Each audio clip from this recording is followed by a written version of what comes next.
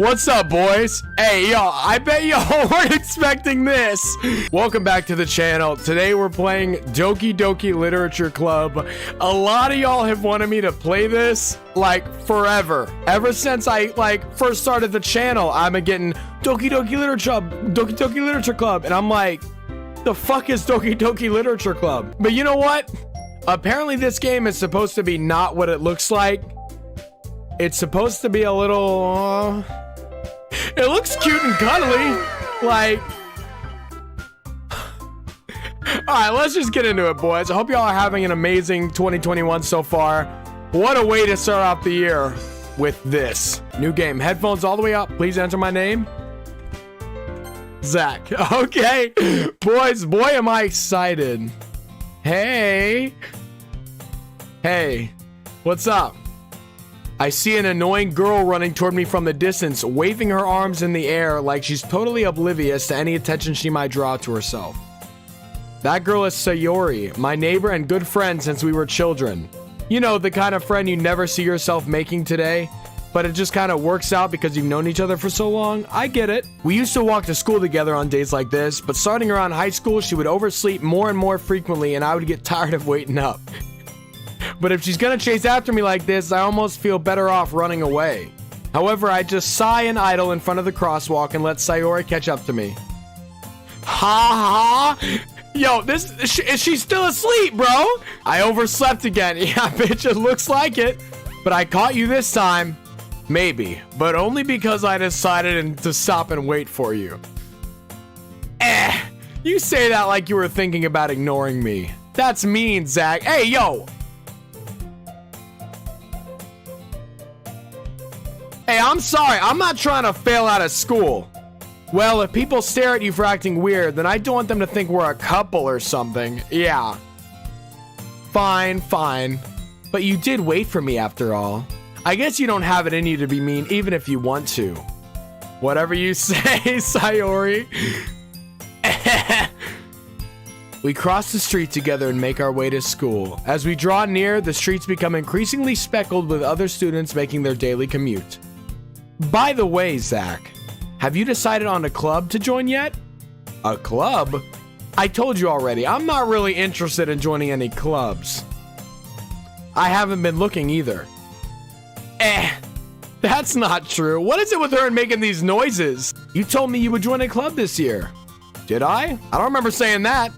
I'm sure it's possible that I did in one of our many conversations where I dismissively go along with whatever she's going on about. Yo, is this motherfucker me? Because I do that exact same shit. Sayori likes to worry a little too much about me when I'm perfectly content just getting by on the average while spending my free time on games and anime. I relate. I was talking about how I'm worried that you won't learn how to socialize or have any skills before college. Your happiness is really important to me, you know. And I know you're happy, but I die at the thought of you becoming a NEET in a few years because you're not used to the real world. The fuck is a NEET? You trust me, right? Don't make me keep worrying about you. All right. I'll look at a few clubs if it makes you happy. No promises, though. Will you at least promise me you'll try a little? Yeah, I guess I'll promise you that. Yay! Why do I let myself get lectured by such a carefree girl? More than that, I'm surprised I even let myself relent to her. I guess seeing her worry so much makes me want to ease her mind at least a little bit, even if she does exaggerate everything inside of her head. Okay, here we go. So much talking. The school day is as ordinary as ever, and it's over before I know it. After I pack up my things, I stare blankly at the wall, looking for an ounce of motivation. Clubs. Sayori wants me to check out some clubs. I guess I have no choice but to start with the anime club. Hello? Oh, her again? Yo, I'm sick of seeing you. Sayori? Sayori must have come into the classroom while I was spacing out. I look around and realize that I'm the only one left in the classroom. I thought I'd catch you coming out of the classroom, but I saw you just sitting here and spacing out, so I came in. Honestly, you're even worse than me sometimes. I'm impressed. You don't need to wait up for me if it's going to make you late to your own club. Well, I thought you might need some encouragement, so I thought, know what? Well, that you could come to my club. Okay, let me guess. Is it the Doki Doki Literature Club? Sayori. Yeah? There is no way I'm going to your club. Meanie. Sayori is vice president of the literature club. Okay, so she is part of the literature club. Not that I was ever aware that she had any interest in literature.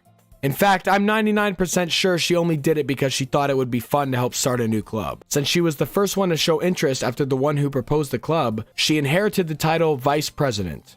That said, my interest in literature is guaranteed to be even less. Yeah, I'm going to the anime club. Fuck a literature club. Come on, please. Why do you care so much anyway? Well, I kind of told the club yesterday that I would bring in a new member. Bitch, bring your fucking dog or something. I'm not coming to your fucking club. And Natsuki made cupcakes and everything. Bro, don't make promises you can't keep. I can't tell if Sayori is really that much of an airhead or if she's so cunning as to plan all this out. I let out a long sigh. Bitch, I was just about to do the same. Fine, I'll stop by for a cupcake. Okay, yeah, if we got cupcakes, I'll show up for like 2 fucking minutes and then I'm dipping out. Yes, let's go. Oh my God, here we go. And thus today marks the day I sold my soul for a cupcake. Is this real? Is he actually selling his soul? What the fuck? I dejectedly follow Sayori across the school and upstairs, a section of the school I rarely visit, being generally used for third-year classes and activities.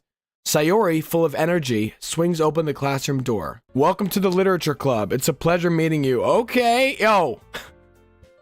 Watch out. Got that long-ass purple hair. Want to be Barney so bad. Sayori always says nice things about you. Seriously, you brought a boy?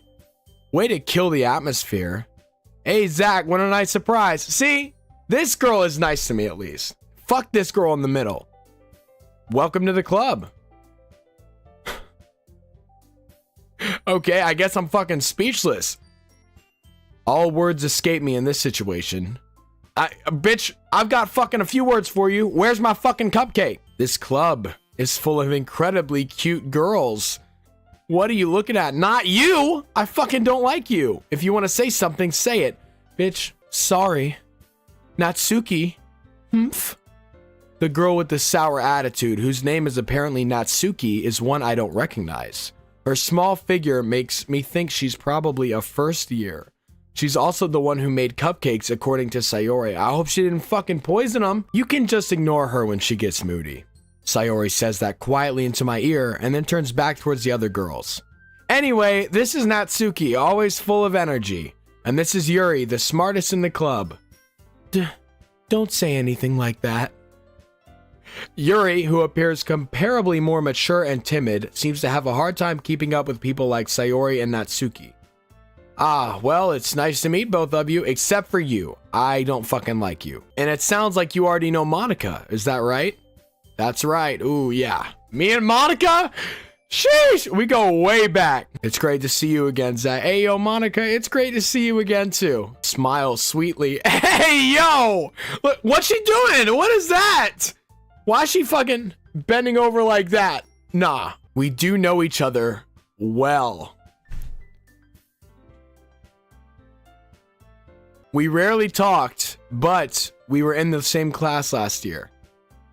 Monica was probably the most popular girl in class. Smart, beautiful, athletic, basically completely out of my league. So having her smile at me so genuinely feels a little... Yeah, you too, Monica. This motherfucker has zero game.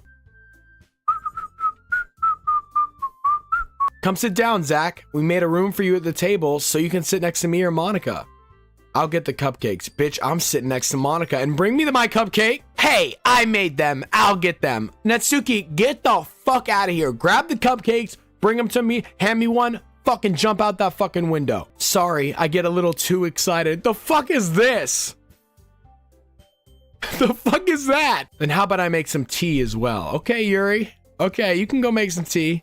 The girls have a few desks arranged to form a table. As Sayori mentioned, it's been widened so that there is one space next to Monica and one space next to Sayori. Natsuki and Yuri walk over to the corner of the room where Natsuki grabs a wrapped tray and Yuri opens the closet. Still feeling awkward, I take a seat next to Sayori.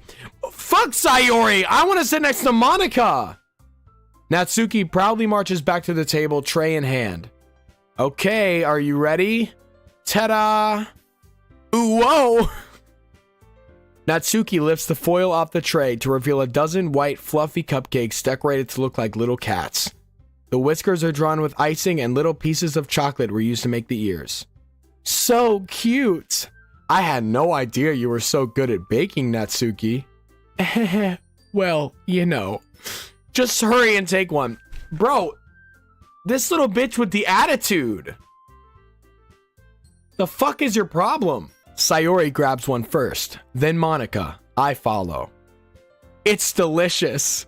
Sayori talks with her mouth full and has already managed to get icing on her face. I turn the cupcake around in my fingers, looking for the best angle to take a bite. Motherfucker just Kirby that shit. What the fuck? Natsuki is quiet. Good! Good. I can't help but notice her sneaking glances in my direction. Hey, nah. I'm Monica's boy. I don't need no little Natsuki bitch glancing in my direction. Is she waiting for me to take a bite? Yeah, she's waiting because she knows she poisoned my fucking cupcake. I finally bite down. You're fucking dead. The icing is sweet and full of flavor. I wonder if she made it herself. This is really good. Thank you, Natsuki. Why are you thanking me? It's not like Bitch, you made the cupcakes. Haven't I heard this somewhere before? Made them for you or anything. Oh. What? But you... Huh? I thought you technically did. Sayori said, well, maybe, but not for you. No. You, dummy. Bro, this fucking game. All right. I give up on Natsuki's weird logic and dismiss the conversation. Yuri returns to the table carrying a tea set. She carefully places a teacup in front of each of us before setting down the teapot next to the cupcake tray. You keep a whole tea set in this classroom? Don't worry, the teachers gave us permission. After all, doesn't a hot cup of tea help you enjoy a good book? I guess. Don't let yourself get intimidated. Yuri's just trying to impress you. Hey, I'm not intimidated by either of y'all. I'll just let you know right now. That's not... Insulted, Yuri looks away. Damn, she looks so sad. Yo, hey, I'm sorry, Yuri. I'm sorry. Monica's staring right at me, bro. She's fucking staring into my soul. I meant that, you know, I believe you. Well, tea and reading might not be a pastime for me, but at least I enjoy tea. I fucking hate tea in real life. That shit is disgusting. I'm glad. Yuri faintly smiles to herself in relief. God, all these girls are so worried about what I think. It's like, motherfucker, it's not that serious. Monica raises an eyebrow and then smiles at me. Nah, Monica and I are going back to the crib in about 30 seconds here. So what made you consider the literature club? Monica, you! I was afraid of this question. Something tells me I shouldn't tell Monica that I was practically dragged here by Sayori. Well, I haven't joined any clubs yet, and Sayori seemed really happy here, so... That's okay. Don't be embarrassed. We'll make sure you feel right at home, okay? So sweet. Monica, you sweetheart. As president of the literature club, it's my duty to make the club fun and exciting for everybody. Yes! Yes, I'm so happy that Monica is the president. Monica, I'm surprised. How come you decided to start your own club? You could probably be a board member for any of the major clubs. Weren't you a leader of the debate club last year? Well, you know, look at her standing like this again. To be honest, I can't stand all the politics around the major clubs. It feels like nothing but arguing about the budget and publicity and how to prepare for events. I'd much rather take something I personally enjoy and make something special out of it. And if it encourages others to get into literature, then I'm fulfilling that dream. Monica really is a great leader. Yuri also nods in agreement. Okay, then I'm surprised there aren't more people in the club yet. It must be hard to start a new club. You could put it that way. Not many people are very interested in putting out all the effort to start something brand new, especially when it's something that doesn't grab your attention like literature. You have to work hard to convince people you're both fun and worthwhile, but it makes school events like the festival that much more important. I'm confident that we can all really grow this club before we graduate. Right, everyone? Yeah, we'll do our best. You know it. Everyone enthusiastically agrees. Okay. Such different girls all interested in the same goal. Monica must have worked really hard just to find these three. Maybe that's why they were all so delighted by the idea of a new member joining. Though I still don't really know if I can keep up with their level of enthusiasm about literature. So, Zach, what kind of things do you like to read? Well, considering how little I've read these past few years, I don't really have a good way of answering that. Manga. Or is it manga? Manga. Shit. I mutter quietly to myself, half joking. Natsuki's head suddenly perks up. It looks like she wants to say something, but she keeps quiet. Good. Not much of a reader, I guess. Well, that can change. What am I saying? I spoke without thinking after seeing Yuri's sad smile. Anyway, but what about you, Yuri? Well, let's see. Yuri traces the rim of the teacup with her fingers. My favorites are usually novels that build deep and complex fantasy worlds. The level of creativity and craftsmanship behind them is amazing to me. And telling a good story in such a foreign world is equally impressive. She seemed so reserved and timid since the moment I walked in, but it's obvious by the way her eyes light up that she finds her comfort in the world of books, not people. But you know, I like a lot of things. Stories with deep psychological elements usually immerse me as well. Isn't it amazing how a writer can so deliberately take advantage of your own lack of imagination to completely throw you for a loop? Anyway, I've been reading a lot of horror lately. Ooh, me too. Ayo, horror books? About the only fucking books I read. I read a horror book once. I desperately grasped something I can relate to at the minimal level. At this rate, Yuri might as well be having a conversation with The Rock. Really? I wouldn't have expected that, Yuri. Ooh, is she catching Yuri lacking? For someone as gentle as you, I guess you could say that. But if a story makes me think or takes me to another world, then I really can't put it down. Surreal horror is often very successful at changing the way you look at the world, if only for a brief moment. I hate horror. Hey, speaking of horror, when is this game gonna get scary? This is like a school simulator. Oh, why's that? Well, Natsuki's eyes dart over to me for a split second. Hey, can you stop looking at me like that, you little weirdo? Never mind. That's right. You usually like to write about cute things, don't you, Natsuki? What? What gives you that idea? You left a piece of scrap paper behind last club meeting. It looked like you were working on a poem called Don't Say It Out Loud and Give That Back. Fine. I want to read that fucking poem. It's probably Let's Kill fucking Zach. Your cupcakes, your poems, everything you do is just as cute as you are. Ugh. She flirting with this little bitch? Sayori sidles up behind Natsuki and puts her hands on her shoulders. Uh-oh. Hey. Calm down. I'm not cute. Natsuki, you write your own poems? Well, I guess sometimes. Why do you care? I think that's impressive. Why don't you share them sometime? No. Natsuki averts her eyes. You wouldn't like them. Not a very confident writer yet. I understand how Natsuki feels. Sharing that level of writing takes more than just confidence. The truest form of writing is writing to oneself. You must be willing to open up to your readers, exposing your vulnerabilities and showing them even the deepest reaches of your heart. Do you have writing experience too, Yuri? Maybe if you share some of your work, you can set an example and help Natsuki feel comfortable enough to share hers. Monica is so thoughtful, sweet, and smart. We're marrying Monica by the end of this fucking game. ... I guess it's the same for Yuri. Aw, I wanted to read everyone's poems. We all sit in silence for a moment. Okay. Yes. Here we go. I have an idea, everyone. Here's my idea. Me and Monica get the hell out of here. Y'all can sit here and finish off those cupcakes, and we'll see you in about 3 hours. ... Natsuki and Yuri look quizzically at Monica. Let's all go home and write a poem of our own. Hey, Monica, let's me and you go home and we'll write a poem of our own. They can all go on their own. The next time we meet, we'll all share them with each other. That way everyone is even. ... Yeah, let's do it. Plus, now that we have a new member, I think it will help us get a little more comfortable with each other. Hey, Monica, I want to get a little more comfortable with you and strengthen the bond of the club. Isn't that right, Zach? Monica smiles warmly at me once again. Hold on. There's still one problem. What? What's that? Now that we're back to the original topic of me joining the club, I bluntly come forth with what's been on my mind this entire time. I never said I would join this club. Sayori may have convinced me to stop by, but I never made any decision. Hey, watch what you're saying, me! Because look at Monica.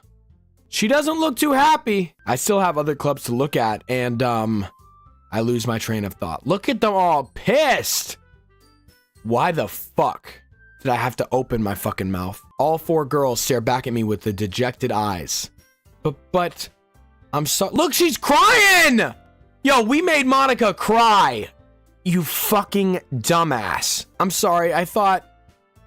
don't give a fuck about you, Natsuki. You can go cry. Zach, you all... I'm defenseless against these girls. How am I supposed to make a clear-headed decision when it's like this? Yeah, it looks like they're all about to fucking jump me. That is, if writing poems is the price I need to pay in order to spend every day with these beautiful girls... Right. Okay, I've decided then. I'll join the literature club. One by one, the girls' eyes light up. Yo, this man is simping over all these fucking girls? Hell nah, we're just going after one, and it's fucking Monica. One by one, the girls' eyes light up. Yes, I'm so happy.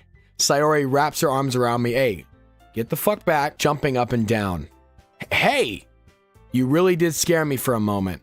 If you really just came for the cupcakes, I would be super pissed. Hey, you're gonna be fucking pissed, Natsuki, because that's exactly what the fuck I came for. Then that makes it official. Look! Then that makes it official. Welcome to the literature club. Ah, thanks, I guess. Okay, everyone. I think me and Zach are gonna go back to my house and write some poems together. I think with that, we can officially end today's meeting on a good note. Everyone remember tonight's assignment. Write a poem to bring to the next meeting so we can all share. Monica looks over at me once more. Zach, I look forward to seeing how you express yourself. Woohoo! Me too. Yeah. Can I really impress the class star Monica with my mediocre writing skills? I already feel the anxiety welling up inside me. Meanwhile, the girls continue to chit-chat as Yuri and Natsuki clean up their food. Hey Zach, since we're already here, do you want to walk home together?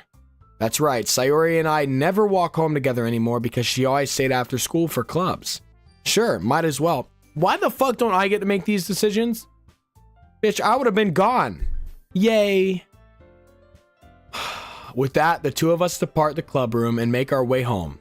The whole way, my mind wanders back and forth between the 4 girls. Sayori, Natsuki, Yuri, and of course, Monica. Will I really be happy spending every day after school in a literature club? With Monica, yeah. Perhaps I'll have the chance to grow closer to one of the girls. Alright, I'll just need to make the most of my circumstances, and I'm sure good fortune will find me. And I guess that starts with writing a poem tonight. Here we go. It's time to write a poem. Pick words you think your favorite club member will like. Something good might happen with whoever likes your poem the most. Oh my god. Oh no. Oh no. Okay, we're going with... Hey. Okay, these are the stickers of the girls. What is Monica like? Oh no. Sensation, happiness, secretive, daydream, hope, intellectual, essence, smile, marriage, pleasure, giggle, cute, embrace, imagination, kiss, romance, memories, fun. Perfect. We're getting Monica. Check it out. Here we go. Oh, look, here she is. Hi again, Zach. What's up, Monica? Glad to see you didn't run away from us. Ha ha ha. Nah, don't worry. This might be a little strange for me, but at least I keep my word. Well, I'm back at the literature club. I was the last to come in, so everyone else is already hanging out. Thanks for keeping your promise, Zach. I hope this isn't too overwhelming of a commitment for you. Making you dive headfirst into literature when you're not accustomed to it? Oh, come on, like he deserves any slack. Natsuki! This is an A and B conversation, so you can fucking see your way out of this. Sayori told me you didn't even want to join any clubs this year. And last year, too. I don't know if you plan to just come here and hang out or what, but if you don't take us seriously, then you won't see the end of it. Is she gonna kill me? Natsuki, you certainly have a big mouth for someone who keeps her manga collection in the club room. Yo! Monica is on our side. Fuck you, Natsuki. The fuck was that? Natsuki finds herself stuck between saying Monica and manga. Manga is literature. Swiftly defeated, Natsuki plops back into her seat. Don't worry, guys. Zach always gives it his best as long as he's having fun. Yo, ain't that the truth? He helps me with busy work without me even asking, like cooking, cleaning my room. How dependable. Sayori, that's because your room is so messy, it's distracting. And you almost set your house on fire once. Yo, what the hell? Never let this girl back in the kitchen. Is that so? Bitch, Michael Jackson? You two are really good friends, aren't you? I might be a little jealous. Yo, Yuri wants a slice too? Boys, we're living the high life. Sheesh. How come? You and Zach can become good friends too. Shit. Fuck it. Sayori? Dot. As usual, Sayori seems oblivious to the weird situation she just put me into. Nah, this ain't no fucking weird situation. This shit is welcome. Oh. Yuri even brought you something today, you know? Wait, Sayori? Me? Yo, what'd she bring me? Not really. Don't be shy. It's really nothing. What is it? Never mind. Bitch, give it to me. Sayori made it sound like a big deal when it's really not. What do I do? I'm sorry, Yuri, I wasn't thinking. I guess that means it's up to me to rescue this situation. Hey, don't worry about it. First of all, I wasn't expecting anything in the first place. So any nice gesture from you is a pleasant surprise. Hey, that was a pleasant surprise, I'm not gonna lie. It'll make me happy no matter what. Is that so? Yeah, I won't make a big deal out of it if you don't want it to be. All right, well here. Yuri reaches into her bag and pulls out a book. I don't want you to feel left out, so I picked out a book that I thought you might enjoy. Yo, so sweet. It's a short read, so it should keep your attention even if you don't usually read. And we could, you know, we could what? Discuss it if you wanted. Bitch, I'm gonna go home and fucking speed run this book, and then I'll be over at your house and we can discuss it. How is this girl accidentally being so cute? She even picked out a book she thinks I'll like, despite me not reading much. Yuri, thank you. I'll definitely read this. Yeah, in fucking record time. I enthusiastically take the book. Phew.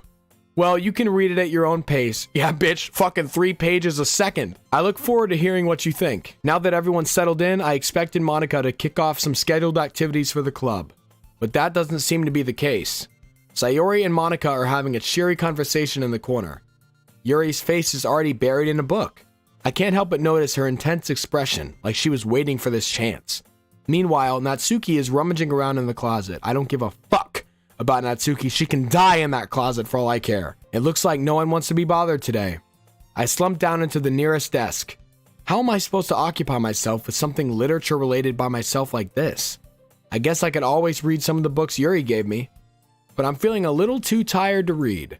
I could probably fall asleep right now. Ooh-ah! I open my eyes to find Sayori's face filling my vision. I nearly fall out of my chair. Sorry. Wait. Actually, I'm not sorry at all.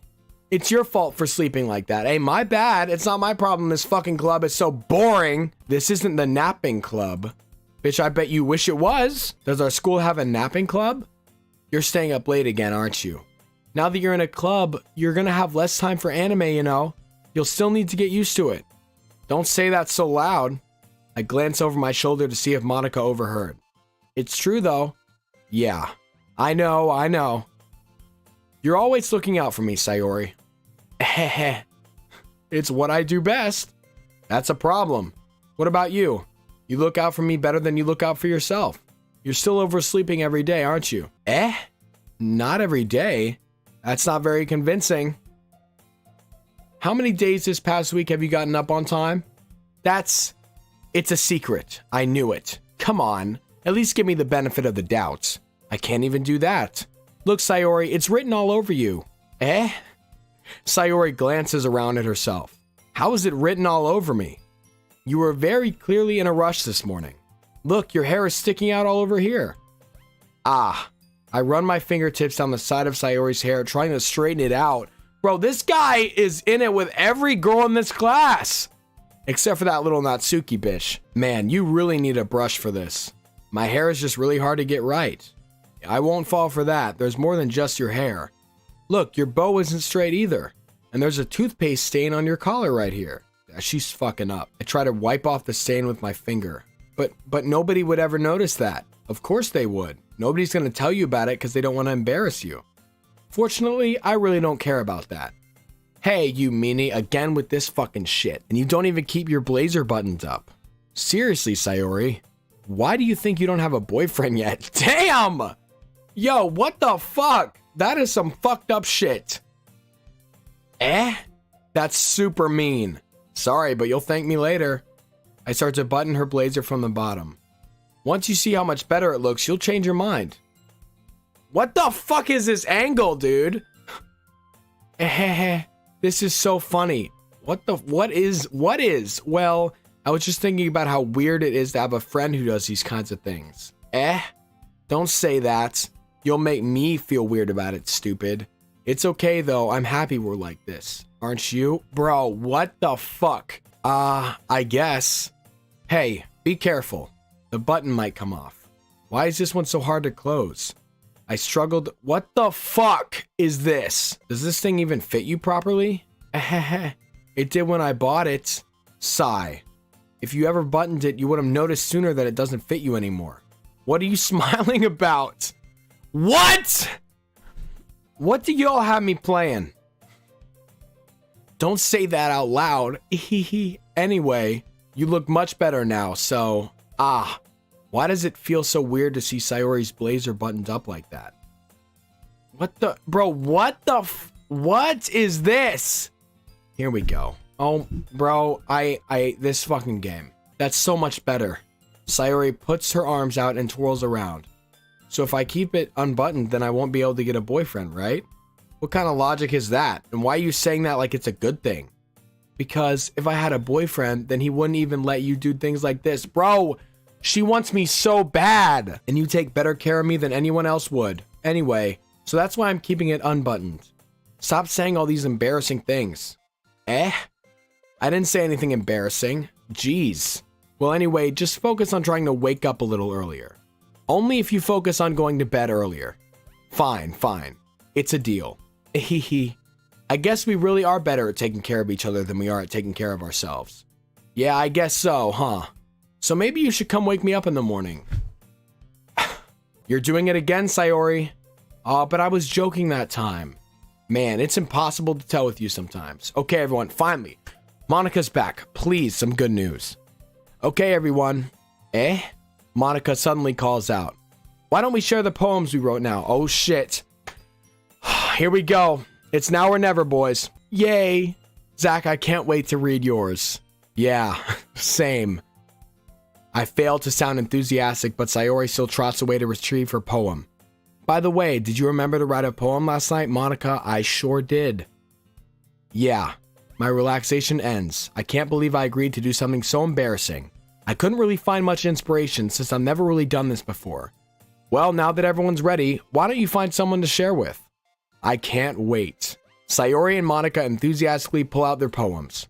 Sayori's is on a wrinkled sheet of loose leaf torn from a spiral notebook.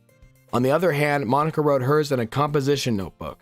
I can already see Monika's pristine handwriting from where I sit. Natsuki and Yuri reluctantly comply as well, reaching into their bags. I do the same myself. Who should I show my poem to first? Fucking Monika. I start with Monika. Yesterday, she seemed eager to read my poem, and I want her to know I'm putting in effort. Here we go. Please. Hi, Zach. Hi, Monika. Having a good time so far? We're about to see. Yeah. Good. Glad to hear it. By the way, since you're new and everything, if you ever have any suggestions for the club, like new activities or things we can do better, I'm always listening. Don't be afraid to bring things up, okay? Alright, I'll keep that in mind. Of course I'll be afraid to bring things up. I'm much better off just going with the flow until I'm more settled in. Anyway, want to share your poem with me? Oh, hell yeah. It's kind of embarrassing, but I guess I have to. Ahaha. Don't worry, Zach. We're all a little embarrassed today, you know? Yeah, I bet. But it's that sort of barrier that we'll all learn to get past soon. Yeah, that's true. I hand Monika my poem. I like this one. It makes me think of something Sayori would like! Monika, no. No. Is that so? You and Sayori are really good friends, right? I wouldn't be surprised if you had those sorts of things in common. Well, we may be good friends, but Sayori and I are actually really different. Oh my god. Well, that may be the case. But there are also some similarities that you wouldn't expect. The way she talks about you, it sounds like the two of you really care about each other's well-being. Even if you show it in different ways, it ends up being more similar than you'd think. So, I think that's the kind of vibe I get when reading your poem. You sure you're not reading into it too much? Ahaha, I could be. Oh gosh, I sound like Yuri. But in any case, Sayori's writing has a kind of gentle feel to it. I can tell that she likes exploring with emotions like happiness and sadness. Who knew that someone so happy would enjoy sad things too? Yeah, that's totally unexpected. Well, to each their own. And you shouldn't be afraid to experiment a little bit either. I'm sure I'll end up trying different things a lot. Yeah, like this fucking game. It could take a while before I feel comfortable doing this. That's okay. I'd love to see you try out new things. That's the best way to find the kind of style that suits you. Anyone else might be a little biased towards their own kind of styles, but I'll always help you find what suits you most. So don't force yourself to write the way everyone else wants you to write. It's not like you have to worry about impressing them or anything. Ahaha. Ahaha. Anyway, do you want to read my poem now? Oh, hell yeah. Don't worry, I'm not very good. You sound pretty confident for someone who claims to not be very good. Well, that's because I have to sound confident. That doesn't mean I always feel that way, you know? I see. Well, let's read it then. Hole in wall. It couldn't have been me. See the direction the spackle protrudes. A noisy neighbor and angry boyfriend. I'll never know I wasn't home. I peer inside for a clue. No, I can't see. I reel blind like a... What the fuck is this? So what do you think? It feels very freeform, if that's what you call it. Sorry, I'm not really the right person to ask for feedback. Ahaha, it's okay. Yeah, that kind of style has gotten pretty popular nowadays. That is, a lot of poems have been putting emphasis on the timing between words and lines. When performed out loud, it can be really powerful. What was the inspiration behind this one? Well, I'm not sure if I know how to put it. I guess you could say I had sort of an epiphany recently. Oh, hopefully with me. It's been influencing my poems a bit. An epiphany? Yeah, something like that. I'm kind of nervous to talk about deep stuff like that because it's kind of coming on strongly. Maybe after everyone is better friends with each other. Anyway, here's Monica's writing tip of the day. Sometimes when you're writing a poem or a story, your brain gets too fixated on a specific point. If you try too hard to make it perfect, then you'll never make any progress. Just force yourself to get something down on the paper and tidy it up later. Another way to think about it is, if you keep your pen in the same spot for too long, you'll get a big dark puddle of ink. So just move your hand and go with the flow. That's my advice for today. Thanks for listening. Okay, boys, we're gonna end it there. A lot of y'all wanted me to play this so bad, and I don't know why. Is it a horror game? Is it a school simulator? Is it a fucking... I don't know what it is. I don't know what the fuck it is, but if y'all want me to continue this, let me know. Maybe it gets creepy. I don't know what the fuck is going on. Boys, I love y'all so much. I'll see you at the live stream tonight. I'll see you tomorrow with another video. Monica is, Monica or Yuri. That's who we're going after. Not Sayori, not Natsuki. I'm not fucking with them. Monica, she's, we'll be back. We'll be back for Monica. All right. I love y'all so much. I'll see y'all tomorrow with another video or tonight at the live stream. Talk to y'all later. I love y'all. Peace.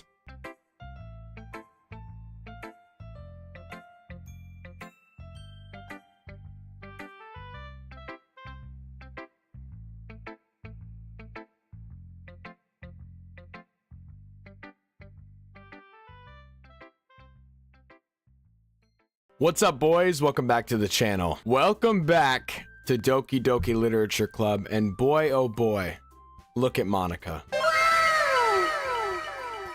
Right up front, she's like, hey, Zach, give me your hand. Let's go ride away on a pony into the sunset.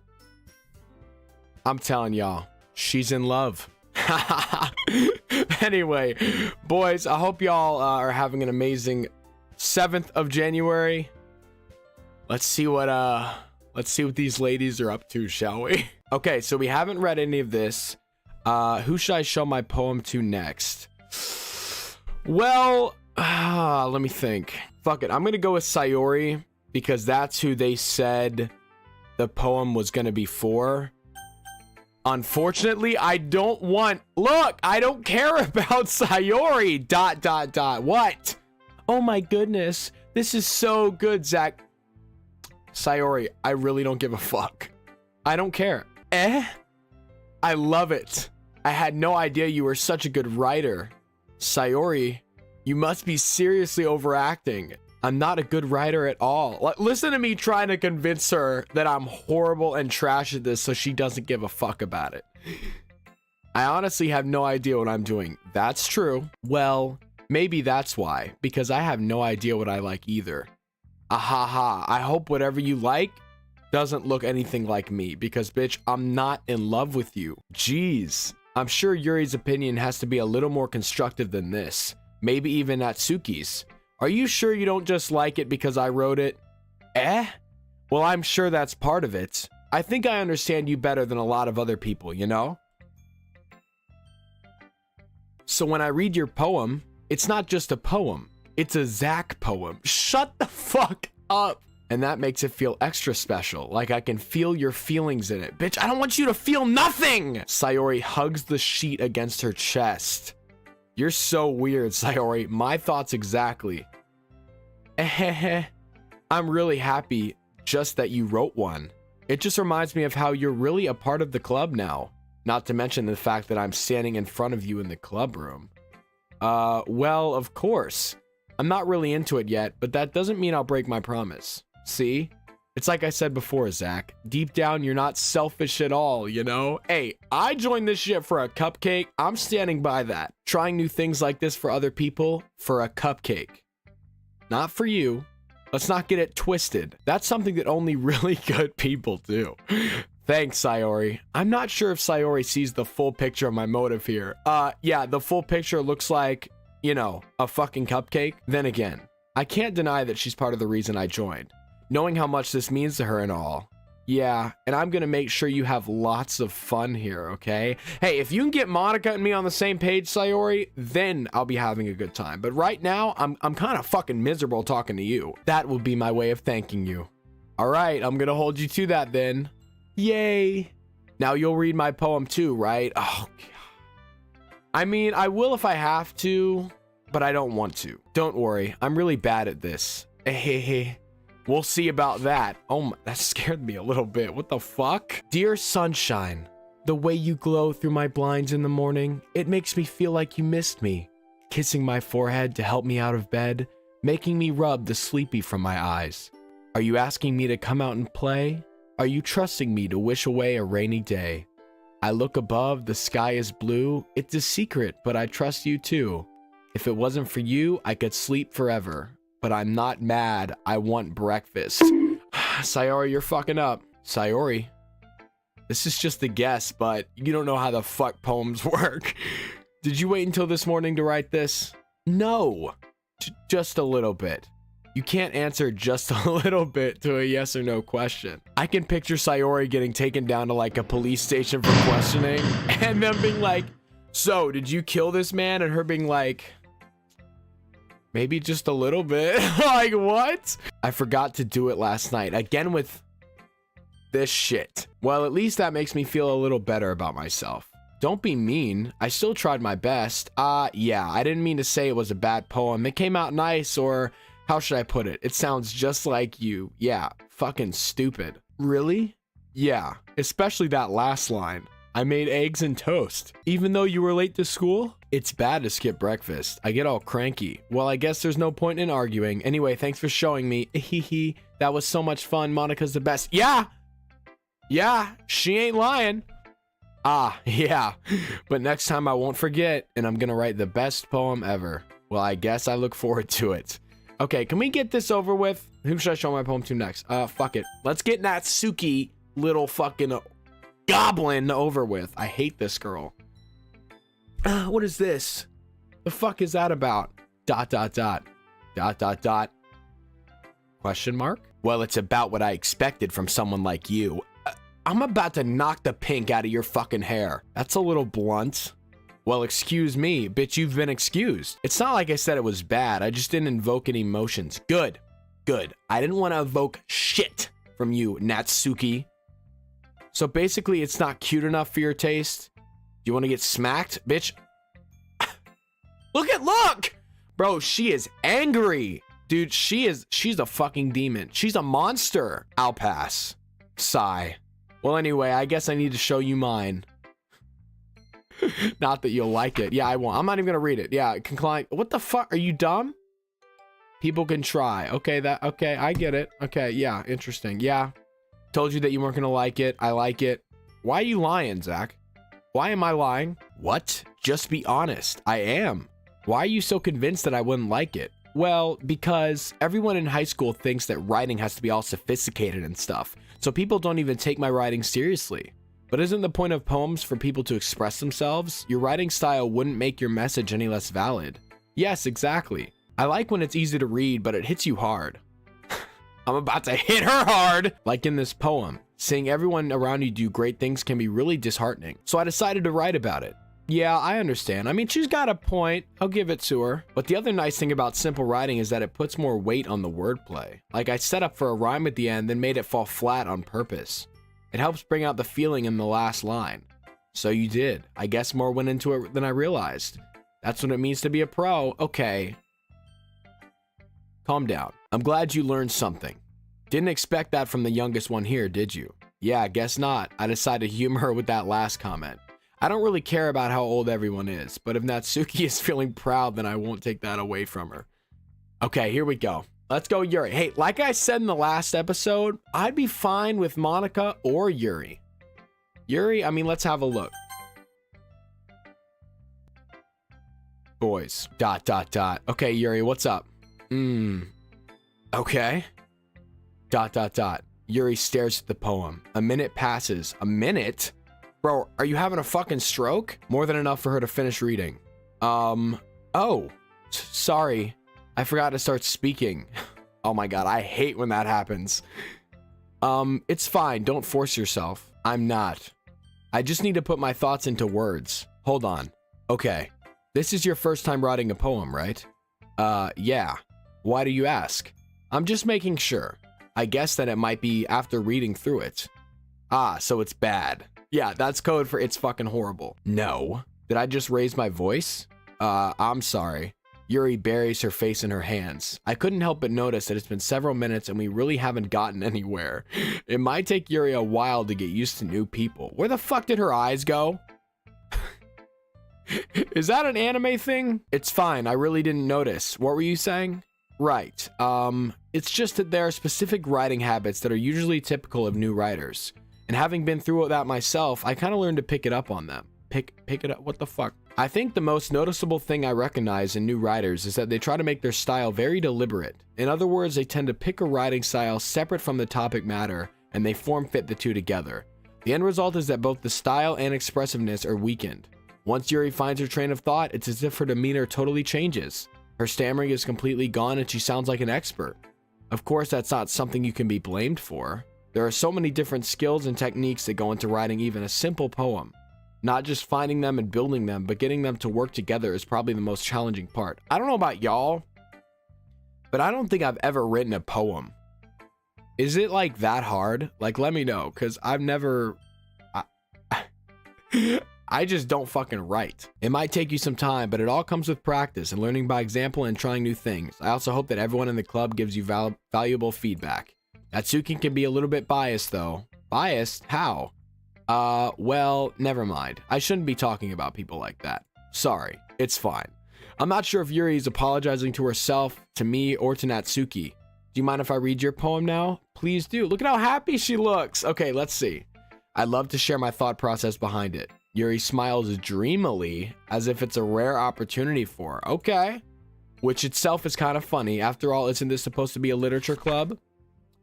Ghosts under the light. The tendrils of my hair illuminate beneath the amber glow. Bathing. It must be this one. The last remaining streetlight to have withstood the test of time. The last yet to be replaced by the sickening blue-green hue of the future. I bathe, calm, breathing air of the present, but living in the past. The light flickers, I flicker back. That was interesting. ... I'm sorry I have such terrible handwriting. Hey, that was some good cursive. What? I wasn't thinking that at all. But it took you a long time to read. Ah, well, I just don't read script very often. I actually think your handwriting is very pretty. Eh? That's a relief.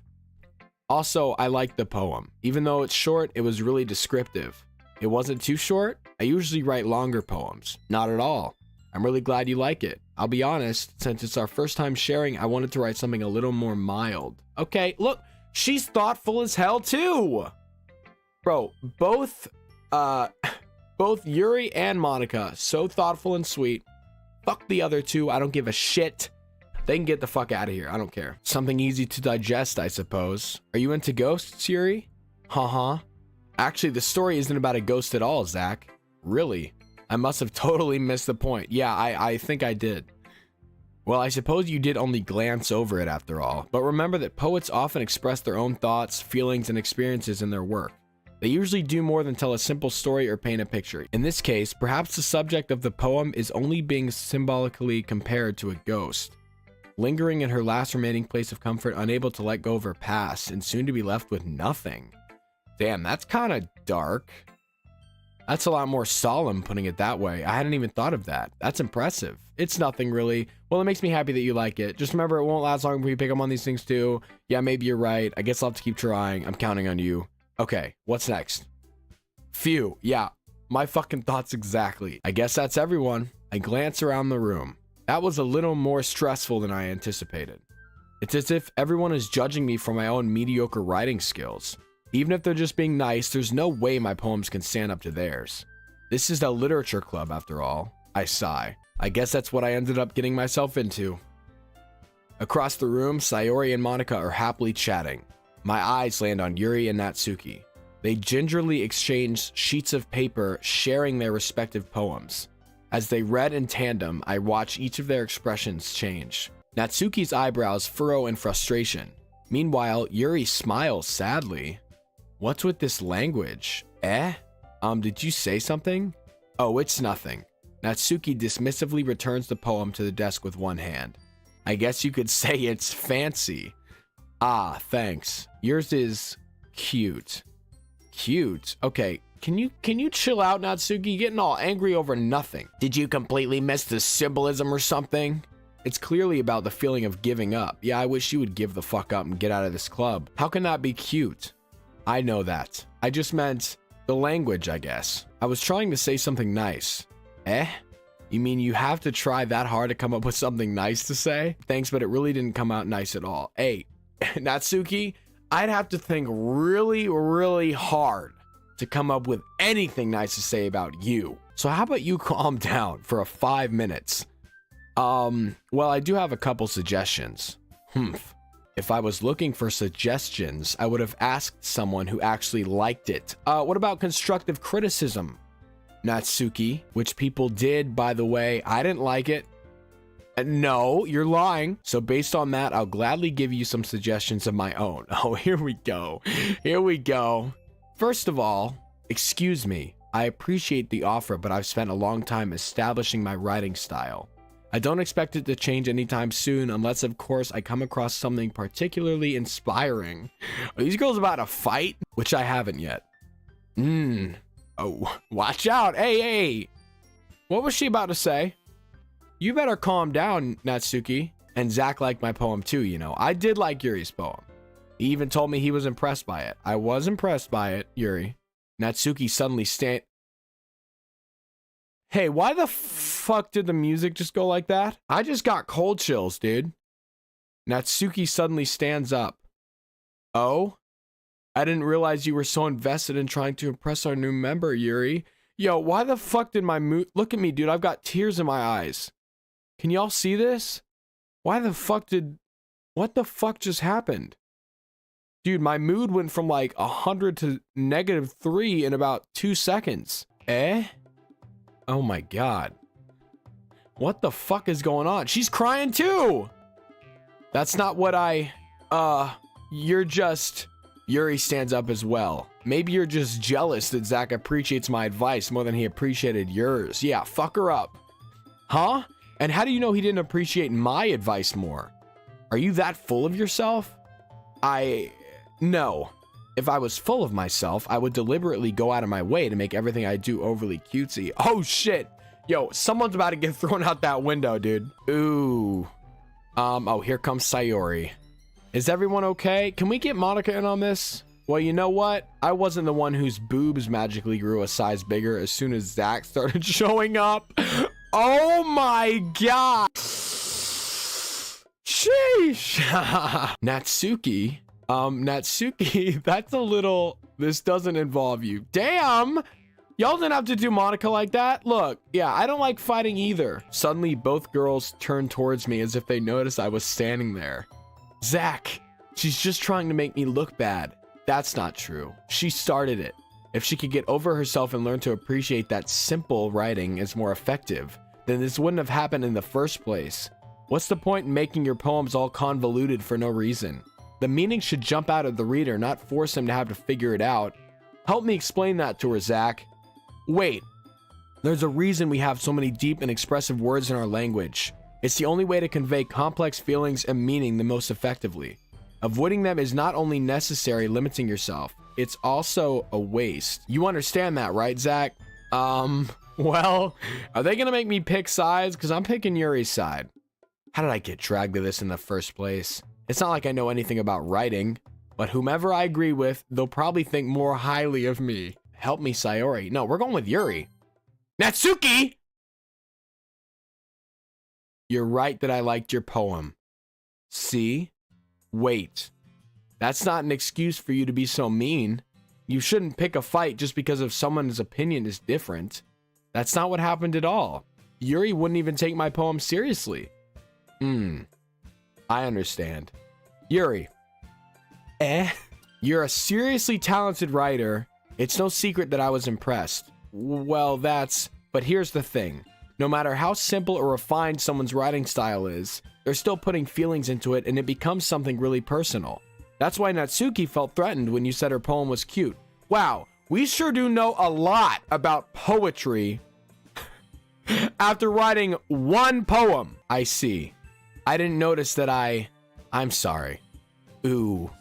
But Natsuki, you took it way too far. Now I'm gonna have to beat the fuck out of you. Yuri means well, and if you just told her how you felt, then this wouldn't have happened in the first place. Are you kidding? That's exactly what I did. It was her that... Natsuki, I think that's enough. Look at me and Monica acting like the parents. We're practicing. We're practicing, that's all it is. You both said some things that you didn't mean. Yuri apologized, don't you think you should too? Here we go with the again. Natsuki clenches her fists. In the end, nobody has taken her side. She's trapped, at this point being defiant only because she can't handle the pressure. I end up even feeling bad for her. Hey, speak for yourself, me, because I don't feel shit for this little goblin. Sometimes when I'm hurt, it helps to take a walk and clear my head. Yeah, how about you walk off a fucking building? Sayori, she doesn't need to... You know what? I'm gonna do that. It'll spare me from having to look at all your faces right now. Without warning, Natsuki snatches her own poem up from the desk and storms out. Good. Hey, never come back! On her way out, she crumples up the poem with her hands and throws it in the trash. Aww. Well, now I kind of feel bad. Natsuki, she really didn't need to do that. I look across the room. Yuri has her chin buried in her hands while she stares down at her desk. I gingerly approach her and sit in an adjacent, I don't know how to fucking say that, chair. Sigh. Everything all right? I'm so embarrassed. I can't believe I acted like that. You probably hate me now. No, Yuri. How could anyone not have gotten frustrated after being treated like that? You handled it as well as anyone could. I don't think any less of you. Well, all right, I believe you. Thanks, Zach. You're too kind. I'm thankful to have you a part of this club now. It's nothing. One more thing. That one thing that Natsuki said about, you know, I would never do anything so shameful. So, what thing did Natsuki say? Yeah, let's make her say it again. Well,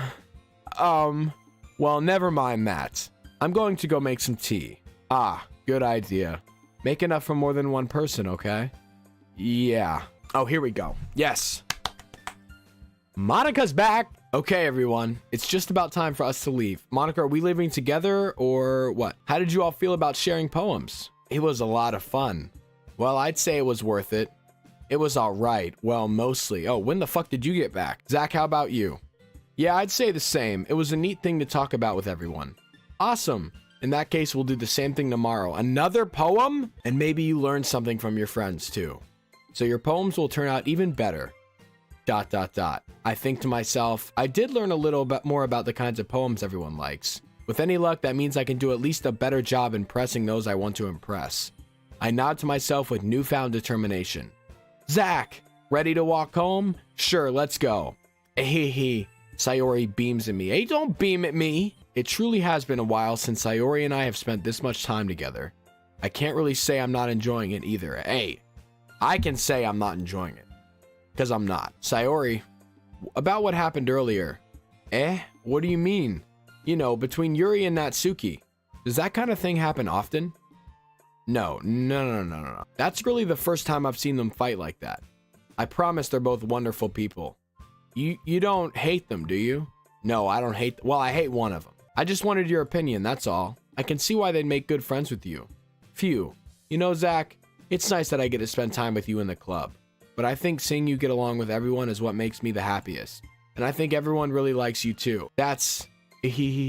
Every day is going to be so much fun. Sigh. It looks like Sayori still hasn't caught on to the kind of situation I'm in. Sure, being friends with everyone is nice, but does it really need to stop there? Bingo! We'll just have to see what the future holds, Sayori. I pat Sayori on the shoulder. I said that more to myself than to her, but it's easy to use Sayori as an internal monologue sometimes. Okay, yeah, let's do this. Okay, do we have to write another poem? Oh my god. Okay, you know what I learned last time by looking at the comments? Is I can't even write a poem for Monica. Look, she's not even up here.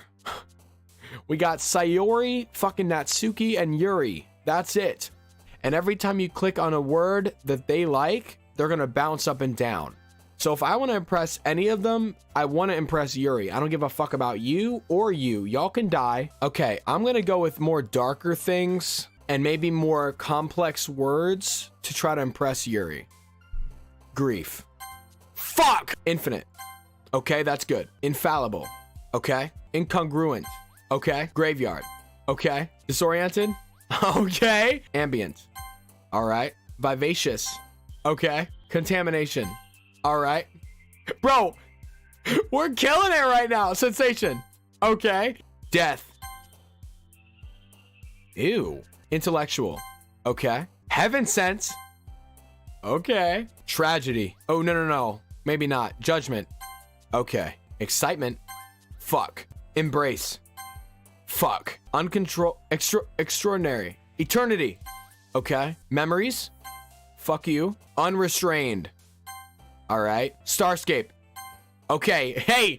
Yo. Hey. You know what? I'm happy with that. Another day passes and it's time for the club meeting already.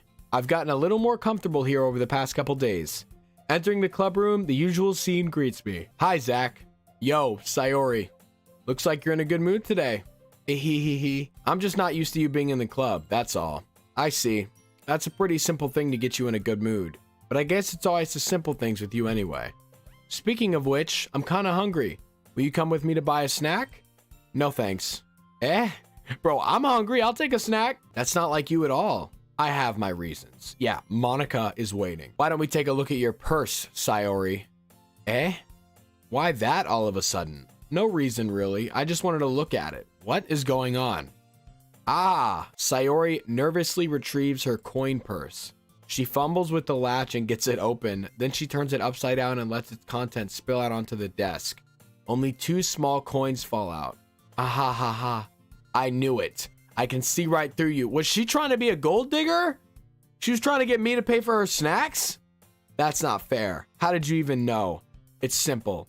If you had enough money in the first place, you would have bought a snack before coming to the club room. Yo, we read her like a fucking book. So either you're not hungry and wanted an excuse to take a walk, or you wanted me to buy your fucking snack. Yep, but there's one more thing. You're always hungry. And so that only leaves one option. Ooh-ah! I give up. Don't make me feel guilty. If you feel guilty, that means you deserve to feel guilty. Oh, here she comes. Yuri suddenly giggles. I didn't notice that she was listening in. Her face is in the book like always. No, it's not. She's right here. I wasn't listening or anything. It's just something in my book. Yuri, tell Zach to let me borrow some money. Don't get me involved like that, Sayori. Yeah, that's so awkward. Besides, you should only buy what you can responsibly afford. And frankly, after pulling a mischievous little stunt like that, your suffering is fair enough retribution. Damn, Yuri, where'd that come from? ... Ah, did I just I didn't mean that. I get too absorbed into my book. I really like it when you speak your mind, Yuri. It doesn't happen much, but it's a fun side of you. There's no way you could think that. You were right, though. I did something bad, and now I have to accept the retribution. That. Still coming from you, Sayori. I guess there's a little devil inside all of us, isn't there? Hey, don't let her fool you. Sayori knows exactly what she's doing. After all, she told you guys she was bringing me to the club before she even told me. But you wouldn't have come if it weren't for the cupcakes. Facts. So I had to trick Natsuki into making them. Come on, give me more credit than that, Sayori. Whoa! The fuck was that? Don't do that. Pwap! Kia! Out of nowhere, something smacks Sayori in the face and tumbles onto the desk. Ow. What was... A cookie? Sure enough, it's a giant cookie wrapped in plastic. Why the fuck would they do that to me? Sayori glances around. Is this a miracle? It's because I paid my restitution. Retribution. Actually, that one almost worked. Ahaha. I was just gonna give it to you, but then I heard you blab about the cupcakes. It was totally worth seeing your reaction though. Ahaha. Natsuki, that's so nice of you to fucking throw a fucking cookie at my face. I'm so happy. Sayori hugs the cookie. Geez, just eat it. Sayori rapidly tears open the wrapper and takes a big bite. So good. The fuck is a so good? Sayori suddenly clasps her hands over her mouth. I bit my tongue. You're going through a lot over just one cookie. Natsuki takes a bite of her own cookie. Ah, yours looks really good too, Natsuki. Can I try it? Jeez, beggars can't be choosers, but yours is chocolate. Yeah? Why do you think I gave you that one? Yeah, probably the one with fucking poison in it. Fine. Still, I'm really happy that you shared this one with me. Sayori gets out of her seat and goes behind Natsuki, then wraps her arms around her. Yo, there's something going on with these two, man. Ah, jeez. I get it. Cookie still in hand, Natsuki reaches up to nudge Sayori off of her. Sayori suddenly leans down and take a bite out of Natsuki's cookie. Yo, she's a fucking savage. Did you seriously just do that? Ooh. Mouthful. Damn, she ran away quick. Sayori trots away to safety. Yuri and I laugh as well. Jeez, you're such a kid sometimes. Monika, can you tell Sayori... Natsuki glances around. Monika isn't in the club room. Oh no. Hey, the only reason I'm here is because of Monika and she's not here? Ugh. Where's Monika anyway? Good question. Have any of you heard anything about her being late today? Not me. Yeah, I haven't either. That's a bit unusual. Yeah, it is. I hope she's okay. Of course she's okay. She probably just had something to do today. She's pretty popular after all. You don't think she has a... Haha, I wouldn't be surprised. A what? She's probably more desirable than all of us combined. Oh, a boyfriend? Yeah, it's me. Hey, that's true. Excuse me? Suddenly the door swings open. Sorry, I'm super sorry. Ah, there you are. I didn't mean to be late. Hey, no worries, Monika. Don't worry about it. I hope you guys weren't worried or anything. Monika chooses the club over her boyfriend after all. You're so strong-willed. Boyfriend? What on earth are you talking about? Monika quizzically glances at me. Ah, never mind that. What held you up anyway? Well, my last period today was study hall. To be honest, I kinda just lost track of time. Ahaha. That makes no sense though. You would have heard the bell ring at least. I must have not heard it since I was practicing piano. Piano? I wasn't aware you played music as well, Monika. Damn, a woman of many talents. That's all I'm saying. I kinda just started recently. I've always wanted to learn piano. That's so cool. You should play something for us, Monika. Monika looks at me. Maybe once I get a little bit better, I will. Yay! That sounds cool. I'd also look forward to it. Is that so? In that case, I won't let you down, Zach. Monika smiles sweetly. Here we go with this again! I didn't mean any pressure or anything like that. Ahaha, don't worry. I've been practicing a whole lot recently, and I'd really love the chance to share once I'm ready. I see. In that case, best of luck. Thanks. So, I didn't miss anything, did I? Not really. I choose to leave out Sayori's mischievous escapade. I'm sure Natsuki will end up complaining to her anyway. Looks like everyone has already settled down. Sayori somehow already managed to finish her entire cookie. Yuri is back to her book, and Natsuki disappeared into the closet. Good, get the fuck back in the closet, nobody likes you. I'm really curious to talk to Yuri a little bit more, but at the same time I would feel bad for distracting her from reading. I catch a glimpse of the cover of her book. It looks like the same book that she lent to me. More than that, she seems to be on the first few pages. Ah, crap. I think she noticed me looking at her. She sneaks another glance at me and our eyes meet for a split second. ... But that only makes her hide her face deeper in her book. Sorry, I was just spacing out. I mutter this, sensing I made her uncomfortable. Oh, it's fine. If I was focused, then I probably wouldn't have noticed in the first place. But I'm just rereading a bit of this, so that's the book you gave me, right? I wanted to reread some of it. Not for any particular reason. Just curious, how come you have 2 copies of the same book? Ah, well, when I stopped at the bookstore yesterday, that's not what I meant. I mean, I just happened to buy 2 of them. Ah, I see. There's something fairly obvious here that Yuri isn't telling me, but I decided to let it go. I'll definitely start reading it soon. I'm glad to hear. Once it starts to pick up, you might have a hard time putting it down. It's a very engaging and relatable story. Is that so? What's it about anyway?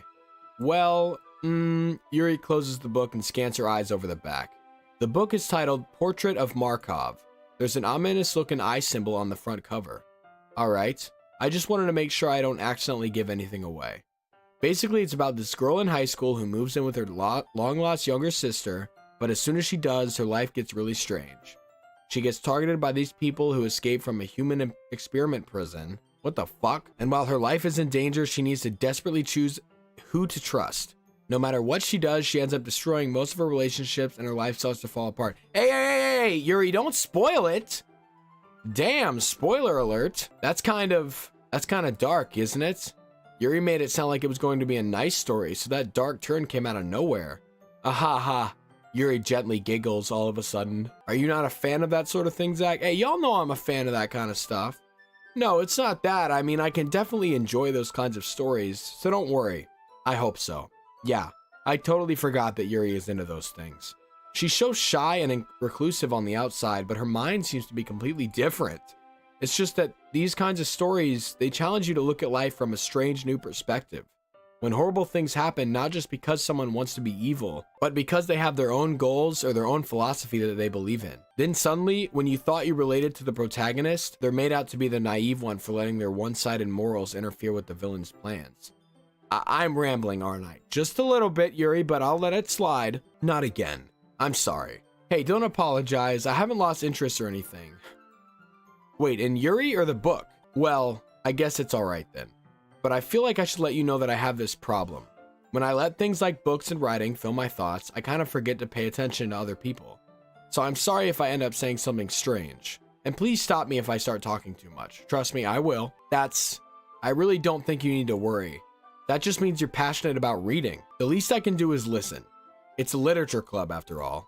Ah, that's true. In fact, I might as well get started reading it, right? You don't have to. Ahaha, what are you saying? Just a moment ago you said you were looking forward to it. ... Let me just get the book. I quickly retrieved the book that I had in my bag. Alright, it's fine if I sit here, right? I slip into the seat next to Yuri's. Ah, yeah. Are you sure? You seem a little apprehensive. I'm sorry. It's not that I don't want you to, it's just something I'm not very used to. That is, reading in company with someone. I see. Well, just tell me if I end up distracting you or anything. Alright. I open the book and start the prologue. I soon understand what Yuri means about reading in company. It's as if I can feel her presence over my shoulder as I read. It's not a particularly bad thing, maybe a little distracting, but the feeling is somewhat comforting. Yuri is in the corner of my eye. I realize she's not actually looking at her own book. I glance over, it looks like she's reading from my book instead. How the fuck can you see all the way from over there? Sorry. Yuri, you really apologize a lot, don't you? I do? I don't really mean to. Sorry. I mean, ahaha. Here, this should work, right? I slide my desk until it's up against Yuri's, then hold my book more between the two of them. Ah, I suppose so. That's cute. Yuri timidly closes her own copy. Once we lean in a little bit, our shoulders are almost touching. It feels like my left arm is in the way, so I use my right hand to hold the book open. I guess it makes it kind of difficult to turn the page. Here. Yuri takes her left arm and holds the left side of the book between her thumb and forefinger. I do the same with my right arm on the right side of the book.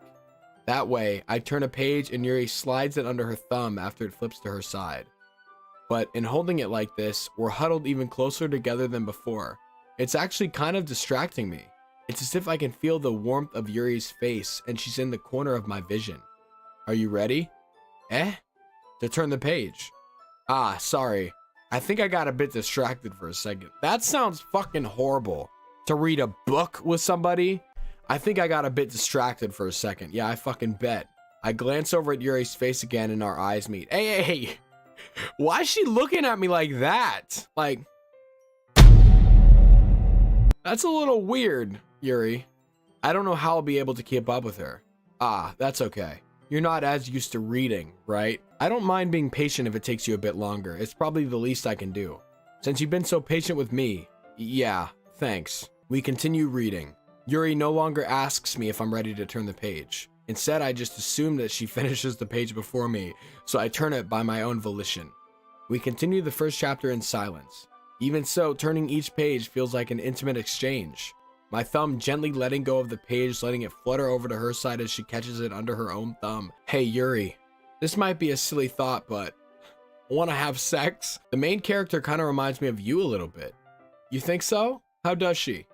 Well, I guess she's more blunt in a lot of ways, but she also second guesses all the things that she says and does. Like she's afraid she'll do something wrong. It's not like I can see into your head or anything, but they're kind of reminiscent of some of your mannerisms. I see. Yuri remains silent for a moment. But Zach, that's probably a terrible thing to have in common with her. That's so embarrassing that you think that. Wait, I didn't mean it in a bad way or anything. Sorry, I really didn't know you were self-conscious about that sort of thing. ... I guess I meant more that it's kind of cute. What are you saying all of a sudden? Okay, everyone. Okay, here comes Monica. Exclamation point. I think it's about time we share today's poems with each other. Oh, here we go. We might not have enough time if we wait too long. Yuri exhales, spared from finishing her thought. Is that all right, Yuri? You look kind of down. I'm sorry if you haven't been looking forward to this. It's not. It's fine. Yuri releases her hand from the book, causing it to close on top of my thumb. All right. I guess I'll do some more reading tonight. Or would you prefer if I only read it with you? I guess I don't have too much of a preference either way. In that case, I'll read a little more tonight. It'll be more fun to read with you after it picks up a bit, you know? That's good reasoning. Damn, I'm really good with words. In that case, feel free to finish the first 2 chapters in your own time. All right, I stand up. I make a mental note of where I left off in the book, then slip it back into my bag. Who should I show my poem to first? Screw it. We'll do Yuri last, because I'm excited to show it to Yuri because it's kind of for Yuri. I don't know why the fuck we can't make a poem for Monica. That makes 0 sense, but whatever. We'll show it to our girl Monica first, our main bae. Hi again, Zach. Hello, Monica. How's the writing going? All right, I guess. I'll take that. As long as it's not going bad. I'm happy that you're applying yourself. Maybe soon you'll come up with a masterpiece. Ahaha, I wouldn't count on that.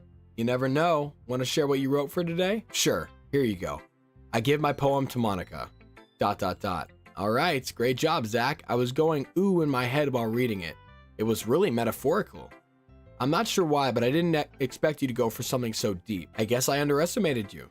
It's easiest for me to keep everyone's expectations low. Ain't that a fact? That way, it always counts when I put in some effort. Ahaha, that's not very fair. Well, I guess it worked anyway. You know that Yuri likes this kind of writing, right? Writing that's full of imagery and symbolism. Unlike Yuri, who likes using simple and direct words to describe happiness and sadness. Yuri likes it when readers are left to the right. Yeah, okay, you know what? Let's get through this. Let's get to Yuri. You want to read my poem? Let's see. Okay, let's read your poem. Save me the colors, they won't stop. Bright, beautiful colors, flashing, expanding, piercing, red, green, blue, an endless cacophony of meaningless noise. The noise, it won't stop. Monica, did you forget to take your fucking meds? Like, what is going on here? The noise, it won't stop. Violent, grating waveforms squeaking, screeching, piercing, sine, I don't know what that word is, tangent, like playing a chalkboard on a turntable, like playing a vinyl on a pizza crust, an endless poem of meaningless. Load me. The fuck is a load me? It's even more abstract than your last one, huh? Ahaha. I guess it's just the way I write. I'm sorry if you don't like it. No, I never said that. It's just a kind of thing I never really seen before, I guess. I kind of like playing with my space on the paper. Choosing where and how to space your words can totally change the mood of a poem. It's almost like magic. The way I wrote the lines really short makes it feel like they're trying to speak over the noise. I see. It's still really hard for me to tell what it's about though. Ahaha. Sometimes asking what a poem is about isn't the right question. A poem can be as abstract as a physical expression of a feeling, or a conversation with the reader. So putting it that way, not every poem is about something. Anyway, here's Monica's writing tip of the day. Let's hear it. Sometimes you'll find yourself facing a difficult decision. When that happens, don't forget to save your game. You never know when you might change your mind. What? What does she know about saving the game? What? Or when something unexpected may happen? Wait, is this tip even about writing? What am I even talking about? Ahaha. That's my advice for today. Thanks for listening. Monica, you mad cute, but that freaked me out a little bit. All right, let's get Natsuki over with, this little monster. I liked your last one better. Really? Well, yeah, I can tell you were a little bit more daring with this one, but you're not really good enough for that yet. It fell flat. That may be true, but I just wanted to try something different. I'm still figuring this all out. I mean, I always like poems that aren't trying too hard. I hate when people try to sound fancy or add more meaning just by using annoying and complicated language. Just make it simple, cute, and to the point. Yuri's head over heels for all this cryptic nonsense, but I see right through that BS. Ha! Making your reader look so hard for all this deep meaning is just an excuse to have no meaning at all. I guess that's one way to look at it. Well, everyone has their own opinion, but my opinion is the best opinion. I'm sure you figured that out. Natsuki, next. Moving on from this bitch, don't care about what the fuck you have to say. Okay, yeah, so basically Natsuki's saying that she's got a really good poem for tomorrow, be on the lookout. Don't care. Natsuki, I don't care. Oh, I like this one, Zach. It has some nice feelings in it. Oh, I'm glad. Your tone makes it sound like you liked yesterday's poem better. I guess you caught me. Sometimes you know me a little too well for my own good. Well, don't just try to be nice about it. If I'm doing a bad job, then I'd rather just hear it. No, I still like this one, I promise. You know I wouldn't lie to you, Zach. Never ever. Yeah, I guess so. What made yesterday's poem so great compared to this one then? Well, I'm not very good at figuring out if poems are good or bad, but that's why I just go by my heart. If it makes me feel things, then it must be a good poem. I'm not sure that's exactly how it works. Then again, I guess conveying feelings is a pretty important part of this whole thing. Yeah, maybe. Honestly, I don't even know what kind of writing you like in the first place. Yeah, me neither. Ugh. Why don't you at least try giving it some thought? You want to write something for me? No. Yeah, right. But you're always thinking about other people. You need to think about yourself once in a while. If you don't, you might end up getting hurt at some point. Well, I don't really know what you mean, but I'll try to keep that in mind. Well, whatever. Anyway, let's see. I guess I like happy poems. Wait, sometimes I like sad poems too. Oh my... Make up your mind, Sayori, please. Sometimes a little bit of both. There's a word for that, right? What's the word I'm looking for? Bittersweet. Yeah, I like things that are happy and things that are sad. Happy and sad. I can't see you liking something sad, Sayori. Well, I like happy the most. But sometimes when you have a little rain cloud in your head, a sad poem can help give the rain cloud a little hug and make a happy, nice little rainbow. Sayori, that's unexpectedly poetic. It is? Maybe I'm getting better at expressing my feelings after all. Thanks, Zach. I should go write that down then. You can read my poem now, okay? And don't care. Holy crap. Sayori, did you really write this? Of course I did. Didn't I tell you yesterday I was going to write the best poem ever? Yeah, I didn't read it. Monica taught me a lot, and I've been really in touch with my feelings recently. I see that. It's almost kind of creepy. Creepy? Well, not exactly. Maybe because I'm used to you being so cheerful. Well, never mind. I'm thinking too hard about it. The point is, it came out good, and you should be proud of it. Aw, thanks. I feel like I was meant to express myself in this way. It even helps me understand my own feelings. Yeah, feelings, fuck it, I don't care. Okay, she just said, I'm going to keep writing until I die. That was kind of weird. And then I said, don't get ahead of yourself. What kind of shit is that? Okay, here we go with Yuri. Boy, am I excited. Let's see what you've written for today. ... Yuri stares at the poem with a surprised expression on her face. Do you like it? Zach, how did you pick up on this so quickly? Just yesterday I was telling you the kind of techniques worth practicing. Maybe that's why you did a good job explaining. I really wanted to try giving it more imagery. Yuri visibly swallows. Even her hands appear sweating. I'm not used to this. Used to what? I don't know. It's fine. Take your time. Yuri breathes and collects her thoughts. I know that Yuri likes to think before she speaks, so I offer that patience to her. Yeah, just being appreciated like this, I guess. It sounds stupid, but seeing someone motivated by my writing, it just makes me really happy. Are you saying that you've never shared your writing before? Yuri nods. Really? I don't believe it. I really only write for myself, and besides, people would just laugh at me. Do you really think that? Again, Yuri nods. Huh. Even your close friends? ... Yuri doesn't respond to that. I wonder why. Anyway, do you want to share the poem you wrote today? I fucked that whole sentence up. Yeah, I do. Alright, let's read it. If it's with you. Yuri, my heart. The raccoon. It happened in the dead of night while I was slicing bread for a guilty snack. My attention was caught by the scuttering of a raccoon outside my window. That was, I believe, the first time I noticed my strange tendencies as an unordinary human. I gave the raccoon a piece of bread, my subconscious well aware of the consequences, well aware that a raccoon that is fed will always come back for more. The enticing beauty of my cutting knife was the symptom. The bread, my hungry curiosity, the raccoon, an urge. The moon increments its phase and reflects that much more light off my cutting knife. The very same light that glistens in the eyes of my raccoon friend. I slice the bread, fresh and soft, the raccoon becomes excited. Or perhaps I'm merely projecting my emotions onto the newly satisfied animal. The raccoon is taken to following me. You could say that we've gotten quite used to each other. The raccoon becomes hungry and more frequently, so my bread is always handy. Every time I brandish my cutting knife, the raccoon shows me its excitement.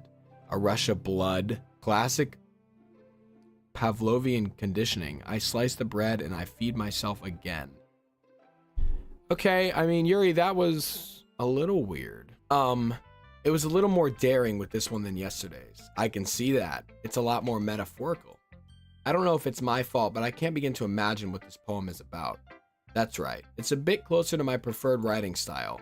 Using the poem as a fucking skip through that, I'm sorry. Yeah, if I take it at face value, then I can't even figure out what it's supposed to mean.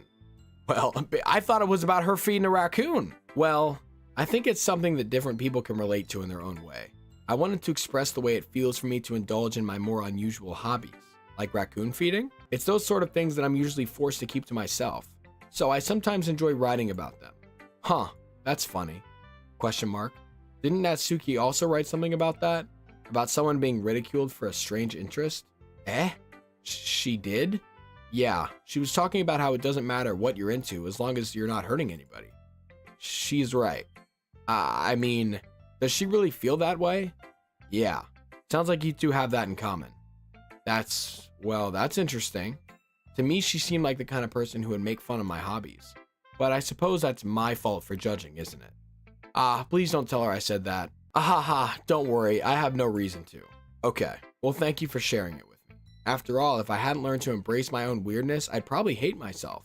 I might be ranting a little bit now, but I'm glad that you're a good listener. Okay, everyone. We're all done reading each other's poems, right? I have something extra planned today, so everyone can come sit at the front of the room. Next time. Boys, we're gonna end it there. Every Doki Doki episode, I only have like 1 hour to record. And we didn't really get very far. Y'all are saying this game gets scary. Oh. Let's hope next episode it gets real. It got a little real this time. These motherfuckers are about to throw hands. But other than that, nothing. Remember, boys, we're going to be live streaming tonight at 6 p.m. Eastern Standard Time. We're going to be playing some horror games, some fun games, hanging out. I'd love to see you there. I love y'all so much. Y'all are so dope. I'll see you at the live stream tonight or at the video tomorrow. I love y'all. Peace.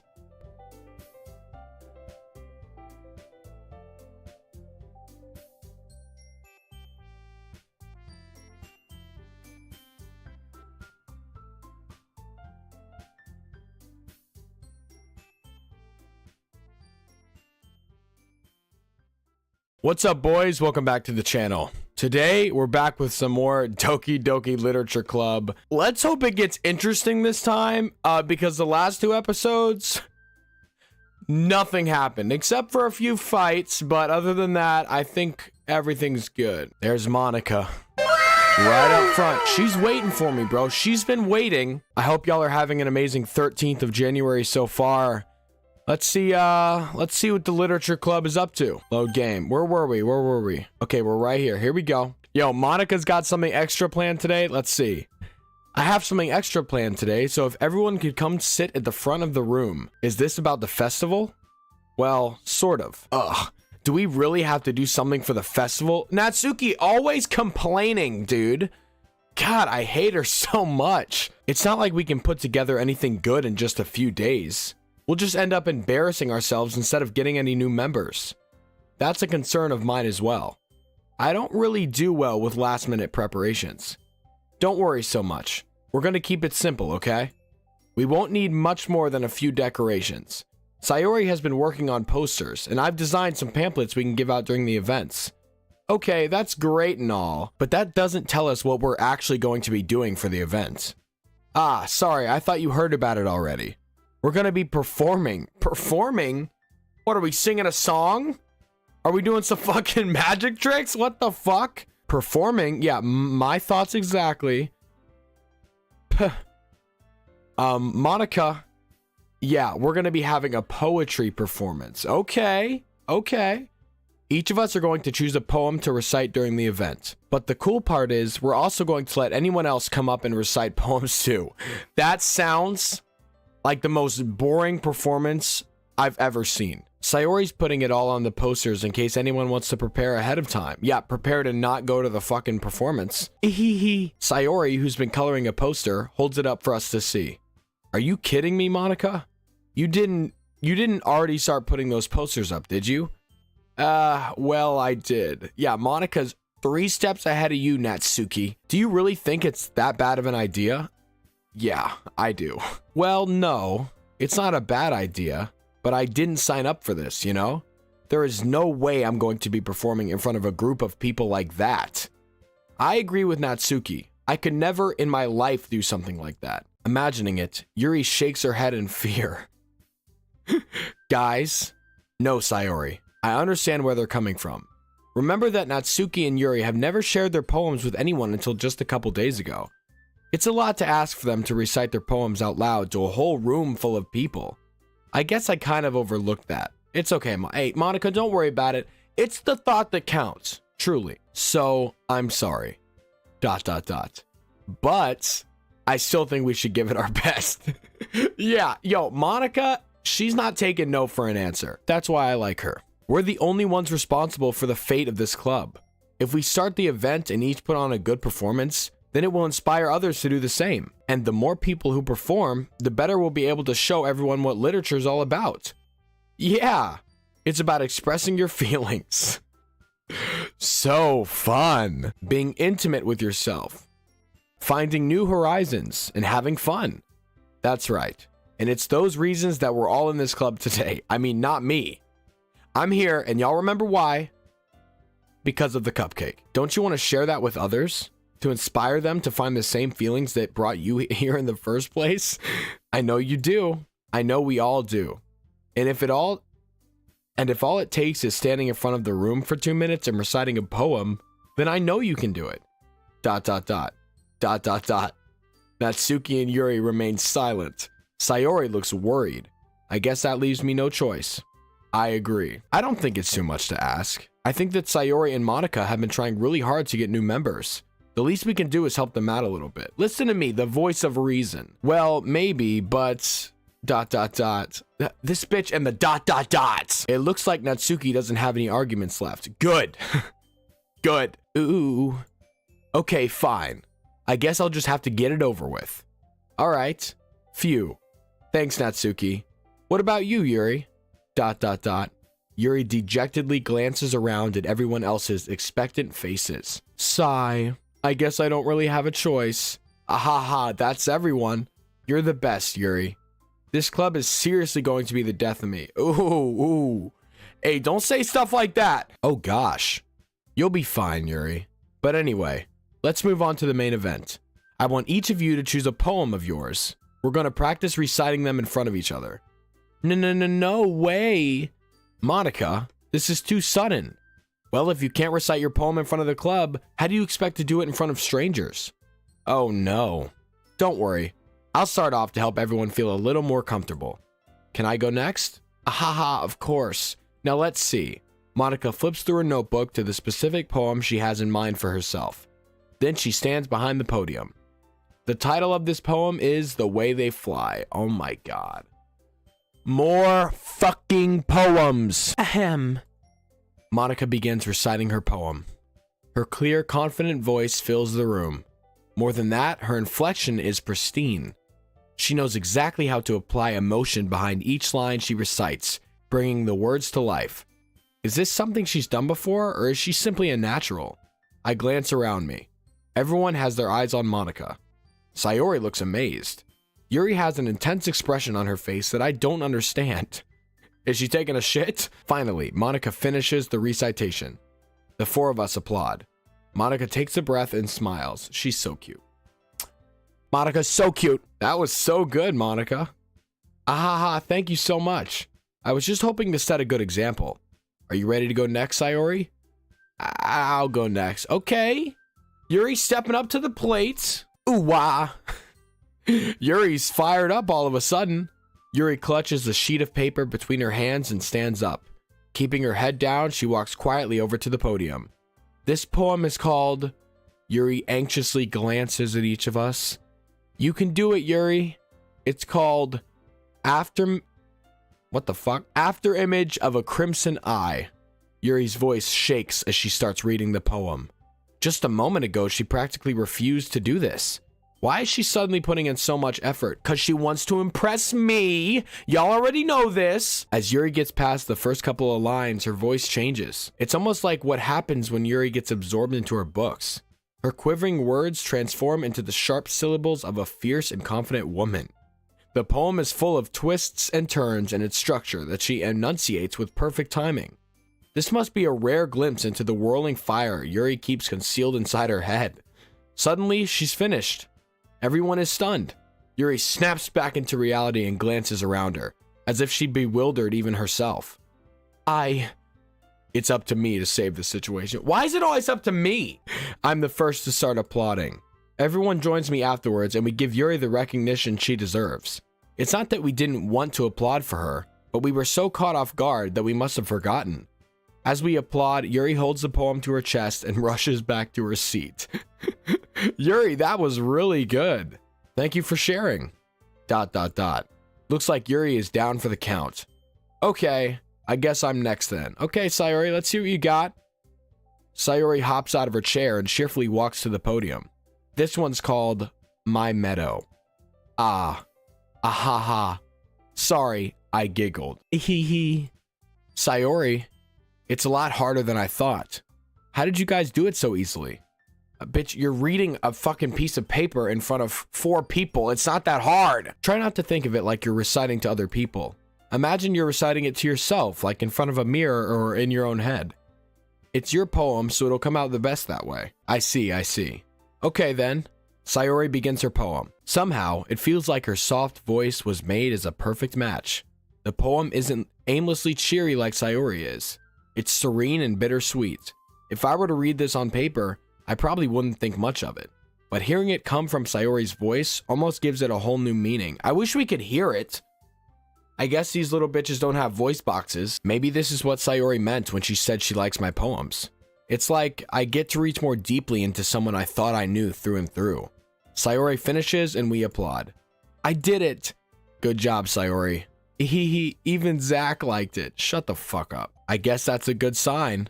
What does that even mean? It came out nicely, Sayori.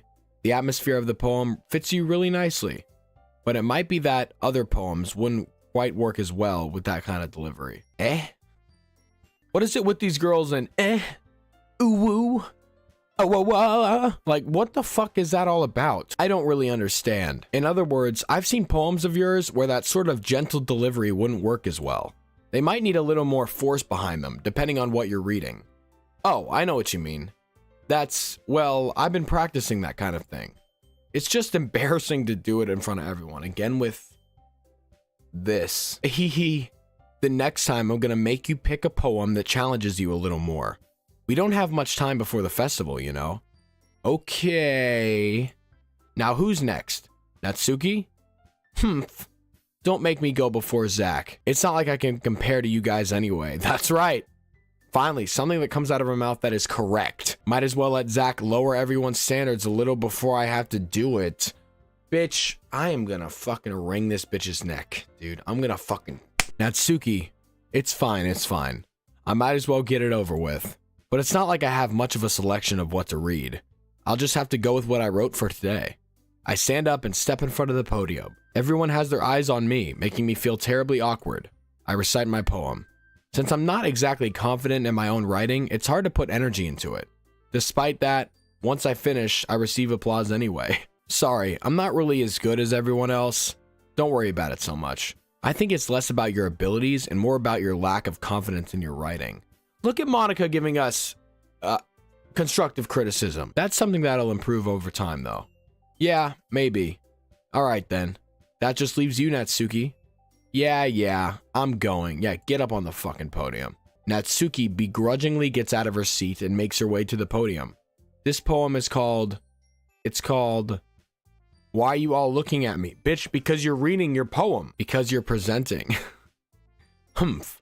Anyway, the poem is called Jump. Bitch, I want her to jump out that fucking window. Natsuki takes a breath. Once she starts reciting her poem, her sour attitude disappears a little. While she's still a little unenthused, her poem has a rhythm and a rhyme to it. It's Natsuki's trademark style, and it works surprisingly well when spoken aloud. The words feel like they bounce up and down as if giving life to the poem. Natsuki finishes, and everyone applauds. She huffs back to her seat. That wasn't so bad, was it? Easy for you to say. You'd better not be making me do that again. Ah, well, do you at least feel prepared enough to recite a poem in front of other people? I mean, doing it in front of other people will be way easier. I can put on whatever face I want for other people. But when it's just my friends, it's just embarrassing. That's a surprise, Natsuki. I think it would be the other way around for me. Well, that's just how it is, so... Well, I guess in that case, you won't have much to worry about for the festival. That said, I want to thank everyone for coming through. It might be hard, but I hope that you all have an idea of what it's like now. Make sure you pick a poem and get enough practice before the festival, okay? I'll be making pamphlets, so let me know ahead of time what you'll be reciting. Jeez, I should probably find some other poem to recite instead. That's fine too. It doesn't have to be your own. I'm already pleasantly surprised that you're putting in all this effort for the club. It makes me really happy. Okay, everyone. I think that's about it for today. I know the festival is coming up, but let's try to write poems for tomorrow as well. It's been working out really nicely so far, so I'd like to continue that. As for the festival, we'll finish planning tomorrow, and then we'll have the weekend to prepare. Monday's the big day. I can't wait. I can do this. I can do this. All right. I stand up. There's no way I'll be able to find the same enthusiasm as Sayori and Monica, but I'll do my best to get through it. It's for the sake of the club and impressing Monica. Yo! I'm on the same page with me. This is perfect. Then I'll have to do my best. Ready to go, Sayori? Yep. Look at you two, always going home together like that. It's kind of adorable, isn't it? Monica, you're kind of adorable. Now get out of here and go home. Jeez, guys. Don't make such a big deal out of it. It must be a little nice, though. Well, how am I supposed to respond to that? It's okay, Zach. You don't have to say it. Whatever. Let's go already. All right, bye, ladies. Have a good night. I walk home with Sayori once more. Even though it's only been a few days, a lot of things have already changed. But today, Sayori is being a little quieter than usual on the way home. Hey, Sayori. ... Sorry, I was spacing out. Ah, no wonder. I was thinking about something from earlier. I like how we get to... I mean, spit it out. Sayori fumbles with her words.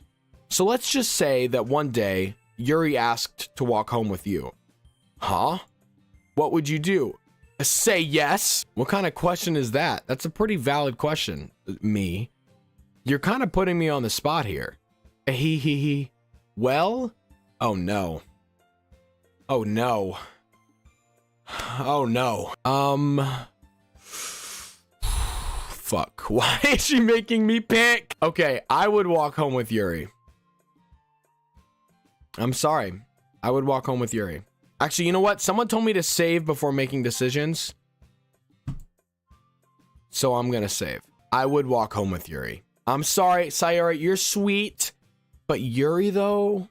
Jeez. Yo, if I had 3 options, walk home with Yuri, walk home with Sayori, and walk home with Monica, you know I'm walking home with Monica, but guess what?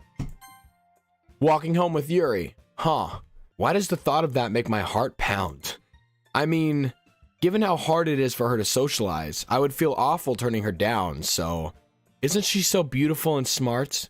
That has nothing to do with what I just said. I mean, it's got a little to do. Haha, you admitted it.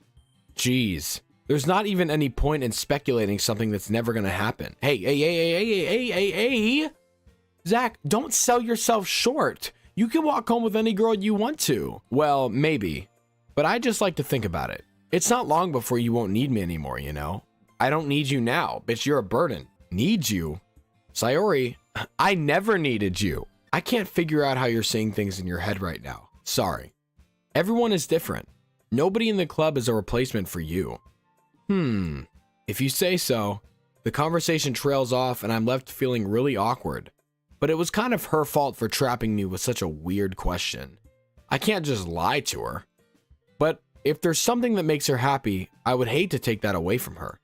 That's why I said there's no point in speculating. Then again, the festival is only a few days away. Who knows what will happen in that time? Oh, here we go. Another poem. Okay, well, again, we have no Monica. So let's try to pick words that will make Yuri happy. Vivacious. Horror? Yep. Portrait. Okay. Peaceful. Fuck you. Imagination. All right. Essence. Okay. Incongruent. All right. Effulgent. I don't know how the fuck to say that, but it seems like a word Yuri would like. Eternity. Memories. Fuck. Landscape. All right. Uncontrollable. Okay. Misfortune. Fuck you. Clumsy. Fuck off. Heaven sent. Of course. Marriage. Fucking shit. Frightening.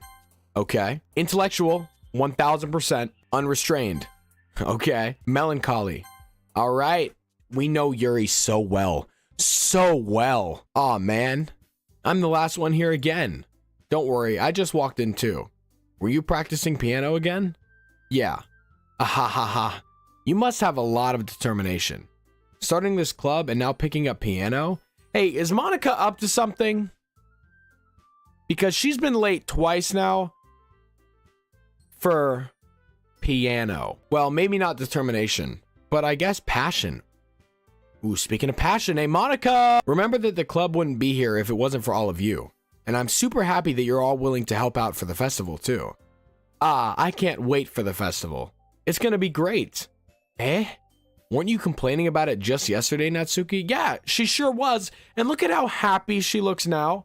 I don't think I've ever seen that face on Natsuki. Is she up to something too? Well, yeah. I'm not talking about our part of the festival, but it's a whole day of school where we get to play and eat all kinds of delicious food. You sound a bit like Sayori all of a sudden. Monica, do they usually have fried squid at a festival? What the fuck? Squid? That's a pretty specific thing to look forward to. Yeah, Natsuki, you little fucking weirdo. Oh, come on. Are you saying you don't like squid? You of all people? Eh? I didn't say I don't like it. Besides, what do you mean by you of all people? What does she mean by that? Oh, of course, you of all people don't like fried squid. What kind of fucking shit is that? Because it's right in your name. Monica. Eh? What? That's not how you say my name at all. Also, that joke makes no sense in translation. Question mark. Ah, never mind. Look at Monica. Way too smart for this little pink-haired bitch. Looking like she's straight from Lazy Town. Let's just focus on our own event for now, okay? Fine. Your reactions aren't as fun as Yuri's or Sayori's anyway. Excuse me? Where is Sayori anyway? Oh, there you are. Sayori is sitting at a desk in the corner of the room looking down at nothing. Are you good? I walk over to her. Hey, Sayori. I wave my hand in front of her face. Eh? You're spacing out again. He. Sorry. Don't mind me. You can go talk to everyone else. Oh, is she sad now? Is she sad because of what I said yesterday? Is everything all right? Of course. Why wouldn't it be? It just feels like you're a little off. Sorry for assuming things. Geez, you worry too much about me. I'm fine, see? Sayori shows me a big smile. Don't let me distract you from having fun with everyone. Oh, here we go with the pity party. Why are people like this? Well, all right. If you say so. I worriedly glance at Sayori before turning back towards everyone else. But the conversation has already dispersed, with everyone back at their usual activities. Maybe I should ask Monica if she's noticed anything about Sayori recently. Since they've been preparing for the festival, they must be spending a lot of time together. I timidly approach Monica, who is shuffling through some papers at her desk. Zach, what's up? Hey, this might sound a little strange, but want to get married? Have you noticed anything up with Sayori recently? Anything up with her? In what way do you mean? Maybe I'm reading a little into it too much, but she seems a little bit downcast today. Oh, you think so? I can't say I've noticed anything about her. Monica peers across the room at Sayori, who is idly dragging a rubber eraser up and down her desk. Maybe there's something on her mind. But I'm surprised I'm not the one asking you, Zach. You certainly know her a lot better than I do. Yeah, but she's never really like this. She's always talked to me about things that bothered her. But this time, when I asked her, she was really dismissive. Sorry, I know it's not your problem. I just wanted to ask if you knew anything, so I'll drop it now. No, it's important to me too. I mean, I'm also friends with her. So caring and sweet. Monica? Mark my words, Monica and I are getting married. I mean, I'm also friends with her, and I also care about the well-being of my club members, you know? Maybe I'll try talking to her myself. Are you sure about that? She seemed like she wanted to be left alone. Are you sure? Maybe she just has a hard time bringing it up with the person of interest. Person of interest? What do you mean by that? I'm saying that the thing on her mind is you, Zach. Oh no! Me? How on earth would you come to that conclusion? Well, I probably shouldn't say too much, but Sayori talks about you more than anything else, you know? She's been so much happier ever since you joined the club. It's like an extra light that was turned on inside of her. What? No way. Sayori is always like that. She's always been full of sunshine. It's not any different now than it always has been. You're so funny, Zach. Have you thought that maybe you've always seen her as so cheerful because that's just how she is when she's around you? Ooh. Didn't think about that. ... I said too much. I'm sorry, what do I know anyway? I didn't mean to jump to conclusions, so you should just forget about what I said. I'll try to talk to her, so try not to think about it for now. Alright. Monica smiles meaningfully. I know she said to forget about it, but I already know that I won't be able to get her words out of my head. Monica stands up from her desk and walks across the room to where Sayori is sitting. I watch her kneel down next to Sayori and gently talk to her, but she's keeping her voice so quiet that I can't hear her from here. I sigh and sit myself down.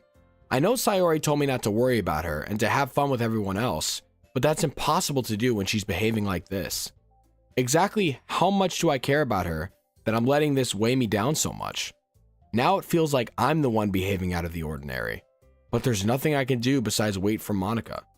Why does it feel like I'm being watched? Who the fuck is watching me? I glance around the room.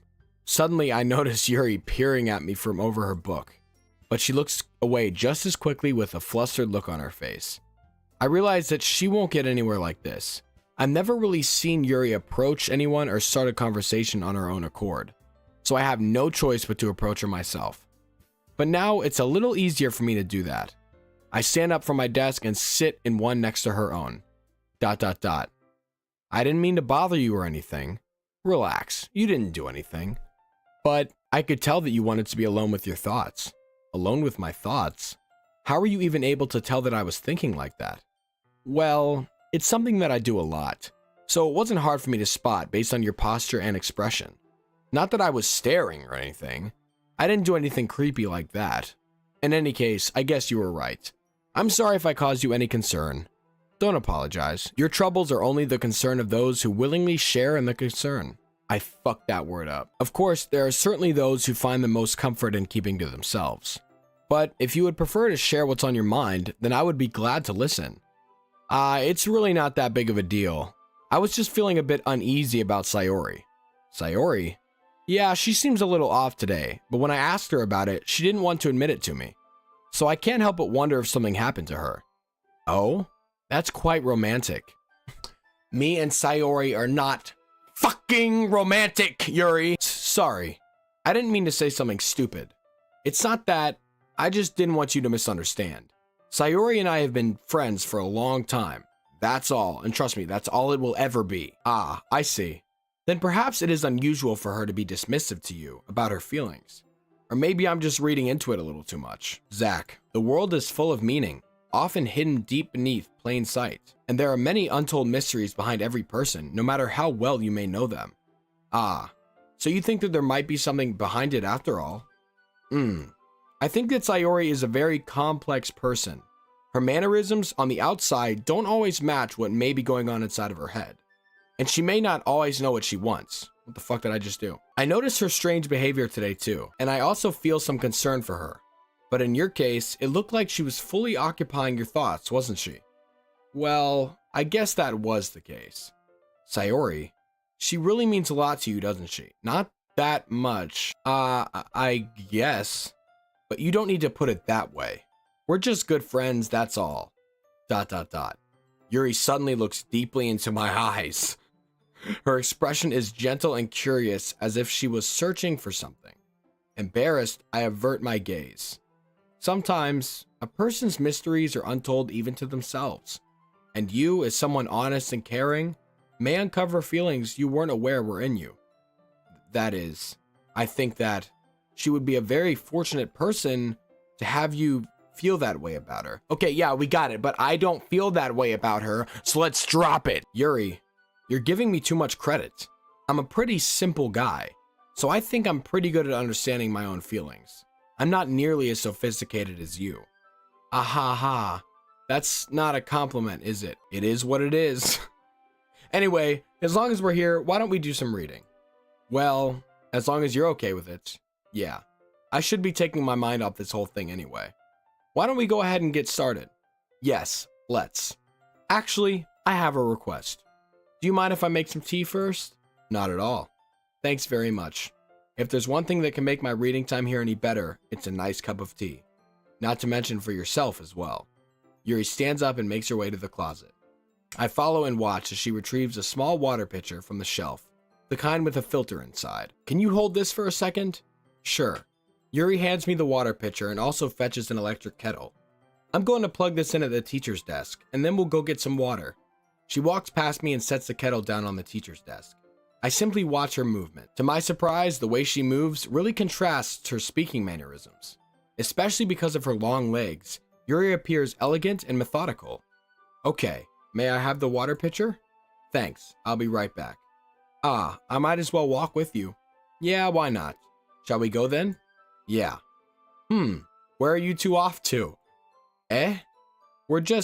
Yuri was gonna make some tea, so... I suddenly realized how weird it is to explain this to Monica. We're just filling the water pitcher. Ah, okay. Sorry, I was a bit curious. That's kind of a one-person job, isn't it? That's... Monica, please mind your own business for once. Damn! Yuri, you cute, but Monica, she's my main bae, so you didn't have to do her like that. Please watch your mouth next time. Or do you want to tell me there's something wrong with helping involve Zach in club activities? Exclamation point. My mouth gapes. I suppose there's nothing wrong with that. Then let's go, Zach. Ah. Yuri quickly exits the room and I follow. Here we go. Once in the hallway, she suddenly puts her forehead against the wall. I spoke without thinking. How could I say something like that? Yuri, something about the way she said that. It makes me feel so irritated. What's wrong with me? No, Yuri, I think you did the right thing. I wasn't expecting it, but it's also not right for Monica to judge people like that. Zach, how come even when I do something bad, you're being nice to me? Because I want to fuck the shit out of you. Nothing that you do is as bad as you make it seem in your head. Nobody's perfect. Just ask Natsuki. We have emotions, and we can't always hide them away. But you always amplify things in your head. Your mind turns into a light rain shower into a hurricane. No. Wouldn't you hate me for something as terrible as that? Why would I hate you? I can't hate someone for having emotions. What kind of friend would do that? Friend, you say? Yuri lifts her head. Zach, I really like being friends with you. Ahaha. Thanks, Yuri. I like being friends with you too. I feel kind of awkward saying something like that, but I'm doing my best to help Yuri feel better. Anyway, yeah. Shall we go? Yeah. Yuri and I walk to the nearest water fountain. Once we fill up the water pitcher, we return to the classroom. Zach, do you like oolong tea? I don't know what the fuck oolong tea is, but it sounds weird as fuck. Yeah. Anything is fine. Very well. Yuri sets the temperature on the kettle to 200 degrees. Hey, if she throws all this hot water on Natsuki, I will clap up a fucking storm. Now it's time to get the teapot. You really do this properly, don't you? Of course. I shouldn't do any less when I'm making tea for others. Even if I'm not an expert on tea or anything? In that case, you'll only be even more impressed. Perhaps I will. Yuri fetches the teapot and begins measuring the tea leaves. To my surprise, she even starts humming a little to herself. You must be in a good mood now. Is that so? I was letting it show. And you've noticed, I was doing a bit of thinking, and I decided that I would try expressing myself a little bit more. It turns out it's not very hard for me to do. When it's you who's around anyway. Oh, Yuri, so sweet. That's great, Yuri. Just don't push yourself too much. You're always worrying about me, Zach. It's very endearing. Yuri wasn't kidding. I don't even know if I can keep up with this. I watch Yuri pour a cup of tea for each of us. Zach, I have another request. Do you mind if we sit on the floor today? Why is that? It's a little bit easier on my back. I can read with my back against the wall rather than bending over at my desk. Sorry, I didn't realize. No worries. I just have back pain fairly regularly, so I do my best to manage it. Is that so? I wonder why that is. Because I blew her back out last night. It's most likely because your posture, right? Always hunched over like that while reading? Yes, I have terrible reading posture. So that's why we should sit on the floor. Fair enough. I'll go ahead and get the book. I retrieve the book from my bag. I have some chocolate as well. It's a bag of small chocolate candies that I kept hidden from Sayori's candy radar. I take it since it'll go well with the tea. Yuri and I then sit against the wall, teacups at our sides. As if in sync, we assume the same reading position as last time, each holding one half of the book. Except this time, our bodies are even closer to each other. I can't see too well! Exclamation point. Yuri slides closer until our shoulders are touching. How am I supposed to focus on reading like this? Yuri was always kind of cute, but when she's being less apprehensive, it's almost more than I can handle. Your teacup. Yuri hands me my teacup. Holding it with my hand that's not holding the book, I end up in a position that makes it even harder to focus. Because now I need to worry about making sure I don't accidentally touch her chest. Meanwhile, Yuri hasn't noticed a single thing. She wears her intense reading expression, and I can only presume the world around her has faded away. I use all my willpower to focus on reading. Bro, this guy has never gotten any puss. Look, you see this guy? Oh my god, I can't read because she's sitting right next to me. It's like, it's not that serious. Chill out. ... After a few minutes, I finally manage to relax a little. I put the teacup between my legs and fumble with the chocolate wrapper. Sorry. I briefly let go of the book to finish opening the wrapper. You can have as much as you want. That's okay. I won't take any. Are you sure? Well, if I touch it, then I might get smudges on the pages. Ah, you're right. I didn't even think about that. My bad. No need to apologize. I'll hold the book, okay? Are you sure? Of course. Yuri opens the book with both hands. She holds it so that I don't have any harder of a time reading from it. But as a result, her left arm is practically resting on top of my leg. Well, in that case, Yuri is already totally focused on reading again. I take a chocolate candy and pop it into my mouth. Then I take another chocolate, and then I hold it up to Yuri. She doesn't even look away from the book. She simply parts her lips as if this situation was completely natural. But that means I can't stop here. I apprehensively put the chocolate in her mouth. Just like that, Yuri closes her lips over it. Yuri's expression suddenly breaks. Did I just... Yuri looks at me like she needs to confirm what just happened. Zach? Sorry. I guess I shouldn't have done that. Well, you were just helping. That's something that friends do, right? I mean, not really in this kind of context, but yeah, that's all it was. Yeah. Then you don't need to stop or anything. I see. The situation has gotten really tense. Yuri tries to return the book, but I can tell just by her expression that she can't even focus now. My heart is pounding. I nervously take another chocolate between my fingers, but this time Yuri's eyes meet mine. ... How did it even come to this? Yuri doesn't avert her gaze. I notice her chest rising and falling to the rhythm of her breaths. I raise my arm. Like before, Yuri parts her lips. But it's different this time. I take the chocolate and place it in her mouth. I feel her hot breath on my fingers. Whoa! That scared the fuck out of me. Okay, everyone. Ooh-ah. Aha. Yuri jolts back. It's time to share poems. Zach, can you help Yuri put away the tea stuff, right? Yeah, of course. Okay, thanks. The spell is abruptly broken. Yeah, that shit scared the fuck out of me. I'll take care of the cups.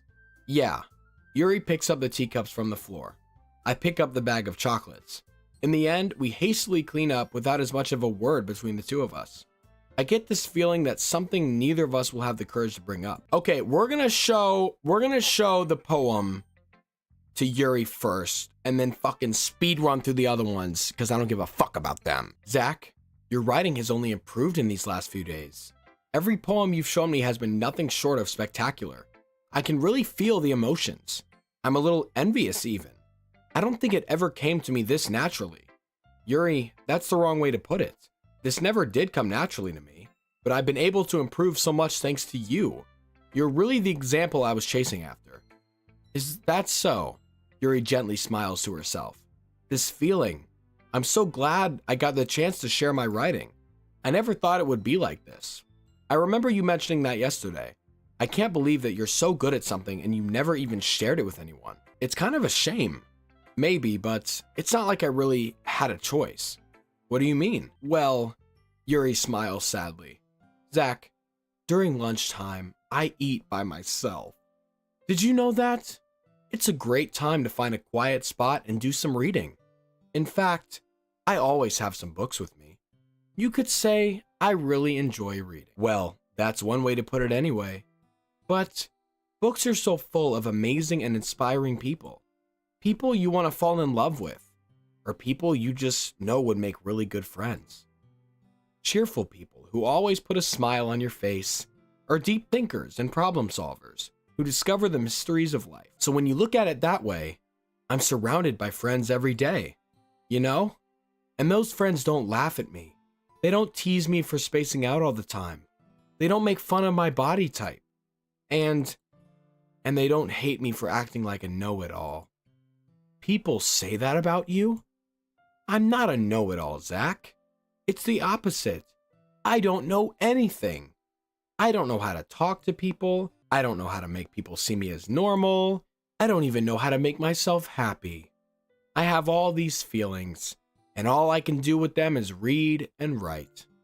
But it wasn't until now that I started sharing it with you that I really understood what I was missing all this time. But I haven't really done anything. No, that's wrong. Just being patient and respectful That's really important to me. I know I'm a difficult person, Zach. I speak too slowly. I second guess myself all the time. I read too deeply into things. But every time, you've always just treated me like everyone else. What can I say? I'm a fucking great person. It's so rare that I feel comfortable with myself when I talk to others. But that's why every time I talk to you, I just feel really happy. I see. Well, I treat you how you deserve to be treated, Yuri. And if other people don't see it that way, then screw them. I mean, I joined this club hoping that I would make friends. That's a lie, and I would say I've had at least one success. Wouldn't you? If you put it that way. Yeah. We are really good friends now, aren't we? Yuri puts her head in her hands. But this time, she's smiling as she does it. Do you want to show me your poem? Yeah, I do. Let me get it for you. Beach, a marvel millions of years in the making, where the womb of Earth chaotically meets the surface, under a clear blue sky, an expanse of bliss, beneath gray rolling clouds, an endless enigma. The easiest world to get lost in is one where everyone can be found. One can only build a sandcastle where the sand is wet, but where the sand is wet, the tide comes. Will it gently lick at your foundations until you give in? Or will a sudden wave send you crashing down in the blink of an eye? Either way, the outcome is the same. Yet we still build sandcastles. I stand where the foam wraps around my ankles, where my toes squish into the sand. The salty air is therapeutic. The breeze is gentle yet powerful. I sink my toes into the ultimate boundary line, tempted by the foamy tendrils, turn back, and I abandon my peace to erode at the shore, drift forward, and I return to Earth forevermore. I'm aware that the beach is kind of an insane thing to write about. No, it's not. I fucking love the beach. But I did my best to make a metaphorical approach to it. You say that like you didn't even want to write about it. Oh, you haven't heard? After yesterday, Natsuki and I, well, it was amusing that we wrote about something similar in such different ways. So Natsuki wanted us to write about the same topic as each other again. I suppose to better compare the differences in our writing styles or thought processes. Anyway, it was her idea. Knowing her, it's no surprise that she wanted to do something like that. She probably just wants to show off. It's not like I have a particular interest in her writing style. I just went with her request. But, well, I suppose it's not so bad to write about something simple on occasion. It can be refreshing, you know? It's good for me to calm my thoughts once in a while. Yeah, I think I agree. Thanks for sharing. All right, let's speed run through these others. Oh, damn. Okay, so Sayori's going home early. There she goes. Sayori cheerfully walks out of the classroom humming to herself. I guess she didn't want to walk with me anymore. But you know what? That means I get to go home with Yuri or Monica. Okay, Natsuki is pissed because I wrote it for Yuri. She's like, if you wrote it for somebody else, don't show it to me. Like, isn't that the point of the fucking club? Dude, I want to punch this bitch. Okay, so we're done talking to Monica. Monica's on to us. She knows that we like Yuri, which is a shame because I also like Monica. If we could get like a threesome situation going on, that would be absolutely wonderful. Okay, you three, we're all done sharing poems, right? Why don't we start figuring out... Hold on a second. Is it just me, or did you say something strange just now? Something did sound a bit unusual. That's right. You deviated from your usual catchphrase when addressing the club. Catchphrase? I don't have a catchphrase. Jeez. Why is the mood so weird today? Look, even Yuri isn't immune to it. Ooh. Stagnating air is common foreshadowing that something terrible is about to happen. In your books, maybe. Look, the only difference is that Sayori isn't here. Ah, it seems you're right. Sigh. Sayori always helps lighten the mood a little bit, doesn't she? It's almost as like everyone's balance is thrown off a little when she's not around. Where the heck did she run off to anyway? I thought she just went to pee. No, that bitch fucking bounced. Natsuki, please show some decency. Oh, come on. Ah, she actually wasn't feeling too well and she went home early. Is that so? I hope she's all right. Seriously? Of all the times to not go home with her, you picked the time she's not feeling well? So much for you two being all lovey-dovey. Fucking shut it! Ah, no. First of all, stop misunderstanding my friendship with Sayori. And second, shut the fuck up. She's kind of been avoiding me today, so I didn't want to force it. Ooh, that curious expression coming from Yuri, of all people? Calm down, guys. I talked to her earlier, and everything is fine. What did she say? Anyway, we need... Damn, she moved on quick. Anyway, we need to figure out the rest of the festival preparations. So, let's decide what everyone will be doing this weekend. I already know what I'm doing. Fucking complaining, probably. That's right. Natsuki will be making cupcakes. But we might need a lot of them, and different flavors. Can you handle that all by yourself, Natsuki? Challenge accepted. And as for myself, I'm going to be printing and assembling all the poetry pamphlets. Sayori will be helping me design them. And as for Yuri, Yuri, you can, question mark. Guys, can you help me come up with something for Yuri? I'm useless. Oh, Yuri, stop saying shit like that. No, that's not it at all. You're the most talented person here, you know? Now Natsuki's pouting too? Geez, even I can tell now. I guess I never gave Sayori enough credit, but I can tell things are even harder on you when she's not around. That may be the case, but if I can't also be a leader on my own, then I won't grow as a person. So, Yuri, you have beautiful handwriting, you know? So you should make some banners and decorations to help set the atmosphere. Atmosphere? About that. I love atmosphere. Yuri's expression suddenly changes as she stares at her desk in focus and starts nodding to herself. Your mind is already racing, I see. That's great. You'll be a wonderful help, Yuri. But anyway, that just leaves you, Zach. The one who is truly useless. Damn! Why did I do myself dirty like that? Ahaha, don't say that. In fact, both Natsuki and Yuri have some pretty heavy tasks to handle.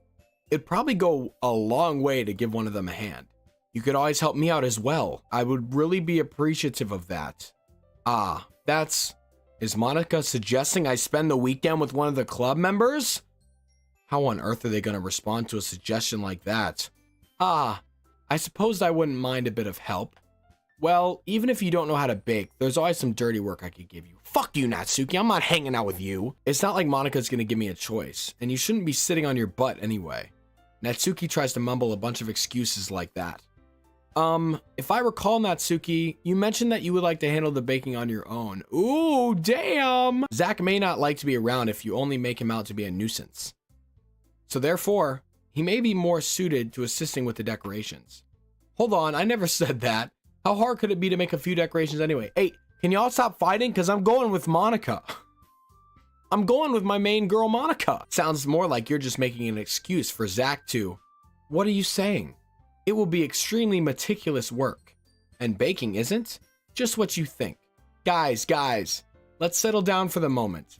In the end, I think it's up to Zach to decide how he'd like to contribute. Besides, he hasn't really gotten the chance to spend any time with me yet, you know? Wow! So I'm sure he's interested in... You literally just said... I'm surprised as well. Sorry.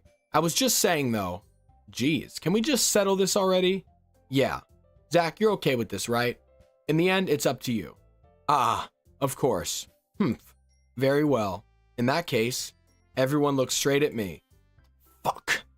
Oh, fuck. Okay, we're going... let me save. We're going with Monica. I'm sorry, Yuri. I'm sorry. Look at the way she's looking at me, but Monica... We're in love. And it's just that simple, Yuri. I do apologize. Monica. Well, I guess I should probably be helping Monica. Yay, you picked me. Hold on 1 second. Yeah? Monica, you're the one who needs the least help out of all of us. But I agree with Natsuki. Not only is your work already most suitable for one person, but you already have Sayori as well. But Zach was the one who... that doesn't matter. You were the one who scared him into picking you in the first place. No. Natsuki, you've got it all twisted. You're the club president, Monica. You're supposed to make responsible decisions for the club. Monica, you shouldn't let any ulterior motives interfere with this decision. Ulterior motives? What are you saying, Yuri? In fact, it sounds like you guys are the ones with ulterior motives. Excuse me? Otherwise, this wouldn't have been made into such a big deal in the first place. That's completely false, Monica. Yeah, We have a lot of work to do, you know? We won't do as good of a job if you make us work alone. Natsuki, didn't you just say challenge accepted like 5 minutes ago? Ah, maybe that's true. Think of the club, Monica. If we want our event to succeed, then we need to appropriately distribute our resources. So are you gonna do the right thing, President? Okay, I get it. Sigh. It's technically most logical for Zach to help one of you two. So, I guess that's what we'll do. Fuck! Do I have a preference, Zach? Hell yeah, Yuri. Fucking Yuri, 1,000,000%. Ooh, let me save though. Let me save again. Yuri. Well, I'll probably be most useful helping out Yuri. Me? Are you serious? Why would you... Natsuki, I can already tell you're about to say something mean, so shut your fucking mouth. No, I was just saying, ugh. So you'll be helping Yuri then, Zach? Yeah, that's what I'm going to do. I'm glad. Me too, Yuri. I have a bad habit of overthinking these sorts of things. So I think your assistance will be very useful. That's great to hear. Natsuki, will you be able to handle the baking yourself? I mean, yeah, I already said I would be fine. Okay. Everyone can tell that Natsuki is feeling a little sour. So, is that everything we needed to go over? Yeah, that should be about it. You guys excited? Well, excited may not be the right word. Horny is the right word. But I suppose I'm looking forward to it a little bit. Do you feel the same way, Zach? Oh, hell yeah. I guess you could say I'm interested to see how it'll turn out. That's good enough for me. What about you, Natsuki? I don't give a fuck about what this bitch wants to say. Natsuki? What? Why is everyone yelling at me? I didn't even do anything. No, that's not what I meant at all. Aha. Yuri anxiously glances between everyone in the room. I'm sorry for this. I don't really know why Zach picked me. And also, your cupcakes are the best cupcakes I've ever had. They go really well with my tea. And nothing that I do for the event will compare to that. So, I get it. I'm kind of surprised though. Why? Well, I'm the one acting immature. I already know that. Look at them apologizing to each other. Isn't this nice? Some civil discussion, finally. But you're trying to cheer me up all of a sudden. I know I'm not very good at it. I'm sorry if I said something bad. Natsuki isn't the only one surprised. Monica and I are also taken aback by Yuri's words. When she already has trouble with words, trying to cheer someone up must be far out of her own comfort zone. But I begin to understand. Yuri was trying to sound like Sayori. Even if it didn't work perfectly, I can tell that she tried to say something Sayori would say at a time like this. Because Sayori always helps everyone smile and feel good about themselves. No, I kind of appreciated it. I'm sorry for making a big deal out of nothing, but I'm gonna say this. ? You better bet that my cupcakes are gonna be the best part of the whole event. Ah, I believe you. Yeah, I hope to see everyone do their best. But with that, there's nothing more for today. So I guess it's time for us to head out. Alright, let's get out of here then. Everyone packs up their things. I start to follow Monica and Natsuki out the door as they chat between each other. I turn around. Sorry, I realize that I don't have any way of contacting you this weekend. Oh, you're right. I can't believe that slipped out of my mind. Should I give you my phone number? I think that would be the best way. Yes. Alright then. Yuri and I exchanged phone numbers. Okay, then I'll be stopping by your house on Sunday. My house? Is that a problem? No, not at all. I just thought that I would be the one going to your house since I'm the one helping you. Ah, I suppose that makes sense. But if you don't mind, I think I would prefer going to your house. Alright, in that case, it won't be a problem. I decide not to press Yuri for a reason. It's not like it should matter much either way, so I'll just need to make sure my room is clean. I hope I manage to make myself useful in some way. I'm not nearly as creative as you are. Don't underestimate yourself, Zach. I think that we'll make a very productive team. Oh, trust me, Yuri. We will be very, very productive. Even if you only chose me because you felt bad or something. Wait, you don't actually think that, do you? ... I don't know. It's difficult to come up with any other reason you may have chosen me. You're forgetting the one reason with the most common sense. I chose to help you because that's what I want to do. But, Yuri thinks to herself with an extremely tense expression. Yuri, you're overthinking this. You wanted me to point out when you're overthinking, right? I didn't realize. I'm telling you, I want to. That's all there is to it. Do you believe me? Yuri thinks really hard again. She looks straight into my eyes for a long while. I believe you. As if it took her a tremendous effort, Yuri finally says that and relaxes her expression. And I'm really looking forward to Sunday. Yeah, I am too. After that exchange, I make my way out the door and Yuri follows. All right, boys, that's where we're going to end it today. Nothing has happened again, except for Sayori's a little pissed off. But I don't give a fuck. We're hanging out with Yuri on Sunday, and I'm excited for that. I feel bad that we couldn't go with Monica, but I'll take Yuri.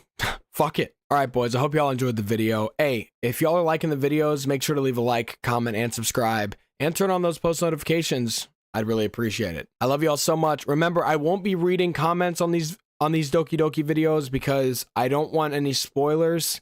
So please, if you want to talk to me, go reply to like the other video that I posted yesterday, or maybe join the Discord and say what's up in there.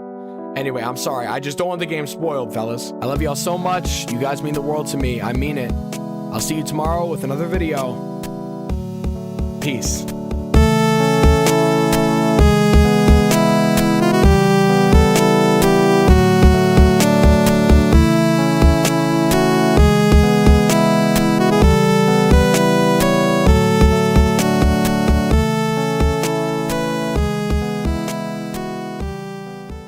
I gently open the door. Ah! Oh my god! What's up, boys? Welcome back to the channel. Welcome back to Doki Doki Literature Club. Again, as usual, right up front. I mean, isn't she just the sweetest thing you've ever seen in your life? We got Monica right up front. What is she holding? It looks like a pencil or a fucking pen. Maybe it's the key to my heart. And then we got Sayori up front to her left. Don't really care about you. Unfortunately, we've got Yuri in the back looking shy as ever. Yuri, are you good? You can come up to the front. You can push Sayori to the back a little bit. I wouldn't mind. And then, of course, the little pink-haired bitch that I don't know about you, but nobody cares about. Natsuki. Yeah, Crimea River looking already off the bat. This girl looks pissed off. I do not care. Hey guys, before the video started, I just wanted to put out a warning that this episode contains some extremely serious and very touchy subjects. That is not a joke. If you're very sensitive, then I would consider maybe skipping over this episode of Zachbealetv TV. All right, enjoy the video. I can't believe this. Yuri is going to be coming over to my house on Sunday. My anxiety shoots through the roof. Even though I've gotten pretty used to handling her at this point, there's no telling what might end up happening when we're outside of school. More than that, she told me she was looking forward to it. Sheesh! Dude, I wish she had this energy about Monica. I don't know why we can't get Monica over to our house, because she is my one true love.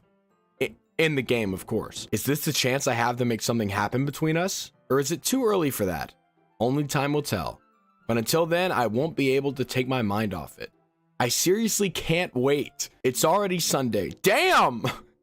Yo, we're getting right into it, boys. We're like 3 minutes into the episode. I've been getting increasingly anxious about Yuri's upcoming visit. I keep telling myself there's no reason to be nervous, but it doesn't help much. Yuri is clearly an introvert, and also an intimate person in general. There's no doubt that she'll open up a little bit when it's just the two of us. Meanwhile, we've even been texting occasionally. Okay, what kind of texting are we talking? Are we talking like, hi, good morning, how are you, good? Are we talking, let's play 8-ball, let's play pool? Or are we talking, you know what I'm talking about. She was extremely apprehensive at first, but it wasn't long before I was already learning more about her. But putting Yuri aside, yeah, let's talk about Monica, please. I haven't heard a thing since Sayori left the club the other day. Really? I know Zach in the game gives a fuck, but Zach in real life does not give a singular shit about Sayori. It's not like we text each other all the time or anything, but I've been worried about her in the back of my mind.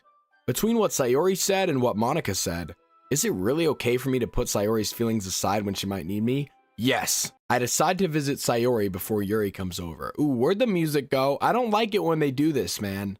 I don't like it when the music goes away. It creeps me the fuck out. Rather than asking, I simply tell her I'm coming over, much like we've done in the past. Once I reach Sayori's house, I knock on the door before entering it myself. Again, we used to play so often that we made a habit of simply entering each other's houses like we're family. The house is quiet. Ooh. Ooh. I just got cold chills out the wazoo, dude. Out the fucking wazoo. Sayori isn't anywhere on the first floor, so I assume she's up in her room. It's already strange of her to not run down and greet me. I head up to her bedroom where I finally find her. Sayori? Why does she got a... Look, she's got an angry bird chilling on the window. Sayori? Hi, Zach. I sit down in her room. Sayori forces a smile, but it's easy to tell that she's different. There's a minute of silence between us. You haven't come over like this in a long time, have you? Ah, I guess you're right. It has been a long time. Not much has really changed, has it?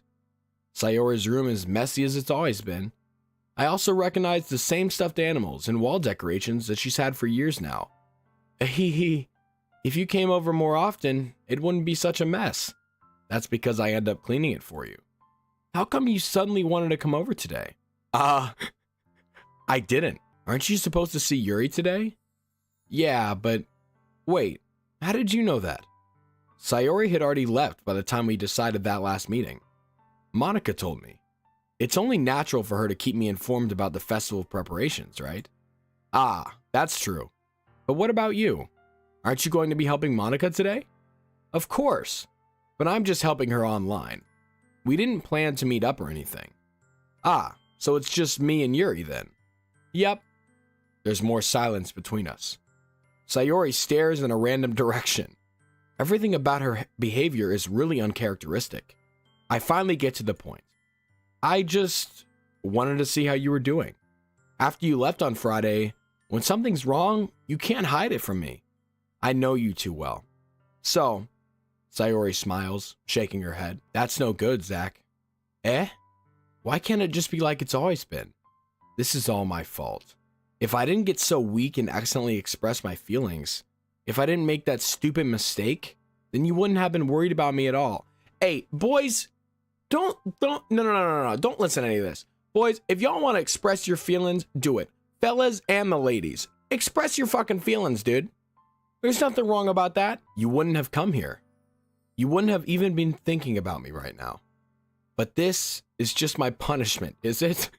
Sayori, it's not that, like I always say, it's really not that serious. Your punishment? I'm getting punished for being so selfish. I think that's why the world decided to have you come over today. It just wants to torture me. You can't laugh after saying something like that. The world wants to torture me? Sayori. I grabbed Sayori by the shoulders. What on earth are you saying? Are you listening to yourself right now? I know something happened to you. There's no other explanation for you to be like this. So tell me already. Until I know, I won't be able to stop thinking about it. Ah ha ha ha. Sayori gives me an empty smile. You really put me in a trap, Zach. But you're wrong. Nothing happened to me. I've always been like this. You're just seeing it for the first time. What are you talking about?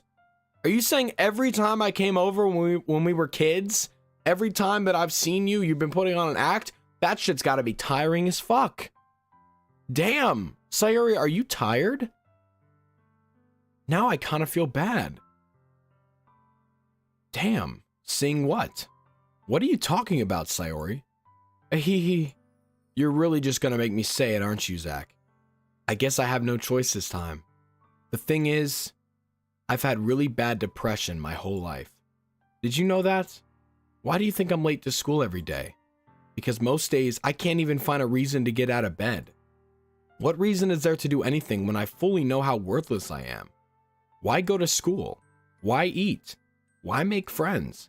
Why make other people put their energy and caring to waste by having them spend it on me? That's what it feels like.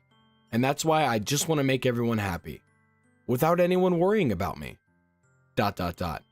I'm in shock. Yeah, I'm in fucking shock. I can't even figure out how to respond.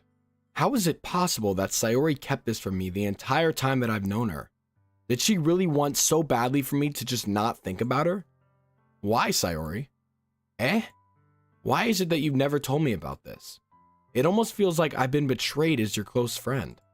Because if I knew, I would have done everything I could to support you. Even if there's only so much that I could do.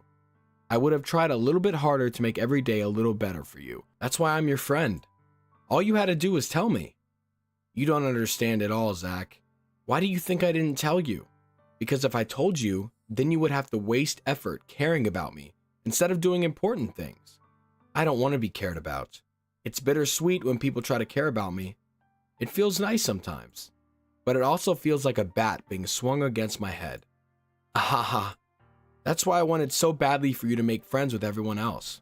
Hoping everyone be happy together is the best thing for me. But then I discovered something else too. Seeing you make friends and get closer with everyone in the club, it feels like a spear going through my heart. So that's why I decided the world just wants to torture me. Every path leads to nothing but hurt. Ahaha. You're right that I don't understand. I don't understand your feelings at all, Sayori, but I don't need to understand. Whatever it takes for me to help you stop hurting, that's what I'll do. No, Zach, there's nothing. Nothing at all. The only thing that could have helped is if everything could be like it always was. But I was selfish. I finally showed you what a horrible person I am. Tears streaked down Sayori's face. I made you join the literature club because I was selfish, and I was punished by my heart hurting in a way that I couldn't understand. And now you came here and I made you hurt too. I'm just weak and selfish. That's all I am. And that's why I'm going to accept these punishments, because I deserve every last one. Without thinking, I once again grab Sayori's shoulders. This time I pull her into a tight embrace. Zach, Sayori, I don't care if you feel selfish. I'm really happy that you convinced me to join the club. Seeing you every day makes it worthwhile enough. If I make friends with everyone else, then that's just a bonus. But please, never underestimate how much I care about you.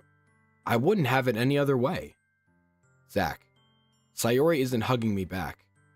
Despite my arms being wrapped around her, Sayori's arms remain at her sides. She starts sobbing next to my ear. No, don't do this to me. Please don't do this. Zach, Sayori barely manages to speak between her sobs. I don't know if I'm doing the right thing, but all I want for her to know is that I care. If you have it in you to call yourself selfish, then you have to let me be selfish too. No matter what it takes, I'll figure out what needs to change. I'll make these feelings go away. And if there's anything that you need me to do, then you'd better tell me. I'll get mad if you don't. ... I don't know. I don't know. I don't know. Gently, Sayori finally puts her arms around me in return. I don't know anything. It's all really scary. I don't understand any of my feelings, Zach. The only time I'm not feeling nothing is when I'm feeling pain. But your hugs are so warm, and that's really scary too. Sayori lets me go. As she does so, I let her go as well. The festival is tomorrow. Yeah. It's going to be fun, right? Yeah. How would you like for me to spend it all with you? It's what I want. I promise. I think that would be nice then. Yeah. Sayori wipes her eyes. If I could spend the whole day here, I would. Of all the days, this has to be the one where I have other plans. Maybe I should cancel. No, don't. Please don't. If you did that, then I really wouldn't forgive you. But it's almost time for Yuri to meet me at my house. At the very least, do you want to come along and help out? It would be fun. To my surprise, Sayori shakes her head. Sayori shakes her head.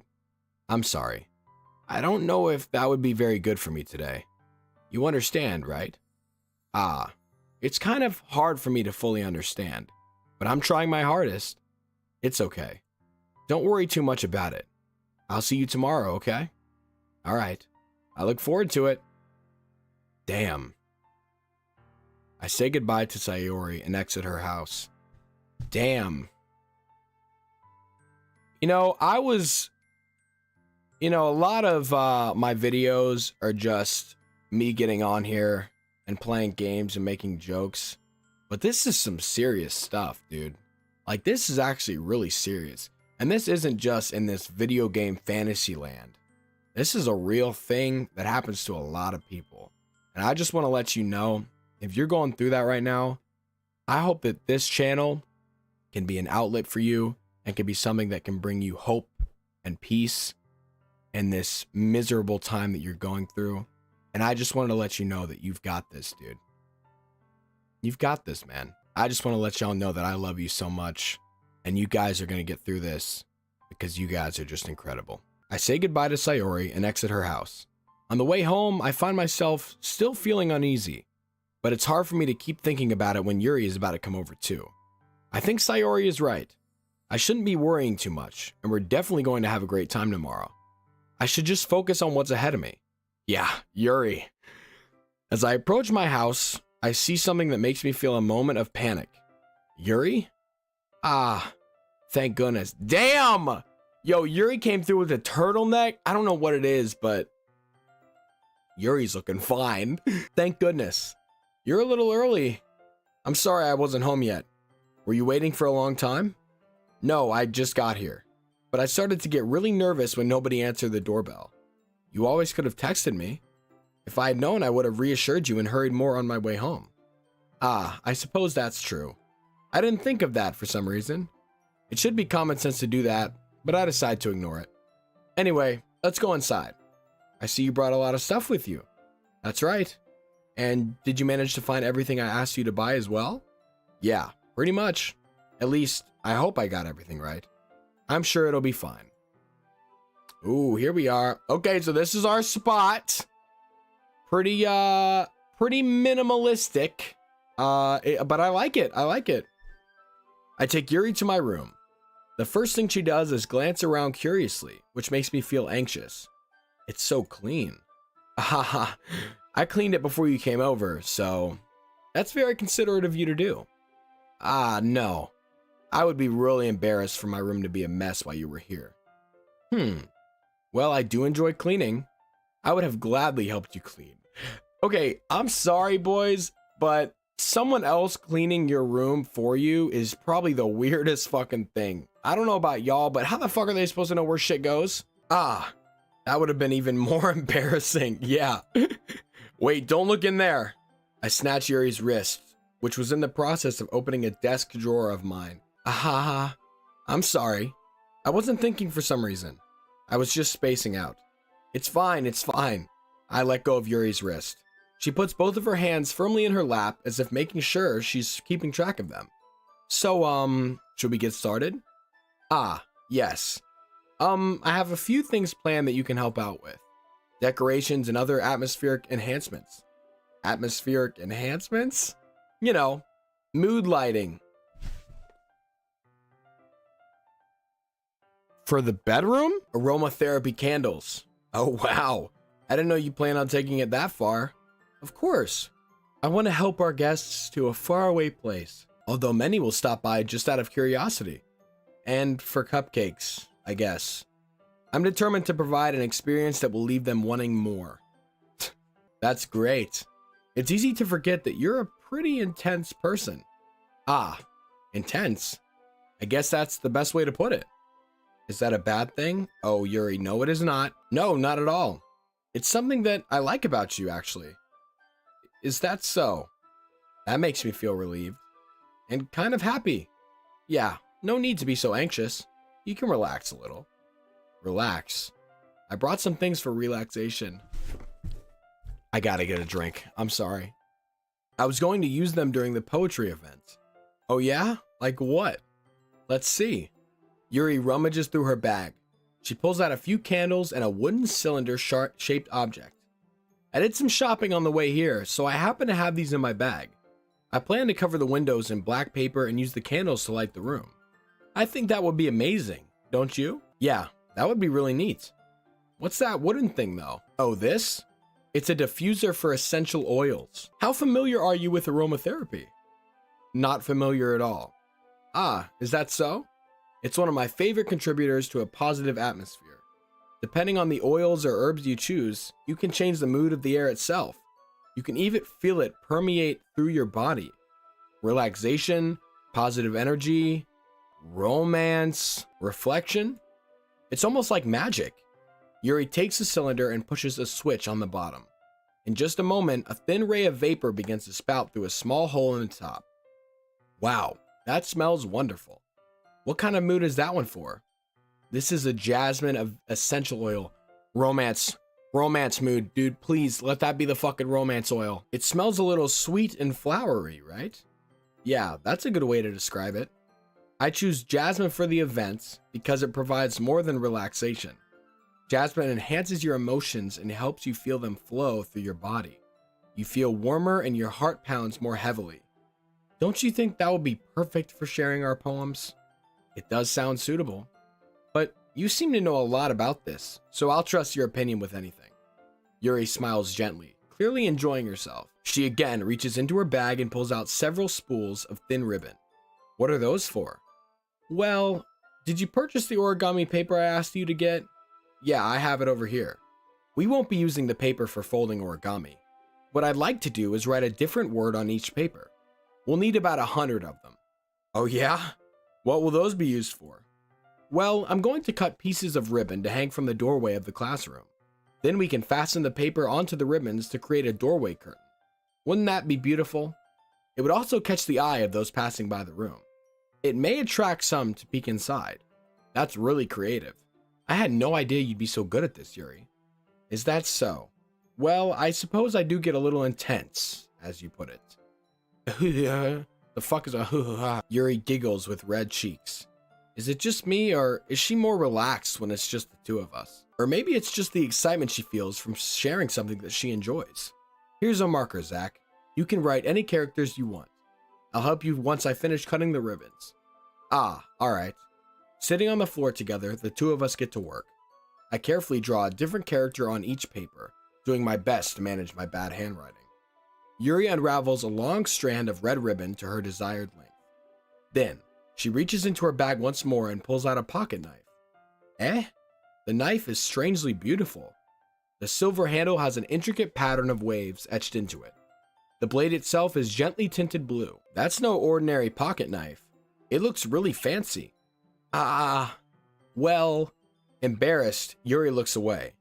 What is it? You're gonna think it's weird. Yuri, whatever it is, I have no reason to judge.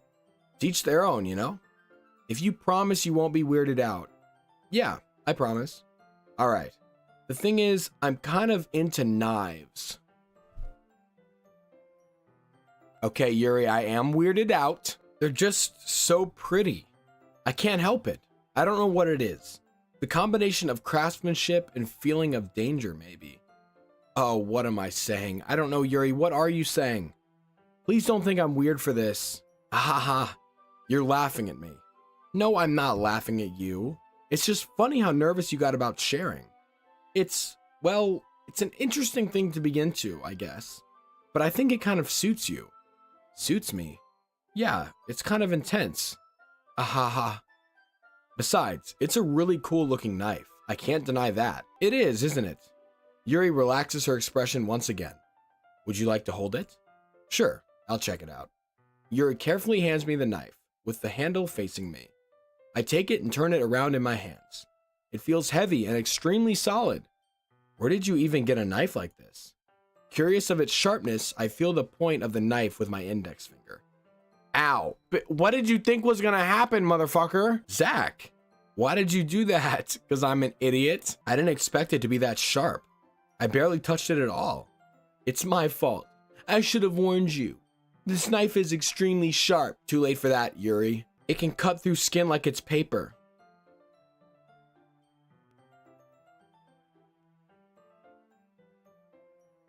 We're not even gonna talk about that. That's something that sounds like came straight out of a serial killer's mouth, but Yuri, I'm gonna let it slide. Oh no. A small drop of blood trickles down the side of my finger. Yuri takes my hand and gives the wound a closer look.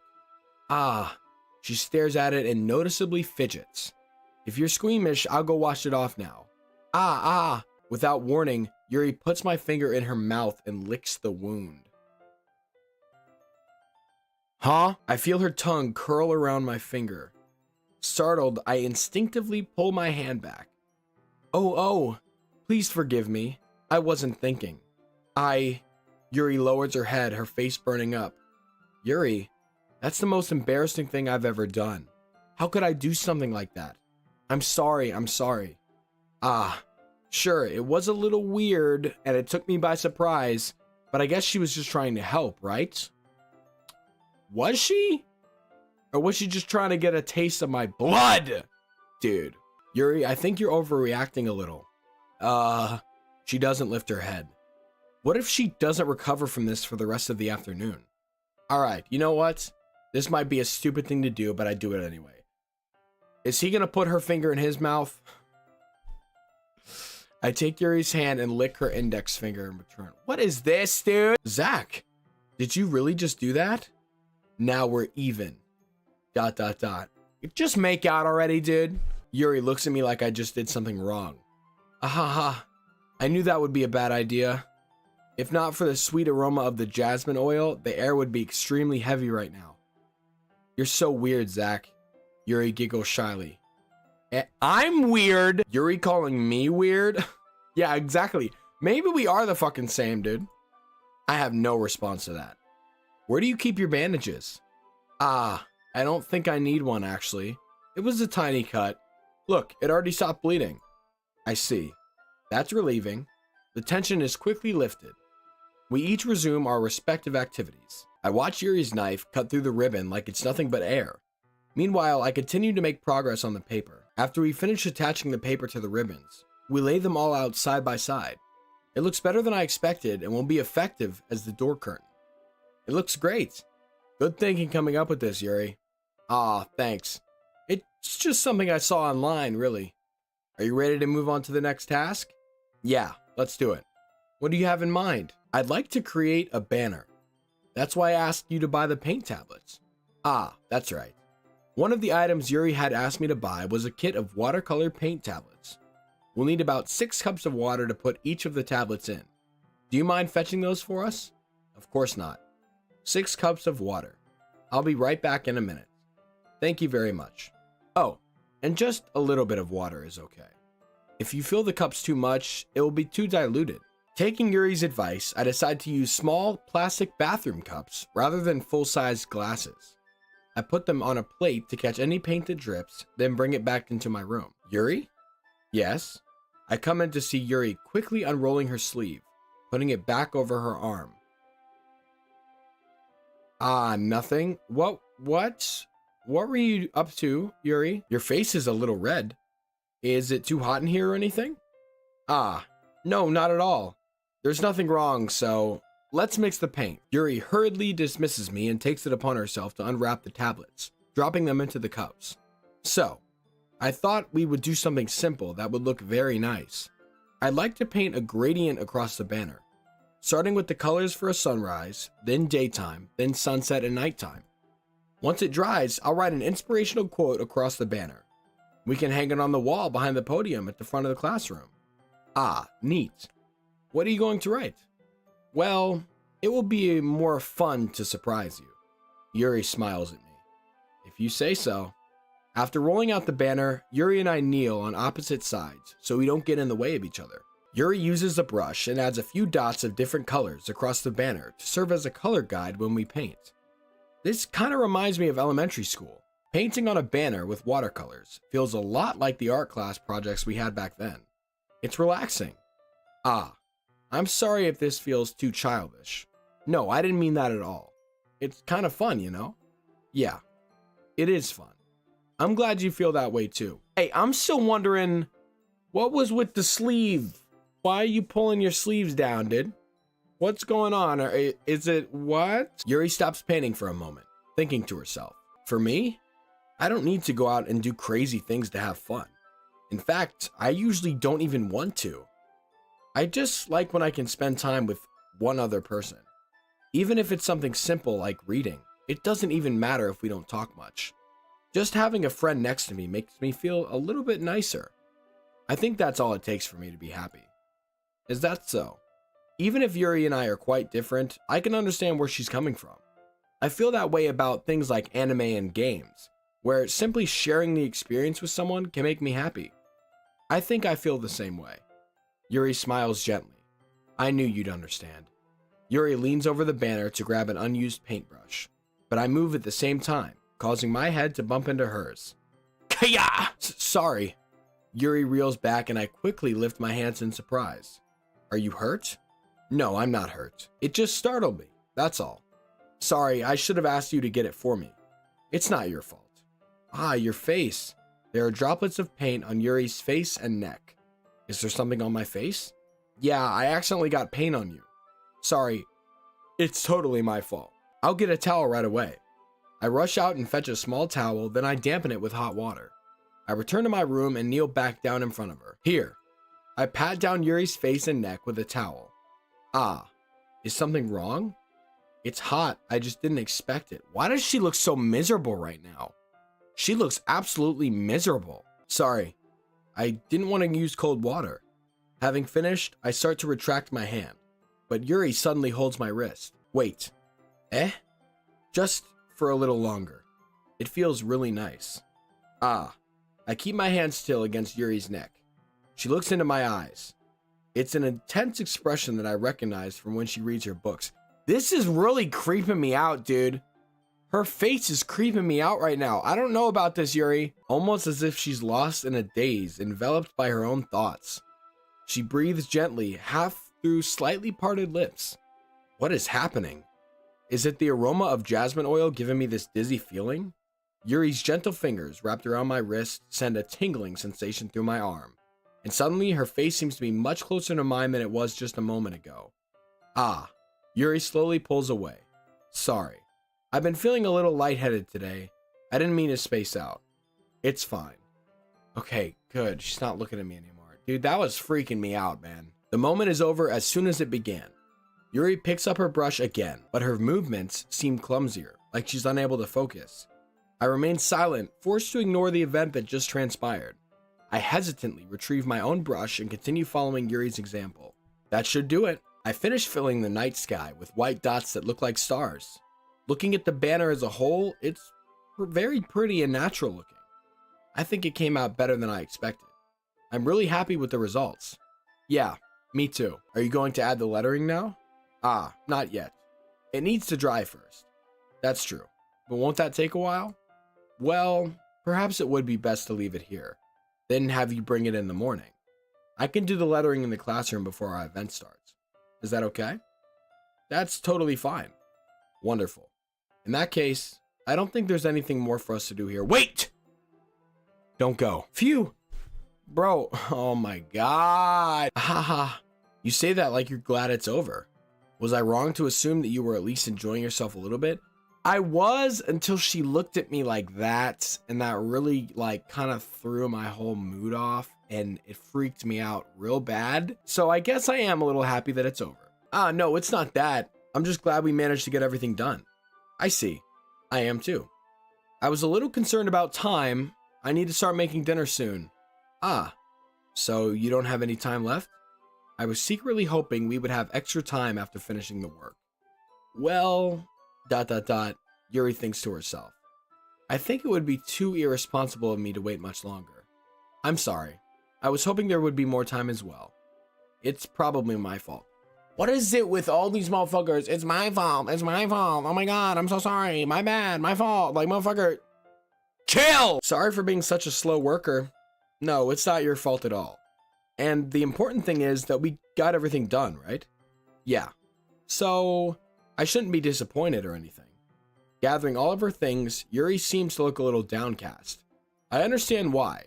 It sounded like she rarely gets the opportunity to spend time with friends in a relaxed environment. But that doesn't mean that this is the last time it can happen. Once Yuri packs up, I walk her out the front door.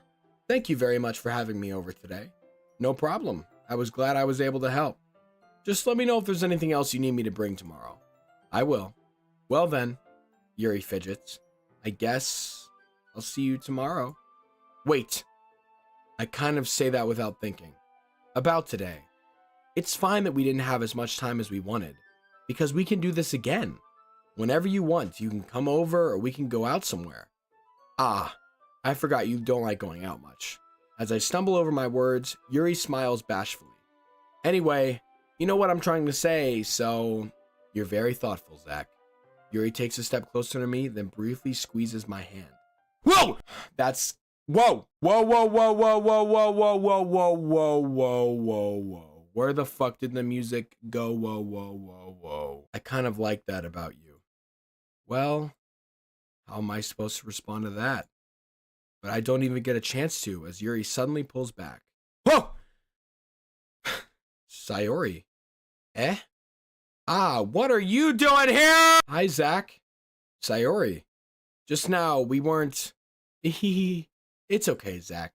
I just stopped by to say hi. Well, it's nice to see you. I'm sorry, but I'm already on my way to leave. Aw, really? That's too bad. I'm sorry. But we'll all be together at the festival tomorrow, so that's fine, right? Of course. Sayori beams. Yeah, so I'll see you tomorrow. Damn, bro, she's skedaddled. Clearly embarrassed, Yuri hurries off. Sayori waves goodbye after her. Sayori, I thought you didn't want to come over today. Ha ha ha. Well, I tried staying in my room, but my imagination was being really mean to me. So I had to come here and see it for myself. See what? What are you talking about? You know, how much fun you were having with Yuri, and how close you got to her. It makes me really happy that you've made such good friends. That's all that matters to me. Tears start to fall down Sayori's face. That's all that matters to me. Why am I feeling this way, Zach? I'm supposed to be happy for you. Why does it feel like my heart is splitting in half? Sayori, oh my god. I don't know if it's the music mixed in with just her being so sad, but it's making me sad. It hurts so much. Everything hurts so much. This would be so much better if I could just disappear. Sayori, don't say that. It's true, Zach. If I wasn't here, then you wouldn't have to waste your sympathy on me. You wouldn't have to put up with me being selfish. Monica was right. I should just... Monica? Monica was right about what? ... Sayori, what I said before is true. I'm not going to let this continue. Caring about you like this isn't the burden your mind is making it out to be. It's something that makes me happy. It's something that I wouldn't trade for anything else. So even if it takes an entire lifetime, I'm going to be by your side until you don't feel any more pain. But Sayori looks away. I put a hand on her shoulder to reassure her. I'm scared, Zach. I'm really scared. What are you scared of, Sayori? I'm scared that I might like you more than you like me. Sayori, it's true, isn't it? I was weak and started to like you too much. I did this to myself. Zach, I like you so much that I want to die. That's how I feel. And that's enough, Sayori. I don't want you to hurt anymore. I slide my hand down Sayori's arm and squeeze her hand in my own. Do you remember how I said I always know what's best for you? Do you still believe me? Wordlessly, Sayori nods. Even if you don't understand all your own feelings, I know what you need the most right now, and that's what I'm going to give you. Oh my god. Oh my god. Oh my god. We have to pick. I'm gonna save. Okay. Return. Oh my god. Oh my god. Oh my god. So let me tell y'all what I'm thinking. I don't want to lie to her and tell her that I love her, because that's not true. And one day the truth is going to come out. And then she's going to be really miserable. So I'm going to have to say you'll always be my dearest friend. Because that's true. She's always going to be Zach in the game's dearest friend. And that's just the truth. Sayori, you'll always be my dearest friend. What you need most is for things to be like they've always been. Monica told me the truth. She told me how much happier you seemed after I joined the club. I know you're struggling with some really difficult things right now, but please trust me that I know what's best, and that will make you happy in the end. I promise it'll help things get back to the way they were. I see. Sayori forces a smile through an incredibly pained expression. Ahaha. Is this what it feels like to get stabbed in the chest? I should write a poem about this. Sayori, it's okay. This is just my punishment, remember? For being so selfish. So please don't worry about these stupid feelings. I know you're right. I knew this whole time that there's no happiness down that path. That's why I came here. Just so I could get the answer I needed to hear. And the other thing, you're also right that I just wanted to go back to the way it was. I realize that now. You really do know me better than anyone, Zach. I trust you with anything. Anything at all. So, Sayori's smile finally breaks. All of a sudden, she turns around and drops to her knees. Is she screaming? Clutching her head with both hands, she screams as loudly as she can. I'm so shocked that I don't know how to react. ... Sayori looks over her shoulder and flashes me one more weak smile before turning and running off. Sayori! ... I'm left helplessly standing in the front of my house. Why am I feeling so horrible about this? There's nothing more that I could have done. The most I can do is support Sayori through her feelings and help her on the path that's right. But I'm having as much trouble understanding Sayori's feelings as she is. Even though I comfort her, I keep wondering if I should keep doing something more or something different. I know these thoughts will continue to plague me until things are back to the way they were. I'm going to give it everything I've got. Sayori will always be my dearest friend, and I'll do whatever it takes to put a smile on her face every day.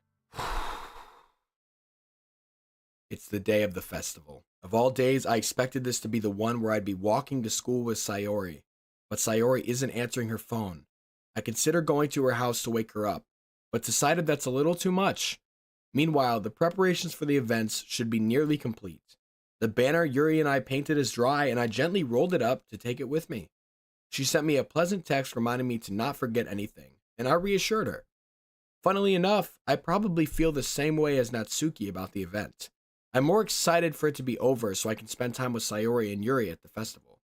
But knowing Monica, I'm sure the event will be great too. Zach! Hey, Monica, it's great to see you. You're the first one here, you know it. Thanks for being early. That's funny. I thought at least Yuri would be here by now.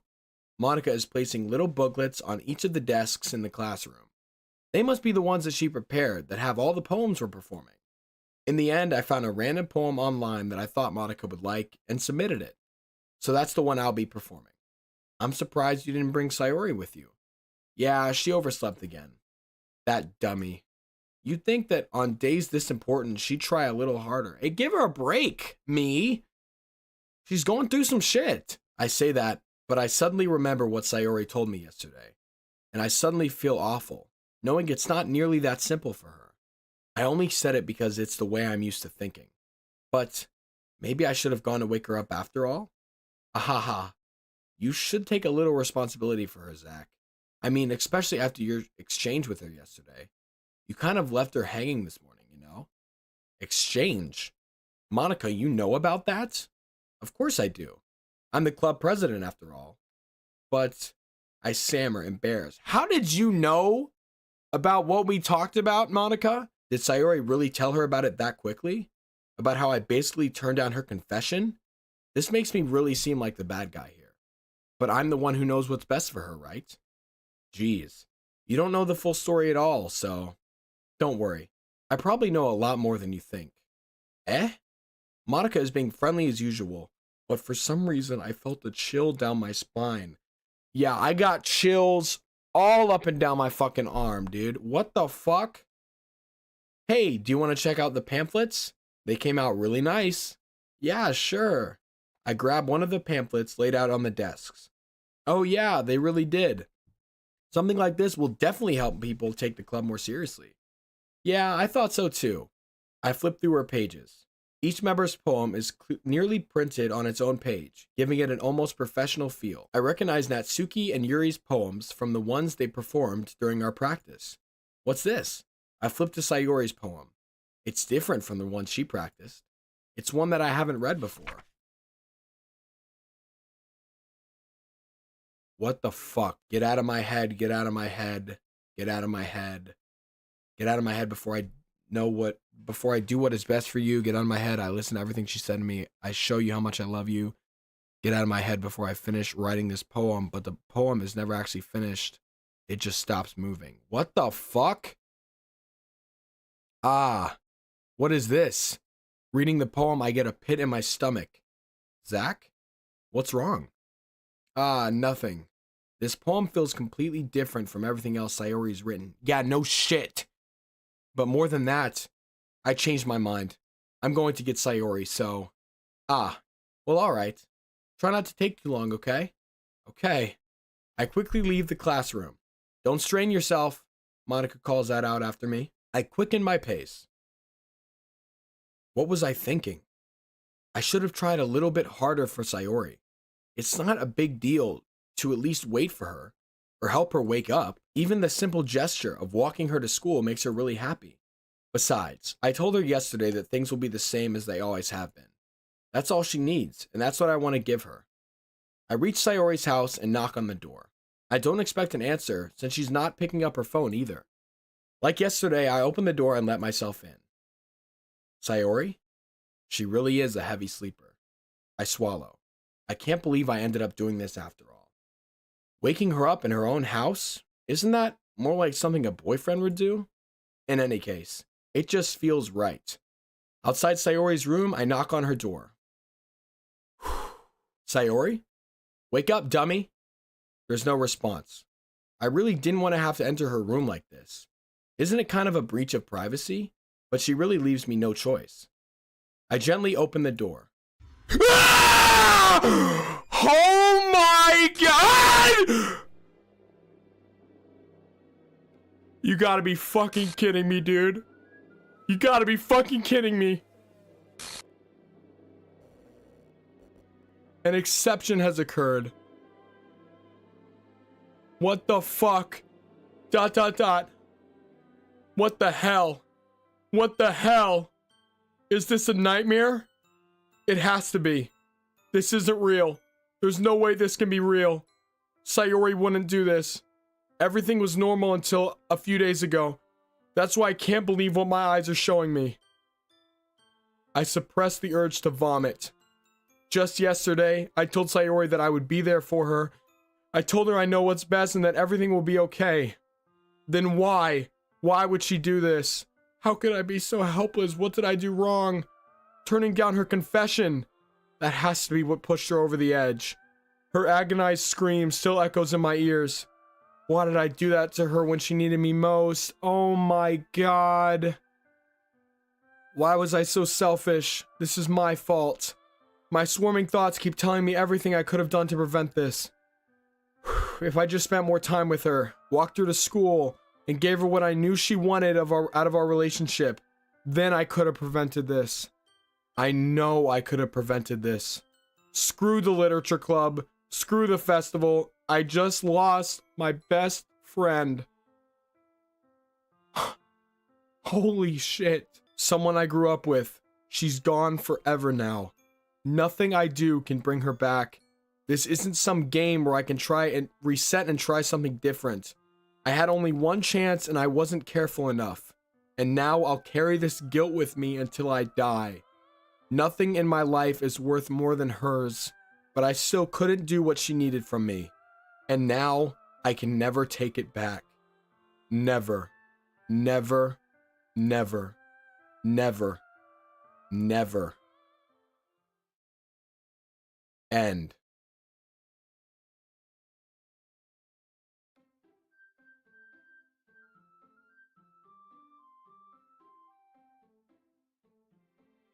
What the fuck? What is this? What the fuck? Whoa, whoa, whoa, whoa, whoa, whoa. Whoa, why is the music going like this? What? Whoa, whoa, whoa, whoa, whoa, whoa, whoa. Whoa, whoa.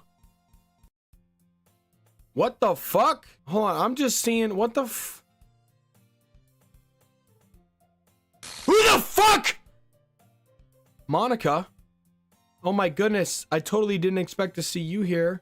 It's been a while, right? What the fuck is going on? Okay, so it doesn't even let me load my games. And we got, what the fuck is this? Is there more to this? What do I do next? Help me. All right, boys. Well, that's gonna do it for today. A lot of real messed up shit went down. Boys, y'all gotta tell me what I'm supposed to do next, because this is freaking me out. I can't load my game. All my load files are fucking gone. So that's fucking bullshit. Do I have to restart? Do I have to speed run through to get to that point? Do I do new game? What is this? Why is she glitched out? Like, what the hell is going on? This episode was horrifying, dude. All right, I love you guys so much. Hey, tomorrow we've got the 100,000 subscriber special going up on the channel. I've got my boys Zach and Ethan coming over today to help me film it. Y'all aren't gonna want to miss it, dude. I love y'all so much. Please let me know what I have to do next down in the comments without spoiling it, please, fellas. Because I'm gonna have to look at the comments for today's video because I don't know what the fuck to do now. I know there's gotta be more to this. Because what the hell is that? And boy, oh boy, did that scar me for life. Like, I'm not even joking. I was not expecting that from this game. I love you guys so much. I'll see you tomorrow with another video. This was some, you guys weren't lying when you said this game gets real messed up. Wow. I love you guys so much from the bottom of my heart. You guys all mean the world to me.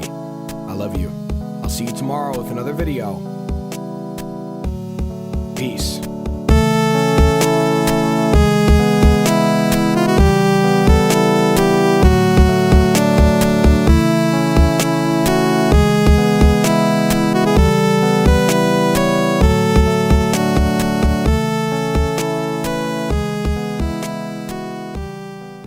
Actually, I'm starting a new one. The Literature Club!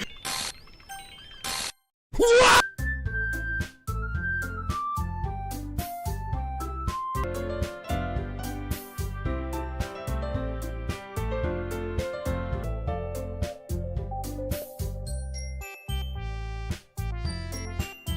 What's up, boys? Welcome back to the channel. Welcome back to Doki Doki Literature Club. Last episode, it got really up. Oh my god! But we're back. We're back with Monica. We're back with whatever the hell that's supposed to be. You got Yuri in the back, Natsuki, little... Now, before we get started, y'all have been in the comments saying, Zach, you need to go check the files for this game, and you need to check them ASAP. So I'm gonna go try to figure out where the files are, and I'll be back in a second. Okay, so we're here in the files. It took me forever to find it. And what's-her-face is missing. She's not even in the files anymore, dude. That's creepy as hell. Yeah, I don't know anything about any of this. Happy thoughts.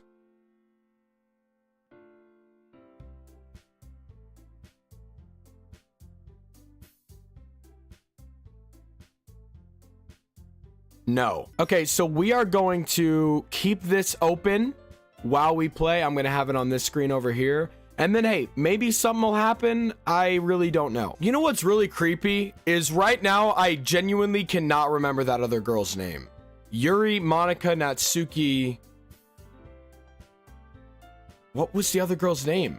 They wiped her from the files and they wiped her from my fucking files, dude. What the fuck? Okay, I just looked it up. It was Sayori. Whoops. Sayori, I'm sorry. You're dead, so it really doesn't matter. Too bad. Boys, I hope y'all are having an amazing February 2nd so far. We gotta play a new game without Sayori. It's about to get weird. Headphones all the way up, boys. Oh, shit. Give me a second. I'll be right back. All right, here we go. Sorry. I'm messing up, boys. It's an ordinary school day like any other. Yeah, well, except for the fact that Sayori is dead. Mornings are usually the worst, being surrounded by couples and friend groups walking to school together. Meanwhile, I've walked to school alone. Okay, so we've already read all this, so we're gonna kind of skip through it unless something really interesting happens. Yeah. Meet some girls, blah, blah, blah. Join any clubs. Perfectly content, getting by on the average. Yeah. Anime club, blah, blah, blah, blah, blah. So, Sayori isn't even in the picture. What the hell? School days, ordinary as ever. Stare blankly at the wall. Clubs. There really aren't any that interest me. Besides, most of them would probably be way too demanding for me to want to deal with. I guess I have no choice but to start with the anime club. Zach? Okay, you know what? Maybe we should read it because this is going to be all different now. Because Sayori is not even a thing anymore. Zach? Who the hell are you? Monica? Listen, Monica, you're sweet. You're my favorite. But don't do that fucking glitch shit again. This isn't Wreck-It Ralph 3. Monica? Oh my goodness, I totally didn't expect to see you here. It's been a while, right? Ah, yeah, it has. Monica smiles sweetly. We do know each other well. We rarely talked, but we were in the same class last year. Monica was probably the most popular girl in class. Smart, beautiful, athletic, basically completely out of my league. Zach, don't do yourself dirty. Do not. So having her smile at me so genuinely feels a little... What did you come in here for anyway? Oh, I've just been looking for some supplies to use for my club. Do you know if there's any construction paper in here? Or markers? I guess you could check the closet. You're in the debate club, right? Haha, about that. I actually quit the debate club. Really, you quit? Yeah. To be honest, I can't stand all the politics around the major clubs. It feels like nothing but arguing about the budget and publicity and how to prepare for events. I'd much rather take something I personally enjoy and make something special out of it. In that case, what club did you decide to join? Actually, I'm starting a new one. The Literature Club! Bitch, do not do that shit!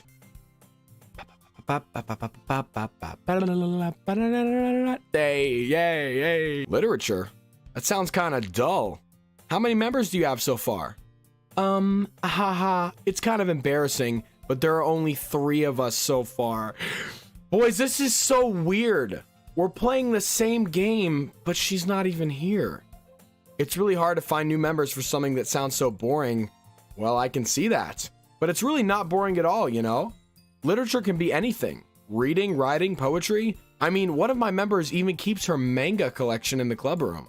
Wait, really? Yeah, it's funny, right? She always insists that manga is literature too. I mean, she's not wrong, I guess. And besides, a member's a member, right? Did Monica say she? This guy's down bad. Hey, Zach, by any chance, are you still looking for a club to join? I mean, I guess so, but in that case, is there any chance you could do me a big favor? I won't ask you to join, but if you could at the very least visit my club, it would make me really happy. Please? Well, I guess I have no reason to refuse. Besides, how could I ever refuse someone like Monica? Ooh, sure, I guess I could check it out. Awesome. You're really sweet, Zach, you know that? It's nothing, really. Shall we go then? I'll look for the materials another time. You're more important. Bro, finally. Me and Monica are getting close. This is just what we needed, boys. Just what we needed. And thus, today marks the day I sold my soul to Monica and her irresistible smile. I timidly follow Monica across the school and upstairs, a section of the school I rarely visit, being generally used for third-year classes and activities. Monica, full of energy, swings open the classroom door.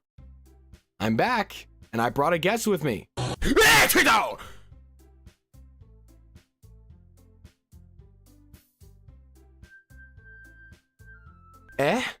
A guest?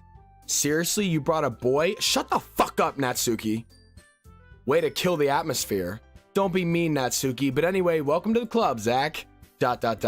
All words escape me in this situation.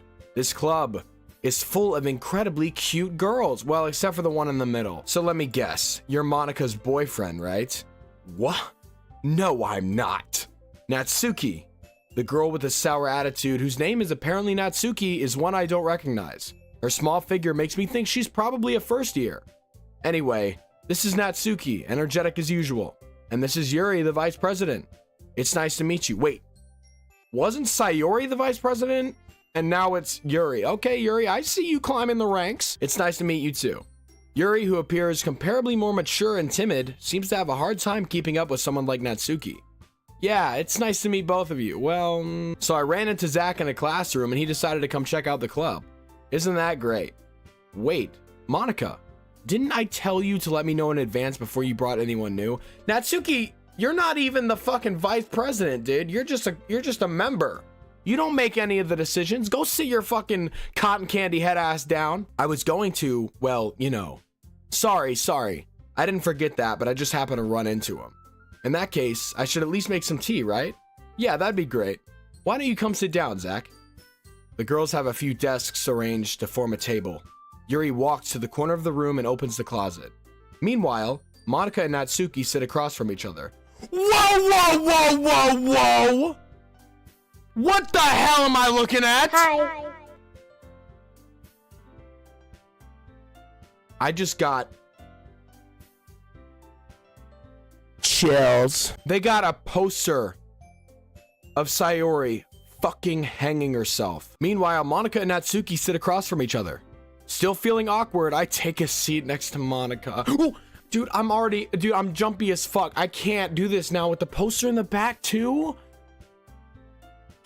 So I know you didn't really plan on coming here, but we'll make you feel right at home, okay? As the president of the literature club, it's my duty to make the club fun and exciting for everybody. This shit's definitely exciting. I don't know about fun. I'm surprised there aren't more people in the club yet. It must be hard to start a new club. You could put it that way. Not many people are very interested in putting out all the effort to start something brand new, especially when it's something that doesn't grab your attention like literature. You have to work hard to convince people that you're both fun and worthwhile, but it makes school events like the festival that much more important. I'm confident that we can all really grow this club before we graduate. Right, Natsuki? Well, I guess. Natsuki reluctantly agrees. Such different girls, all interested in the same goal. Monica must have worked really hard to just find these two. Yuri returns to the table carrying a tea set. She carefully places the teacup in front of each of us before setting down the teapot in the middle.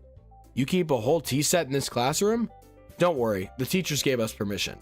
After all, doesn't a hot cup of tea help you enjoy a good book? Ah, I guess. Don't let yourself get intimidated. Yuri's just trying to impress you. Hey, I'm fine with that. That's not insulted. Yuri looks away. I meant that, you know, I believe you. Well, tea and reading might not be a pastime for me, but at least I enjoy tea. I'm glad. Yuri faintly smiles to herself in relief. So Zach, what kind of things do you like to read?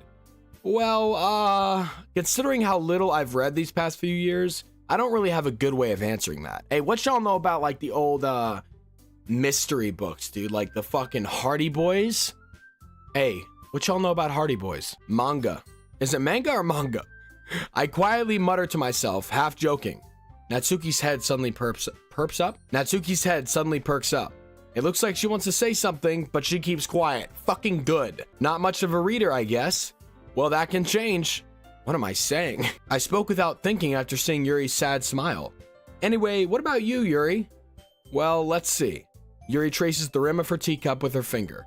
My favorites are usually novels that build deep and complex fantasy worlds. Okay, let me just say something real quick. When I first started this game, like the first Let's Play, I didn't have a problem with them fucking staring directly at us, but now I do, because I'm fucking nervous. Look, we got her staring and we got fucking Sayori hanging out. I'm just scared some shit's gonna go down, and I'm just gonna be like, oh yeah, like all normal, and then fucking blam! The level of creativity and craftsmanship behind them is amazing to me, and telling a good story in such a foreign world is equally impressive. Yuri goes on, clearly passionate about her reading. She seems so reserved and timid since the moment I walked in, but it's obvious by the way her eyes light up that she finds her comfort in the world of books, not people. But, you know, I like a lot of things. Stories with deep psychological elements usually immerse me as well. Isn't it amazing how a writer can so deliberately take advantage of your own lack of imagination to completely throw you for a loop? Yeah, like they did last episode. Actually, you know what I noticed? Last episode, fucking Monica said you left Sayori hanging at home. She wasn't lying. Going back and watching that creeped me the hell out. Anyway, I've been reading a lot of horror lately. I read a horror book once. I desperately grasped something that I can relate to at the minimal level. At this rate, Yuri might as well be having a conversation with a rock! What is this game doing to me? Haha, I'd expect that from you, Yuri.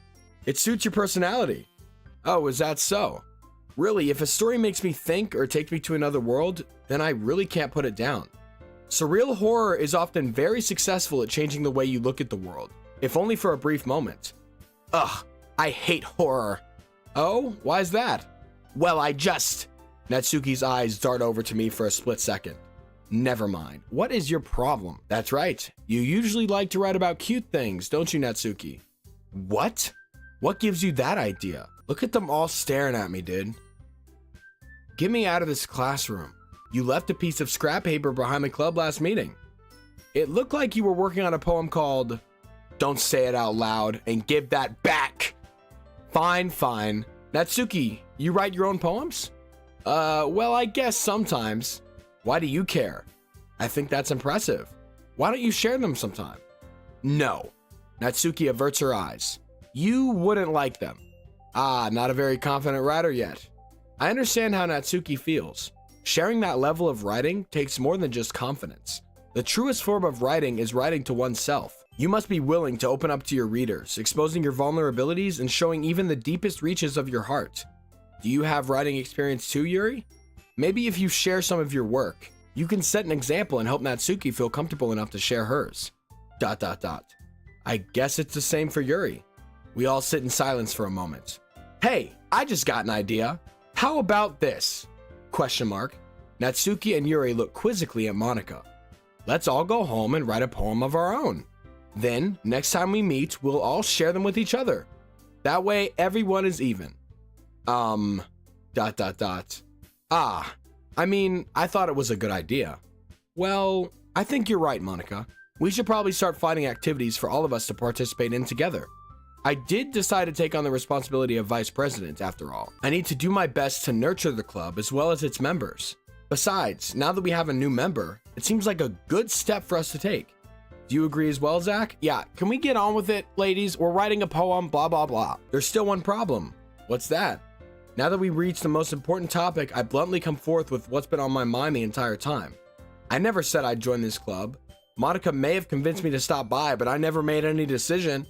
I still have other clubs to look at, and the poster of the fucking little girl hanging on the wall is kind of freaking me out. I lose my train of thought. All three girls stare back at me with dejected eyes. But, I'm sorry, I thought... The girls exchange glances before Monika turns back to me. I guess I need to tell you the truth, Zach. The thing is, we don't have enough members yet to form an official club. We need 4. And I've been trying really, really hard to find new members. And if we don't find one before the festival... I'm defenseless against these girls. How am I supposed to make a clear-headed decision when it's like this? I would feel terrible for letting everyone down in this situation. And besides, the club itself seems pretty relaxed. So if writing poems is the price I need to pay in order to spend every day with these beautiful girls... Oh, Zach, why are you down so bad? Right. Okay, I've decided then. I'll join the literature club. One by one, the girls' eyes light up. Oh my goodness, really? Do you really mean that, Zach? Yeah, it could be fun, right? You really did scare me for a moment. I mean, if you really just left after all this, I would be super pissed. I don't give a singular fuck. Zach, I'm so happy. We can become an official club now. Thank you so much for this. You're really amazing. We know. We know. I'll do everything I can to give you a great time, okay? Okay. Thanks, I guess. Okay, everyone. I think with that, we can officially end today's meeting on a good note. Everyone remember tonight's assignments. Write a poem to bring to the next meeting so we can all share. Monika looks over at me once more. Zach, I look forward to seeing how you express yourself. Yeah. Can I really impress the class star Monika with my mediocre writing skills? I already feel the anxiety welling up inside me. Meanwhile, the girls continue to chit-chat as Yuri cleans up the tea set. I guess I'll be on my way then. Okay, I'll see you tomorrow then. Can't wait. Bye. With that, I depart the club room and make my way home. The whole way, my mind wanders back and forth between the three girls. Natsuki, Yuri, and of course, Monica. Will I really be happy spending every day after school in a literature club? Perhaps I'll have the chance to grow closer to one of the girls. All right, I just need to make the most of my circumstances, and I'm sure good fortune will find me. And I guess that starts with writing a poem tonight. So is Sayori not even gonna be a... You have unlocked a special poem. Would you like to read it? Yes. Before I press this fucking button, am I sure that I really want to read this poem? Not really. Am I gonna do it for us? For the Beale Boys? Of course. Yes. A joke. A man walked into a club. In the club, there was a girl who liked him very much. They spent some time together, and then she liked him even more. One day, the girl realized she was in love with him. Before disaster could happen, a third party intervened with her programming. Suddenly, the girl hated herself for being in love. This contradiction caused the script to derail. The universe started to collapse, but she killed herself just in time. What the fuck? So this is about fucking Sayori. Yeah, killed herself. Okay. Check it. Yo. Okay, check it. Sayori, bye-bye. Hung yourself, then I let out a cry. Yo, Yuri, chilling in the cut. Fuck this shit up. Yo, this little Natsuki bitch, motherfucker looks like throw her in the ditch. So we don't even get to try to flirt with Monica with this poem. Fucking shit. At least we kind of know what Yuri likes, so we're gonna go with that. What was the first one? I forget. Starscape? Okay. Beauty. Fuck you. Unending. All right. Horror. Okay. After image. Don't know what that is. It sounds like a fucking hard word, so... Intellectual. Okay. Inferno. Okay. Graveyard. Okay. Wrath. Okay. Unrequited. Okay. Fireflies. Fuck you. Eternity. Okay. Holiday. Fuck you. Misery. Wow. Valentine. Get the fuck out of here. Extraordinary. Why do her eyes turn black when she fucking jumps up? Did y'all see that? Headphones? Look at that. Look! Essence. Okay, there we go. Unstable. I shouldn't have fucking hit unstable. What the fuck is happening?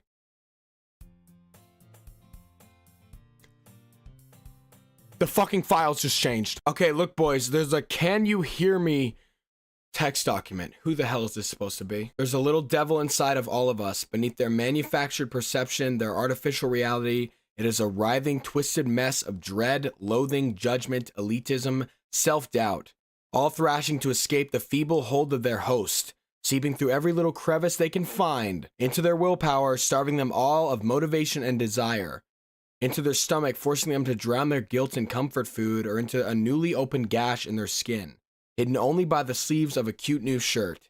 Such a deplorable, tangled mess is already present in every single one of them. That's why I choose not to blame myself for their actions. All I did was untie the knot. Is this fucking Sayori talking to us from the grave, dude?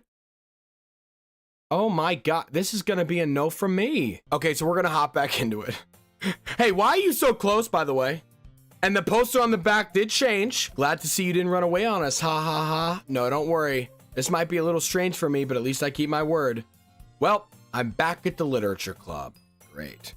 I was the last to come in, so everybody else is already hanging out. Whoa! When he said hanging out, that gave me the fucking chills, and then this shit. Thanks for keeping your promise, Zach. I hope this isn't too overwhelming of a commitment for you. Yeah, I wish you would back the fuck up like a few steps. Making you dive headfirst into literature when you're not accustomed to it. Oh my, I can't. Oh, come on, like he deserves any slack. Shut the fuck up, bitch. You already had to be dragged here by Monica. I don't know if you plan to just come here and hang out or what, but if you don't take us seriously, then you won't see the end of it. Hey, what are you doing in front of the text? Get the fuck back behind there, dude. Oh, here we go with the music. The music's acting weird. Natsuki certainly have a big mouth for someone who keeps a manga collection in the club room. I can't read the first word. I'm guessing that's what it is. Natsuki finds herself saying Monica and manga. Manga is literature. Swiftly defeated, Natsuki plops back into her seat. I'm sorry, Zach. We'll make sure to put your comfort first, okay? Yuri shoots Natsuki with a disappointed glance. I wish Yuri would shoot Natsuki with a fucking Glock. Anyway, now that you're in the club and all, perhaps you might have an interest in picking up a book to read. Ever since that fucking poster, I've been staring at the back trying to look for shit. Who sits in there, dude? Lonely motherfuckers. Well, I can't really say no either way. Like you said, I'm in this club now, so it only feels right for me to do something like that, if you ask. Wait, I didn't mean it like that. If you don't really want to, then forget I said anything, I guess. No, it's not that, Yuri. I want to try to be a part of this club. So even if I don't read often, I'd be happy to pick up a book if you wanted me to. Are you sure? I just felt like, well, as vice president and all, that I should help you get started on something you might like. Yuri reaches into her bag and pulls out a book. I didn't want you to feel left out, so I picked out a book that I thought you might enjoy. It's a short read, so it should keep your attention even if you don't usually read. And we could, you know, discuss it if you wanted. This is, how is this girl accidentally being so cute? She even picked out a book she thinks I'll like, despite me not reading much. Yuri, thank you. I'll definitely read this. I enthusiastically take the book. Phew. Well, you can read it at your own pace. I look forward to hearing what you think. Now that everyone's settled in, I expect Monica to kick off some scheduled activities for the club. But that doesn't seem to be the case. Yuri's face is already buried in a book. I can't help but notice her intense expression, like she was waiting for this chance. Meanwhile, Natsuki is rummaging around in the closet. I'm really curious to talk to Yuri a little bit more. Why did we just switch scenes? I don't know what the fuck that was about, but it's freaking me out. But at the same time, I would feel bad for distracting her from reading. I catch a glimpse of the cover of her book. It looks like the same book that she lent me. More than that, she seems to be on the first few pages. Ah, crap. I think she noticed me looking at her. She sneaks another glance at me, and our eyes meet for a split second. ... But that only makes her hide her face deeper in her book. Sorry, I was just spacing out. I mutter this, sensing I made her uncomfortable. Oh, it's fine. If I was focused, then I probably wouldn't have noticed in the first place. But I'm just rereading a bit of this, so that's the book you gave me, right? Mm-hmm. What the fuck did I just do? What the fuck is going on with her eye? Hey, Yuri, you got a problem right here. You might want to go to the optometrist. Can I click on it? I wanted to reread some of it. Hey, Yuri, stop! Reread some of it. Yeah. Not for any particular reason. Okay, well, her fucking eye went back. Thank God. Just curious, how come you have 2 copies of the same book? Well, I stopped at the bookstore yesterday. That's not what I meant. I mean, I just happened to buy 2 of them. I see. There's something fairly obvious here that Yuri isn't telling me, but I decided to let it go. What the fuck? Every time I right click, it takes the text away, and then that fucking shit started happening? What the fuck? I'll definitely start reading it soon. I'm glad to hear. Once it starts to pick up, you might have a hard time putting it down. It's a very engaging and relatable story. Is that so? What's the story about anyway? Well, I look at the cover of the book. The book is titled Portrait of Markov. There's an ominous looking eye symbol on the front cover. Bitch, like the fucking eye that was levitating off your fucking face. Basically, it's about this religious camp that was turned into a human experiment prison, and the people there trapped there have this trait that turns them into killing machines and lust for blood. But the facility gets even worse when they start selectively breeding people by cutting off their limbs and affixing them to... Oh, well, that might be a bit of a spoiler. Yeah, bitch, you just ruined the entire book. Go fuck yourself. But anyway, I'm really into it. The book. I mean, ooh, don't like the way that she looked at me when she said that. Not the thing about the limbs. That's kind of dark, isn't it? Yuri made it sound like it was going to be a nice story, so that dark turn came out of nowhere. So you're not a fan of that sort of thing, Zach? No, it's not that. I mean, I can definitely enjoy those kinds of stories, so don't worry. I just don't want you cutting my fucking limbs off, bitch. I hope so. Yeah, I totally forgot that Yuri's into these things. She's so shy. She's so shy and reclusive on the outside, but her mind seems to be completely different. It's just that this kind of story, it's the kind that challenges you to look at life from a strange new perspective. When horrible things happen, not just because someone wants to be evil, But because the world is full of horrible people and we're all worthless anyway, what the fuck is going on? Then suddenly, I'm gonna tap out. I'm rambling, aren't I? Yeah, bitch. Not again, I'm sorry. Hey, don't apologize. I haven't lost interest or anything. Well, I guess it's all right then, but I feel like I should let you know that I have this problem. When I let things like books and writing fill my thoughts, my whole body gets what? I kind of forget to pay attention to other people. So I'm sorry if I end up saying something strange. And please stop me if I start talking too much. I really don't think you need to worry. I think I need to be the one who's worrying. That means you're just passionate about reading. The least I can do is listen. It's a literature club after all. Ah, that's true. In fact, I might as well get started reading it, right? No! I cannot. Boys, I can fucking not do this. I can't do this. I can't fucking do this. This is worse than running through fucking halls getting chased by fucking those monkeys in Dark Deception. This is worse than that shit, dude. It's so... The perfect word is horribly unsettling. This game is fucking terrifying. Yes. I mean, you don't have to, but haha, what are you saying? Boys, it's just the fact that any second some shit could happen and I'm just sitting here reading it. You know what I'm saying? Like, we're just sitting here chill reading and then bam, fuck you. What are you saying? ... Let me just get the book. I quickly retrieve the book that I put into my bag. All right, it's fine if I sit here, right? I slip into the seat next to Yuri's. Oh my god. Yeah. Are you sure? You seem a little apprehensive. I'm sorry. It's not that I don't want you to, it's just that, oh wait, let me check the files. Yeah, no new files. Nothing has popped up. Wait, let me check the characters. Yeah, no new files, nothing is hot. Wait, trace back. Oh, what the, that's nothing. Like, sit here. Dude, this shit is, it's literally anything can happen at any time. The files are changing. There's shit popping up. It's horrible. This shit's fucking... It's just not something that I'm very used to. That is, reading in company with someone. I see. Well, just tell me if I end up distracting you or something. Alright. I open the book and start the prologue.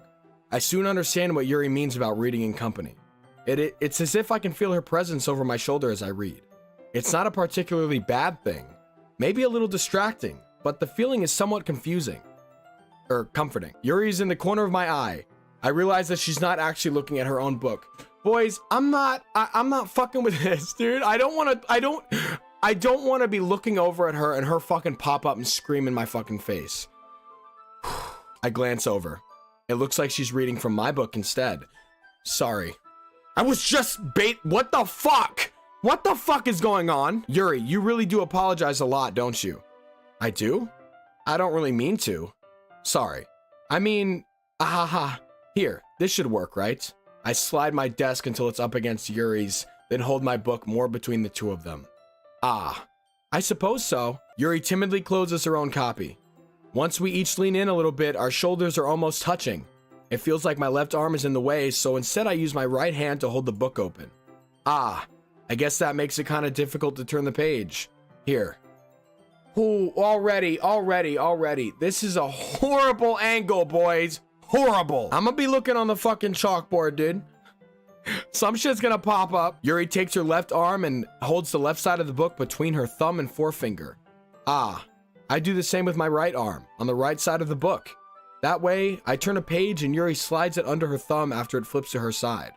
But in holding it like this, we're huddled even closer together than before. It's actually kind of distracting me. Again, this motherfucker is down way too bad. It's as if I can feel the warmth of Yuri's face and she's in the corner of my vision. Are you ready? No. And please do not look at me like that ever a fucking again. To turn the page. Oh, sorry. I think I got a bit distracted for a second. I glance over at Yuri's face again and our eyes meet. I don't know how I'll be able to keep up with her. That's okay. You're not as used to reading, right? Ooh! Don't. Do not do that little weird fucking smile shit. please look back down at your book. Don't look at me anymore. Thank you. I don't mind being patient if that takes you a bit longer. It's probably the least I can do, since you've been so patient with me. Yeah, thanks. We continue reading. Yuri no longer asks me if I'm ready to turn the page. Instead, I just assume that she finishes the page before me, so I turn it by my own volition. We continue the first chapter in silence. Even so, turning each page almost feels like an intimate exchange. My thumb gently letting go of her page, letting it flutter over to her side as she catches it under her own thumb. Hey Yuri, this might be a silly thought, but the main character kind of reminds me of you a little bit. Ooh! This is no good. Hey, doesn't the main character chop motherfuckers' limbs off? Eh? Dude, no, do not smile like that. No, I don't relate to this character at all. Definitely not. Really? I was just thinking the way she second guesses things she said and all that. Look back away. Please, don't look at me. That's what you were talking about. Sorry, I thought you meant something else about her. Something else? Never mind. We didn't even get that far yet, so I don't know why it came into my head. Because you're a fucking psychopath. Ha ha ha. Yuri, are you feeling all right? Eh? Yuri's been a little fidgety ever since we started reading. You can rest if you're feeling sick or something. Your breathing is a little... My breathing? Yuri puts her hand on her chest as if to feel her heartbeat. I should do the fucking same. I didn't even notice. Anyway, I'm fine. This bitch looks fucking crazy, dude. Look at this. I just need some water. All right, don't push yourself. Yuri stands up and practically rushes out of the classroom. She skedaddled. What on earth was that about? Zach, hey, what's up, Monica? Did something happen just now? Eh? I have no idea. Yuri was acting a little strange, I guess. So, you don't know anything. Sorry, I can't say I do. Monica, you're acting strange. Also, I'm looking in the background for some shit. Nothing's popping up. Thank God. Are you worried about her? Oh, no, not really. I was just making sure that you didn't do anything to her. What the fuck would I do? I'm a gentleman, motherfucker. Monica, you should know this. No, nothing. Haha, don't worry. I believe you, silly. Yuri just does this sometimes, so it's nothing alarming. All right, if you say so. Anyway, why don't we start sharing our poems with each other? Eh? Shouldn't we wait for Yuri? Well, she might be a while, so I figured we'd get started without her. How do you know? How does she know where the fuck she's going? How does she know that she's gonna be a while? Monica knows all and sees all. That's the fucking end of it. Is that okay? Yeah, I was just asking. I stand up. I make a mental note of where I left off in the book and then slip it back into my bag. Okay, well, who should I show my poem to first? Well, fucking the girl I wrote it for is she hit the road. Let's go with my least favorite person, Nat fucking Suki. I told Natsuki I was interested in her poems yesterday. It's probably only fair if I shared mine with her first. Here she is. ... Yeah, what the fuck ever. Question mark? Well, it's about what I expected from someone like you. What the fuck does that even mean? That's a little blunt. Well, excuse me. It's not like I said it was bad. I just didn't invoke any emotions. So basically, it's not cute enough for your taste. Do you want to get smacked? Bitch, do you want to get smacked? I'm just curious. Because I'll smack the fucking shit out of you. I'll smack that fucking pink hair off your fucking head. I'll pass. Sigh. Well, anyway, I guess I need to show you mine. Not that you'll like it. Eagles can fly, monkeys can climb, crickets can leap, horses can race, owls can seek. Cheetahs can run, eagles can fly, people can try, but that's about it. Yeah, what the fuck ever. I don't give a fuck. Let me out of this fucking poem. Thank you. Yeah. I told you you weren't gonna like it. Yeah, it was fucking horrible. It sounded like it was written by a 5-year-old. I like it, you liar. What? Just be honest. I am. Why are you so convinced that I wouldn't like it? Well, because everyone in high school thinks that writing has to be all sophisticated and stuff. So people don't even take my writing seriously. But isn't the point of poems for people to express themselves? Your writing style wouldn't make your message any less valid. Yes, exactly. I like when it's easy to read, but it hits you hard. Like I'm about to do to you, bitch. Like in this poem. Seeing everyone around you do great things can be really disheartening. So I decided to write about it. Yeah, I understand. But the other nice thing about simple writing is that it puts more weight on the wordplay. Like, I set up for a rhyme at the end, but then made it fall flat on purpose. It helps bring out the feeling in the last line.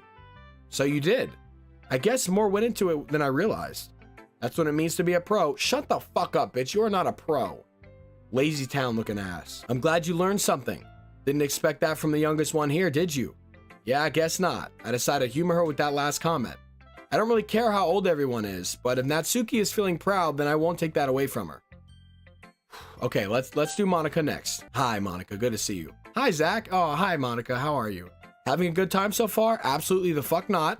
Yeah, you lying bastard. Good. Glad to hear it. By the way, since you're new and everything, if you ever have any suggestions for the club, like new activities or things we can do better, yeah, I have a suggestion. Can y'all stop glitching the fuck out? Please. I'm always listening. Is that supposed to be a double fucking meaning? Because this bitch knew everything about my conversation with Sayori last episode and she wasn't even there. Don't be afraid to bring things up, okay? All right, I'll keep that in mind. Of course I'll be afraid to bring things up. Yes, finally we're on the same fucking page. I'm much better off just going with the flow until I'm more settled in. Anyway, want to share your poem with me? It's kind of embarrassing, but I guess I have to. Ahaha, don't worry, Zach. We're all a little embarrassed today, you know? But it's that sort of barrier that we all learn to get past soon. Yeah, that's true. I hand Monica my poem. Great job, Zach. I was going ooh in my head while reading it. It's really metaphorical. I'm not sure why, but I didn't expect you to go for something so deep. I guess I underestimated you. It's easiest for me to keep everyone's expectations low. Yeah, that's a fact. That way, it always counts when I put in some effort. Ahaha, that's not very fair. Well, I guess it worked anyway. You know that Yuri likes this kind of writing, right? Yeah, I do. That's why I wrote it for her and she fucking scrambled. Writing that's full of imagery and symbolism. Sometimes I feel like Yuri's mind is totally detached from reality. I don't mean like that's a bad thing though, but sometimes I get the impression that she's totally just given up on people. She spends so much time in her own head that it's probably a much more interesting place for her. But that's why she gets so happy when you treat her with a lot of kindness. I don't think she's used to being indulged like that. She must be really starved for social interaction, so don't blame her for coming on a little strongly.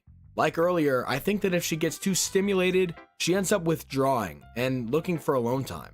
Suddenly the door opens. Yuri! Oh my goodness, so good to see you. I'm back. Did I miss anything? Not really. Well, we all started sharing our poems with each other. Already? I'm sorry for being late. No need to apologize. We still have plenty of time, so I'm more glad that you took all the time you needed. All right. Thanks, Monica. I suppose I should go get my poem now. Anyway, do you want to read my poem now? Sure, Monica. Let's have a look. Don't worry, I'm not very good. It's okay. You sound pretty confident for someone who claims to not be very good. Well, that's because I have to sound confident. That doesn't mean I always feel that way, you know. I see. Well, let's read it then. Hole in the wall. But he wasn't looking at me. Confused, I frantically glance at my surroundings. But my burned eyes can no longer see color. Are there others in this room? Are they talking? Or are they simply poems on flat sheets of paper? The sound frantically scrawling, playing tricks on my ears? The room begins to crinkle, closing in on me. The air I breathe dissipates before it reaches my lungs. I panic. There must be a way out. It's right there. He's right there. Swallowing my fears, I brandish my pen. Wait, who's right where, bitch? Hi. So what did you think? Fucking weird. It's very free form, if that's what you call it. Sorry, I'm not really the right person to ask for feedback. Ahaha, it's okay. Yeah, that kind of style has gotten pretty popular nowadays. That is, a lot of poems have been putting emphasis on the timing between words and lines. When performed out loud, it can be really powerful. What was the inspiration behind this one? Well, I'm not sure how to put it, but I guess you could say I had some kind of epiphany recently. It's been influencing my poems a bit. An epiphany? Yeah, something like that. I'm kind of nervous to talk about deep stuff like that, because it's kind of coming on strongly. Maybe after everyone is better friends with each other. Anyway, here's Monica's writing tip of the day. Sometimes when you're writing a poem or a story, your brain gets too fixated on a specific point. If you try so hard to make it perfect, then you'll never make any progress. Just force yourself to get something down on the paper and tidy it up later. Another way to think about it is, if you keep your pen in the same spot for too long, you'll just get a big dark puddle of ink. So just move your hand and go with the flow. That's my advice for today. Thanks for listening. Monica, dude, I'm saying, boys, me and Monica, we were in love with Monica, truly. And now I'm second guessing literally everything I've ever thought ever. And now here we go with Yuri. Let's see. Hope you like it. Written just for you. ... As Yuri reads the poem, I notice her eyes lighten. Exceptional. Eh? What was that? Question mark. Did I say that out loud? Yuri covers her mouth and then ends up covering her whole face. He's going to hate me. You really didn't do anything wrong, Yuri. You complimented my poem. Eh? I guess you're right. Why am I getting so nervous for? Ahaha. Yuri takes a big breath. So, what kind of writing experience do you have? Your use of imagery and metaphors indicate you've written a lot of poetry before. Really? Wow, that's a huge compliment coming from you. This is actually my first time. Really? Huh? Yuri stares at me blankly, then looks at my poem again. ... Well, I know that. I just meant, Yuri trails off, unable to find an excuse. She traces her finger along the words in the poem, as if breaking it down more thoroughly. Yeah, okay. This is the reason I was able to tell. It's just that there are specific writing habits that are usually typical of new writers, and having been through that myself, I kind of learned to pick up on them. I think the most noticeable thing I recognize in new writers is that they try to make their style very deliberate. In other words, they tend to pick a writing style separate from the topic matter and they form fit the two together. The end result is that both the style and the expressiveness are weakened. Once Yuri finds her train of thought, it's as if her demeanor totally changes. Her stammering is completely gone and she sounds like an expert. Of course, that's not something you can be blamed for. There are so many different skills and techniques that go into writing even a single poem. Not just finding them and building them, but getting them to work together is probably the most challenging part. It might take you some time, but it all comes with practice and learning by example and trying new things. I also hope that everyone else in the club gives you valuable feedback. Natsuki can be a little bit biased though. Biased? How? Well, never mind. I shouldn't be talking about people like that. No, please, I fucking hate that bitch. Sorry. It's fine. I'm not sure if Yuri is apologizing to herself, to me, or to Natsuki. Do you mind if I read your poem now? Please do. I'd love to share my thought process behind it. Yuri smiles dreamily, as if that's a rare opportunity for her. Which itself is kind of funny. After all, isn't this supposed to be a literature club? Ooh, the fucking pulling up of the fucking paper scared the shit out of me. Ghosts under the light. The tendrils of my hair illuminate beneath the amber glow. Bathing. It must be this one. The last remaining streetlight to have withstood the test of time. The last yet to be replaced by the sickening blue-green hue of the future. I bathe. Calm, breathing air of the present, but living in the past. The light flickers, I flicker back. Beautiful, Monica. Or whatever your fucking name is. ... I'm sorry I have such terrible writing. What? I wasn't thinking that at all. But it took you a long time to read. Ah, well, I don't read script very often. I actually think your handwriting is pretty. Eh? That's a relief. Also, I liked the poem. Even though it's short, it was really descriptive. It wasn't too short? I usually write longer poems. Not at all. I'm really glad you like it.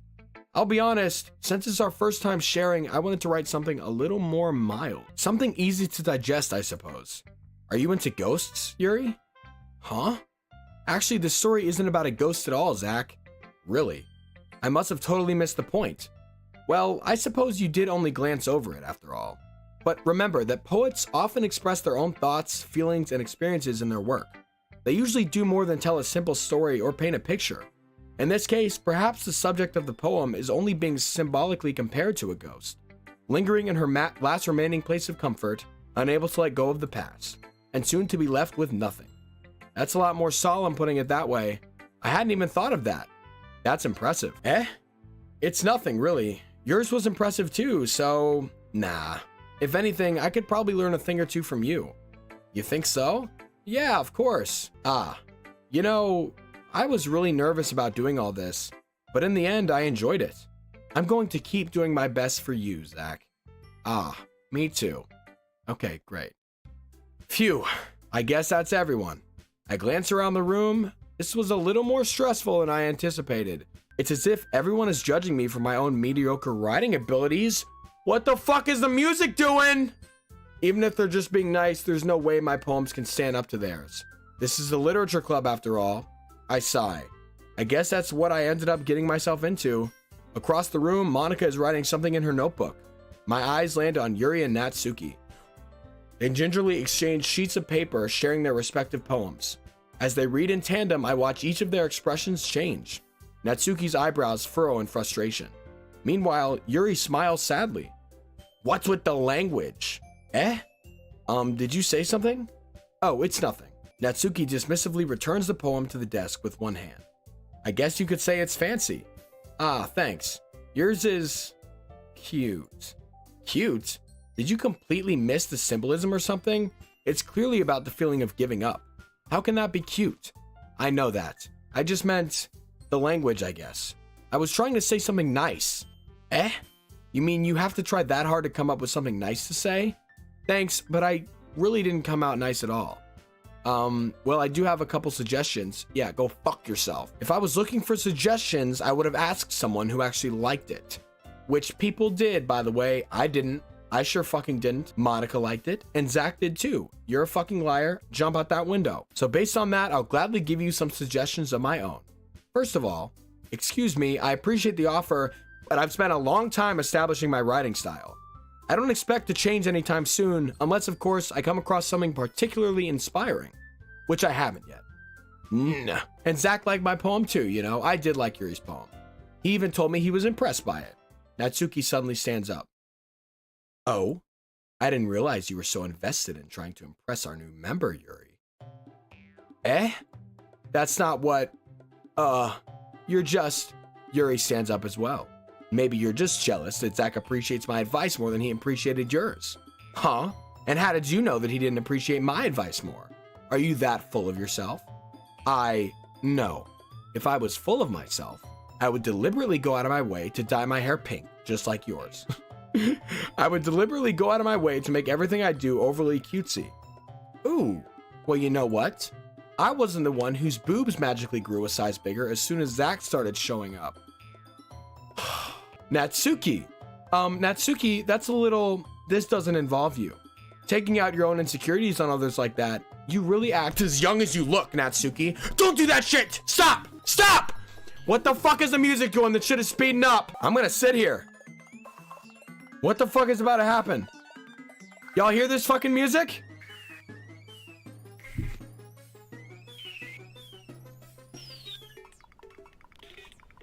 What the fuck? Well, I'm just sitting here. Where are we going? Am I supposed to keep going? You really act as young as you look, Natsuki. Me? Look who's talking, you wannabe edgy bitch. Edgy? Sorry that my lifestyle is too much for someone of your mental age to comprehend. See? Just saying that proves my point. Most people learn to get over themselves after they graduate middle school, you know.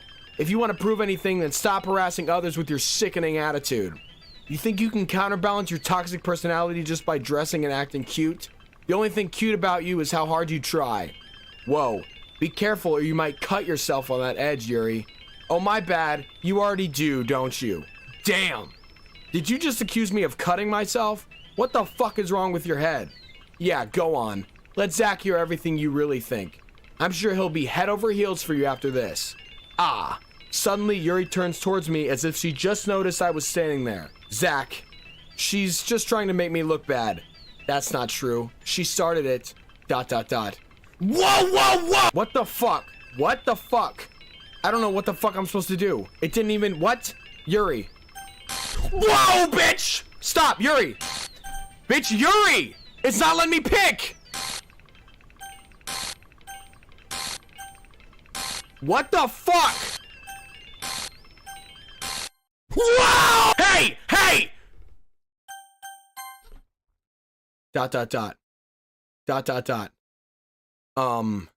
Hey, Zach. Hi. Why don't we step outside for a little bit? Okay? Sorry about that. They really shouldn't have tried to get you involved. It's probably better for us to stay out of this. We'll go back inside once they're done yelling. Ahaha. Some president I am, right? I can't even confront my own club members properly. I just wish I was able to be a little more assertive sometimes. What? I just wish I was able to be a little more assertive sometimes. But I never have it in me to put my foot down against others. You understand, right? Anyway, if this makes you want to spend less time with the others, then that's fine. I'd be happy to spend time with you instead. Yes! Yes! Suddenly, Natsuki runs out of the classroom. ... She quickly runs away. Okay, bye, bitch. Huh. Smell you later, asshole. Oh, dear. Well, it looks like they're done. I didn't mean it. Where the fuck did the music go, dude? I didn't mean it. I didn't mean it. Yuri is rocking back and forth in her desk with her palms in her forehead. Yuri, I didn't mean it. I believe you. I have no idea what Yuri might have said to Natsuki, or did. Zach, please don't hate me. Please. I'm not like this. There's something wrong with me today. It's fine, Yuri. We know you didn't mean it. Besides, I'm sure Natsuki will forget all about it by tomorrow. Completely. ... Anyway, the meeting is over, so you can go home now if you want. ... Yuri looks at me as if she wants to say something, but she keeps glancing at Monica. You can go first, Monica. I'd like to stay for a little bit longer. I'm the president, so I should be the last one out. I'll just wait for you to be done. ... Well, I'm vice president, so please let me take that responsibility today. It kind of sounds like you don't want me around for something, Yuri. It's not that. It's not that. I didn't get much of a chance to discuss my book with Zach. It would just be embarrassing with you listening. Sigh. I guess I don't really have a choice, do I? I'm sorry for causing trouble, but I really appreciate...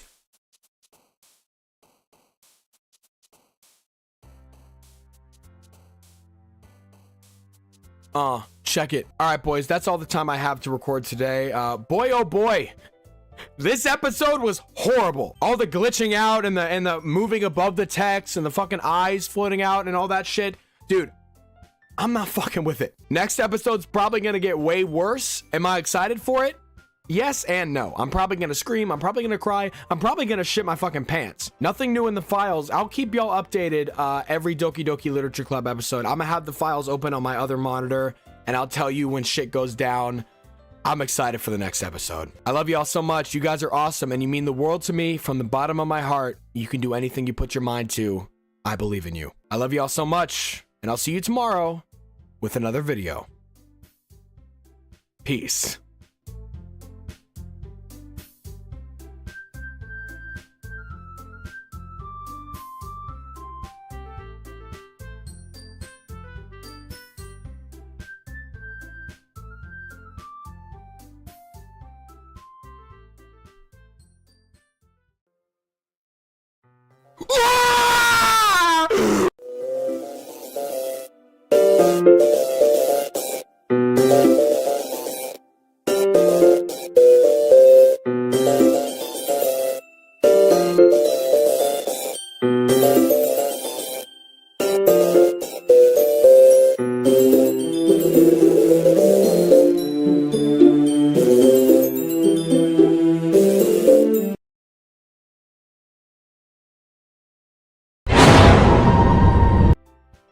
Okay, let's see what we're playing today. What is on the agenda? And no. What's up, boys? Welcome back to the channel and welcome back to Doki Doki Literature Club.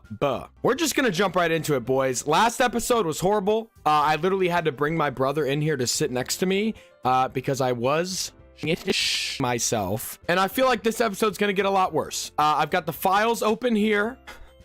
Nothing's new, but I'm sure it will be pretty soon. Monica, of course. Look at her, man. She's getting ready for Valentine's Day, dude. She's getting ready. We got Monica, we got that, we got Yuri, and we got fucking...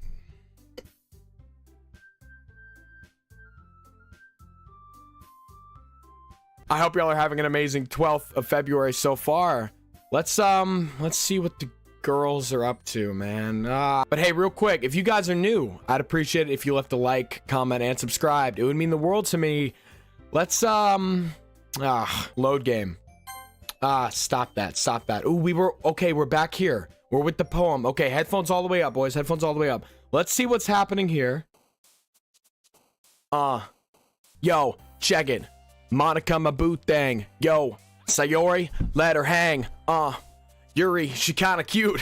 Natsuki's the little bitch I wanna shoot. Okay, so let's pick some stuff that she would like. Melody, already off the jump. Scars. Okay, misfortune. Extraordinary.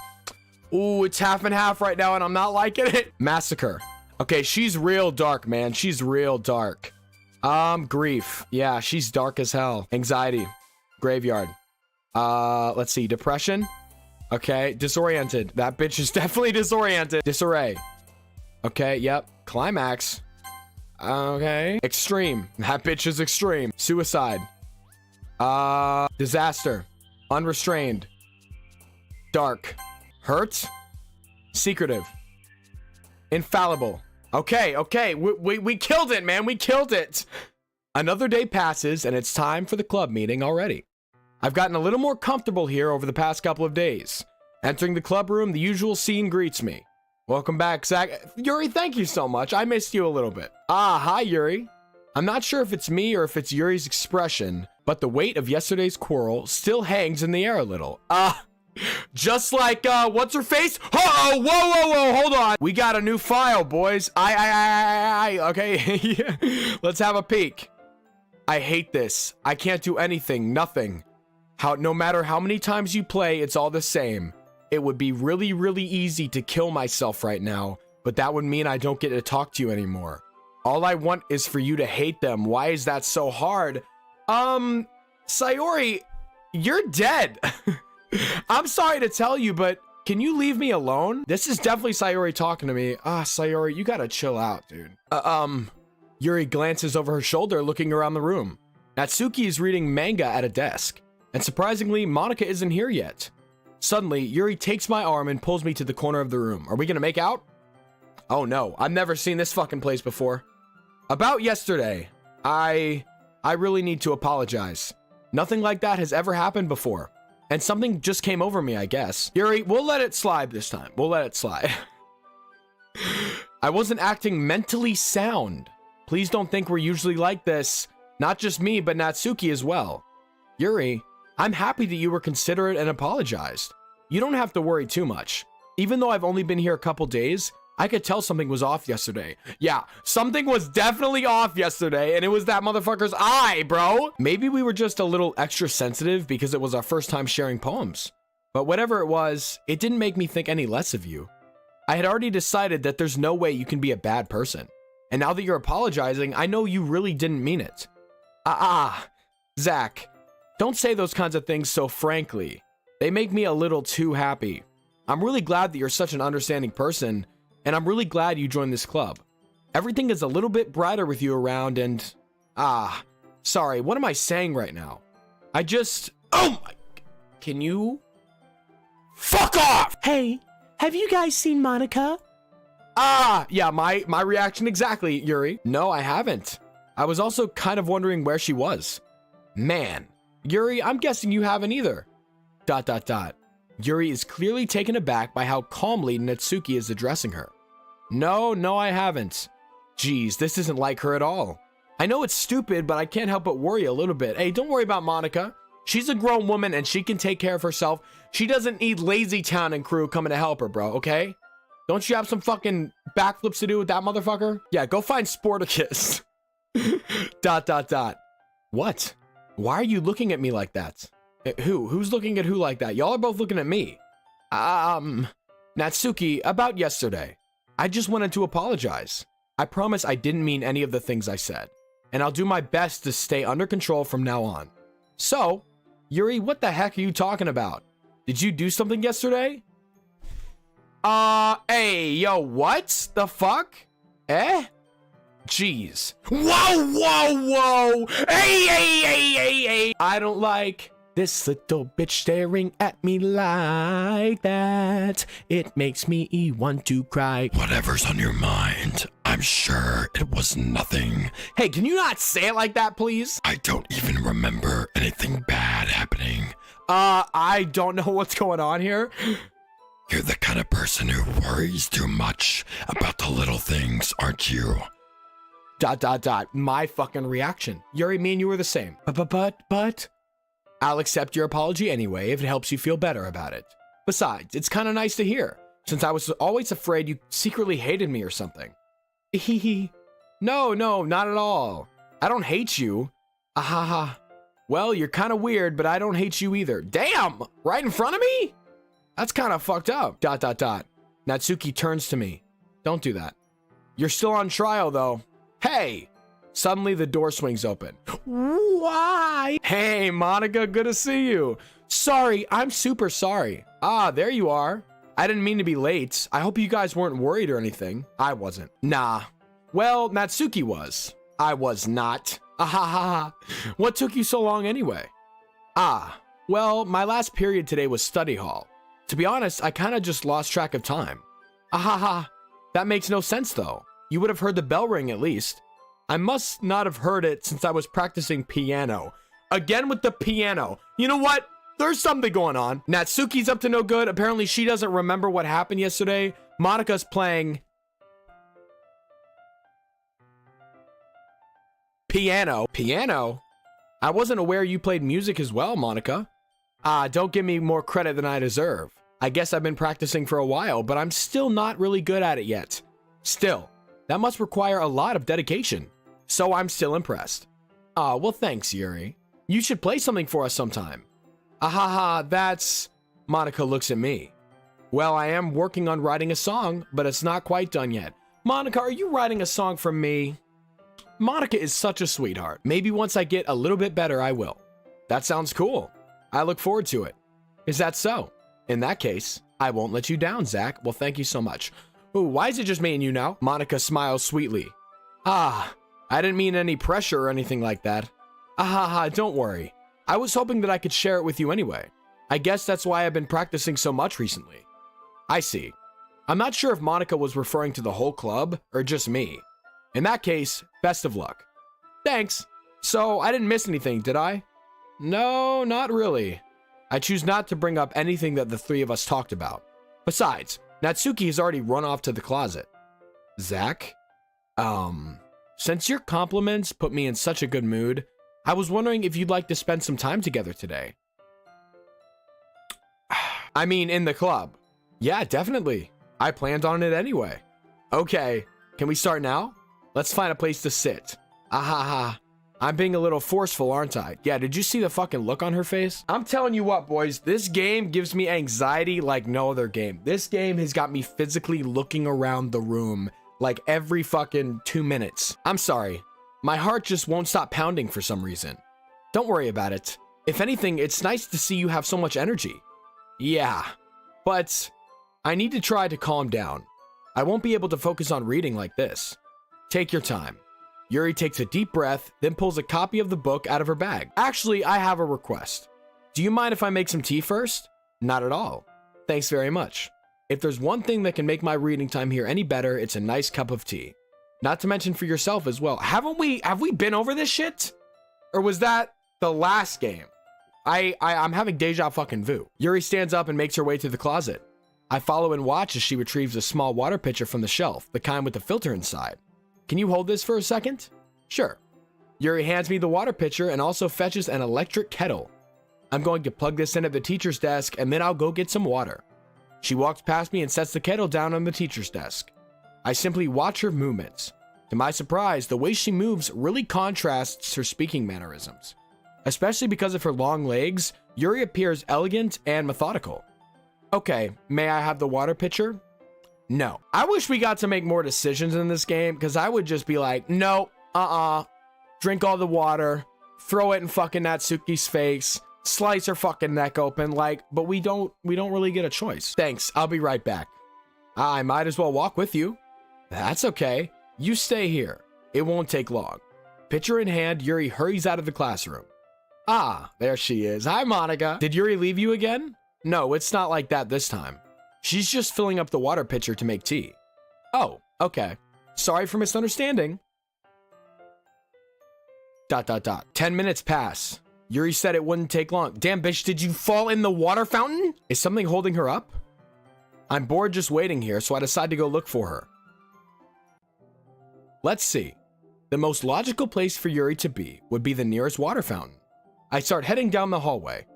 Who the hell? Who is question mark? Ha. What's that noise? It's coming from around the corner. It sounds like breathing. Ka. A sharp inhale, like someone is sucking the air through their teeth. Are they in pain? I reach the corner and peer around it. Yuri? Hi! Kaya!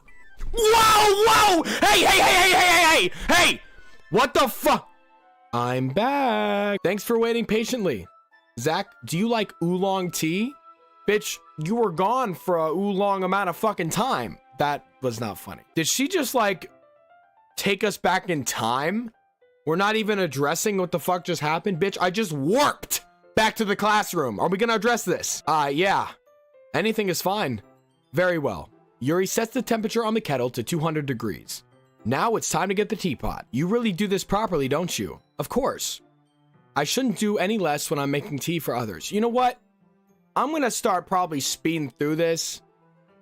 And then when some shit pops up, I'll let y'all know. Because I don't want to make these episodes 50 fucking minutes long. We're still reading, boys. We're fucking reading a book. Of course. Yeah. Oh, here we go with this.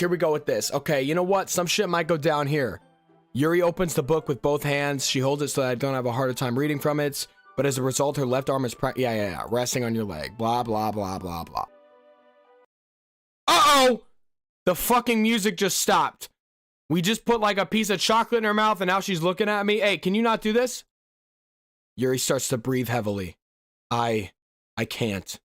Zach? Suddenly, Yuri forcefully grabs my arm and jerks me to my feet. My teacup gets knocked over. Zach. My heart. What the fuck are you talking about? My heart won't stop pounding, Zach. Bitch, are you having a heart attack? I can't calm down. I can't focus on anything anymore. Can you feel it, Zach? Let me feel fucking mine. Yeah, it's going. Yuri suddenly presses my hand against her chest. Why is this happening to me? Bitch, I don't know, but why are all the lights off, bitch? Did you not pay the bill? I feel like I'm losing my mind. I can't make it stop. Oh, bitch! I don't like the way she's looking at me. I don't like that, dude. I don't like that shit one fucking bit. I can't make it stop. It even makes me not want to read. I just want to look at you. Oh my gosh, dude! Hi! What the fuck is that? Yeah, I see you're looking at me. Hi. Yeah, can you not do that shit anymore, please? Look at those eyes, dude. Yeah. Can you leave me alone? Hi, Monica. It's time to share poems. Hey, what the fuck was... Like, what? Hello? Fuck it, let's get Natsuki over with, dude. Oh my gosh. Yeah. I'll see y'all in a second. Yeah, spiders. Yeah, nice poem, dude. Nice poems. Wait, whoa, what? Uh-oh! Amy likes spiders. You know what I heard about Amy? Amy likes spiders. That's why I'm not friends with her. Cute singing voice. One time I hurt my leg really bad. She likes spiders. Amy has a lot of friends. I always see her talking to people, which probably talks about spiders. What? It's gross. She's gross. The world is better off without... Whoa. Who is Amy? Is Amy supposed to be... Who the fuck is Amy? This shit's creepy. The world's better off without spider lovers, and I'm gonna tell everyone. You're a little weirdo. Not bad, right? It was fucking weird. Anyway, the message is pretty straightforward in this poem. I doubt I have to explain it. Like, anyone would agree that the subject of this poem is an ignorant jerk. Everyone has some kind of weird hobby or guilty pleasure, something that you're afraid if people find out they made fun of or think less of you. But that just makes people stupid. Who cares what someone likes as long as they're not hurting anyone and it makes them happy? I think people really need to learn to respect others for liking weird things. Such as two of the girls in this very club, whom I respectfully won't name. Bitch, there are only 3 of you. Kind of ironic that even in my one place of comfort, I can't even have people respect me. Maybe because you're, first of all, 3 feet tall. Geez, now you're making me complain too much. What did I do? For what it's worth, I respect you. That's a lie. Oh. All right, Monica time. Come on, Monica. Come on. Whoa! Zach, I think you saw something earlier that you weren't supposed to see. I didn't want to have to tell you this, but I don't think I have a choice. It's getting kind of dangerous for you to spend so much time with Yuri. I don't know why, but she seems pretty easily excitable when she's around you. Boys, do you see the chills? Which shouldn't be a problem in itself. But when Yuri gets too excited, she finds a place to hide and starts cutting herself with a pocket knife. Isn't that kind of messed up? She even brings a different one to school every day, like she has a collection or something. So this bitch is a fucking... I mean, it's definitely not because she's depressed or anything like that. I think she just gets some kind of high from it. It might even be like a sexual thing. But the point is, you've been kind of enabling her. How dare you? I'm not saying it's your fault, but I guess that's kind of why I had to explain it all to you. So I think if you keep your distance, that would probably be the best for her. Maybe if me and you hung out more, I wouldn't have to go to her. While you're at it, don't be shy to spend a little more time with me. We're on top of the world, boys. To put it lightly, I at least have it together in the head, and I know how to treat my club members. But anyway, you want to read my poem now? I like the way this one turned out. I hope you do too. What? Save me, the colors they won't, bright, beautiful colors. Wait, whoa. Why are you missing words? Or letters? U... Wait, hold on. U-I-O. Wait, you're missing... What? The noise it won't stop, violent, grating, squeaking, scratching, piercing, sine, cosine, tangent, like playing with a chalkboard on a turntable, like playing a knife on a breathing rib cage. Endless PM of me. What the hell? Delete her. Delete who? Is this supposed to be Sayori talking to us? Delete her. Hi. Do not. Sorry, I know it's kind of abstract. I'm just trying to, well, never mind. There's no point in explaining. Anyway, here's Monica's writing tip of the day. Sometimes you'll find yourself facing a difficult decision. When that happens, don't forget to save your game. You never know when, who am I talking to? Can you hear me? Tell me you can hear me. I can hear you. Anything. Hello. I'll help you. That's my advice for today. Thanks for listening. Okay, I'm gonna save real quick. Whew, my gosh. Yuri, here we go. I need you to back up. I've been waiting for this. Let's see what you've written for today. ... Yuri stares at the poem with a surprised expression on her face. Do you like it? Zach, this might have been even better than yesterday's. How did you even pick up on this so quickly? Just yesterday, I was telling you the kind of technique worth practicing. Maybe that's why. You did a good job explaining. I really wanted to try giving it more imagery. For Yuri visibly swallows. Even her hands appear sweaty. That makes me so happy. It's so amazing to feel like I'm valued, Zach. Everything you write is a treasure to me. My heart pounds just holding it. I want to write a poem about this feeling. Is that bad, Zach? I'm not being weird, right? I'm having a harder time than usual at concealing my emotions. Bitch, I'll tell you what was weird. Right now, this is... What's the word? Quirky. The thing that I saw earlier... Horrifying! I'm kind of embarrassed. But right now, I just want you to read my poem too, okay? What the fuck? Bitch, I'm not reading all this. Wheel. Yeah. Breathing...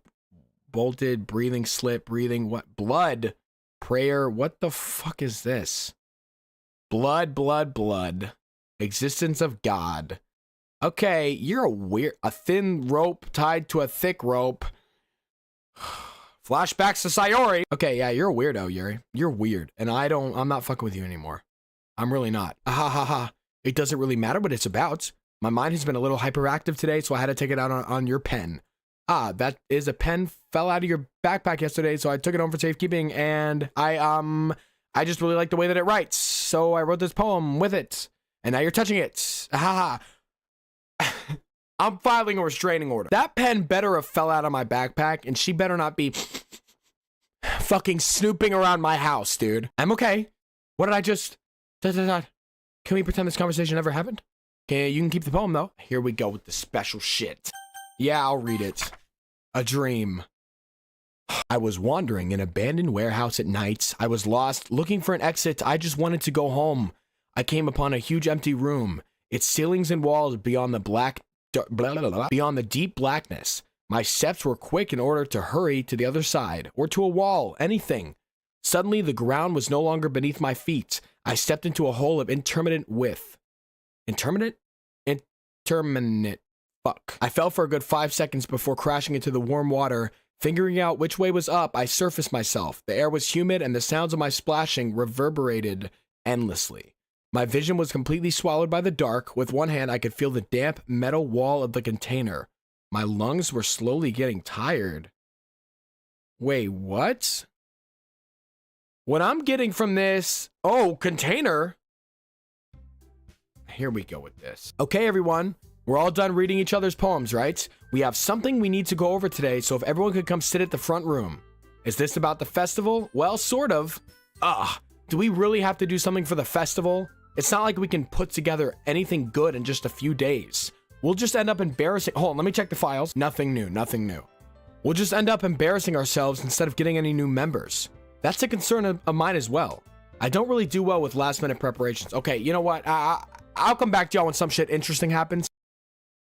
Hey, where'd the music go? Do you really think any of us here joined the club with other people in mind? Yuri never even talked until Zach joined. As for me, I feel like it better here than I do at home. And Zach isn't even passionate about literature in the first place. Sure I am, Natsuki. Go fuck yourself. And that's everyone. Sorry, but you're really the only one who's so interested in finding new members. The rest of us are fine like this. I know you're president and all, but I really think you should consider our opinions for once. ... Monika is clearly taken aback by Natsuki's words. So we're talking about...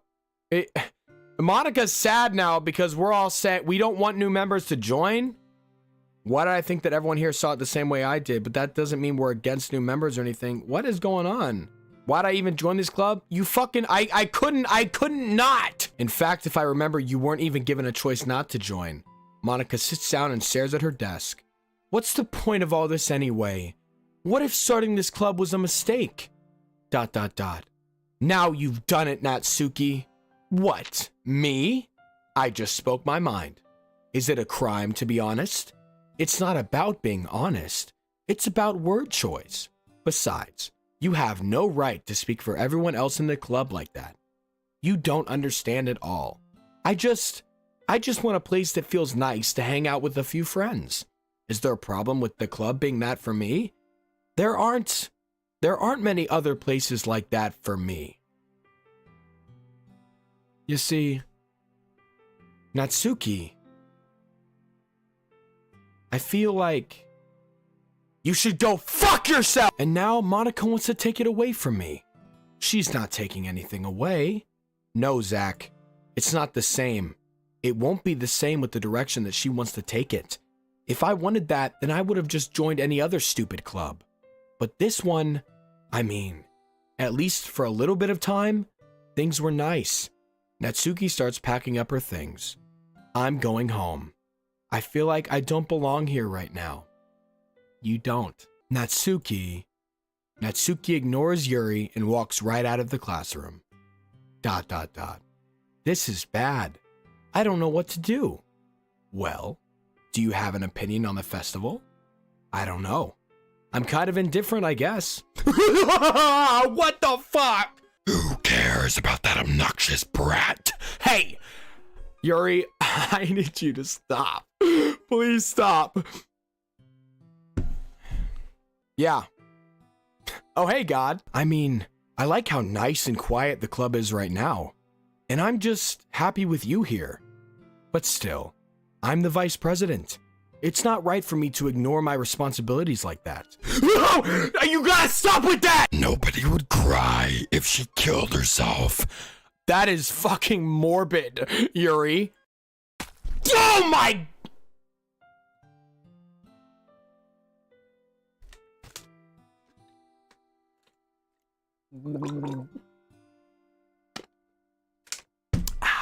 Fuck you. I should do my best to consider everyone's perspective and make the decision that's right for the club.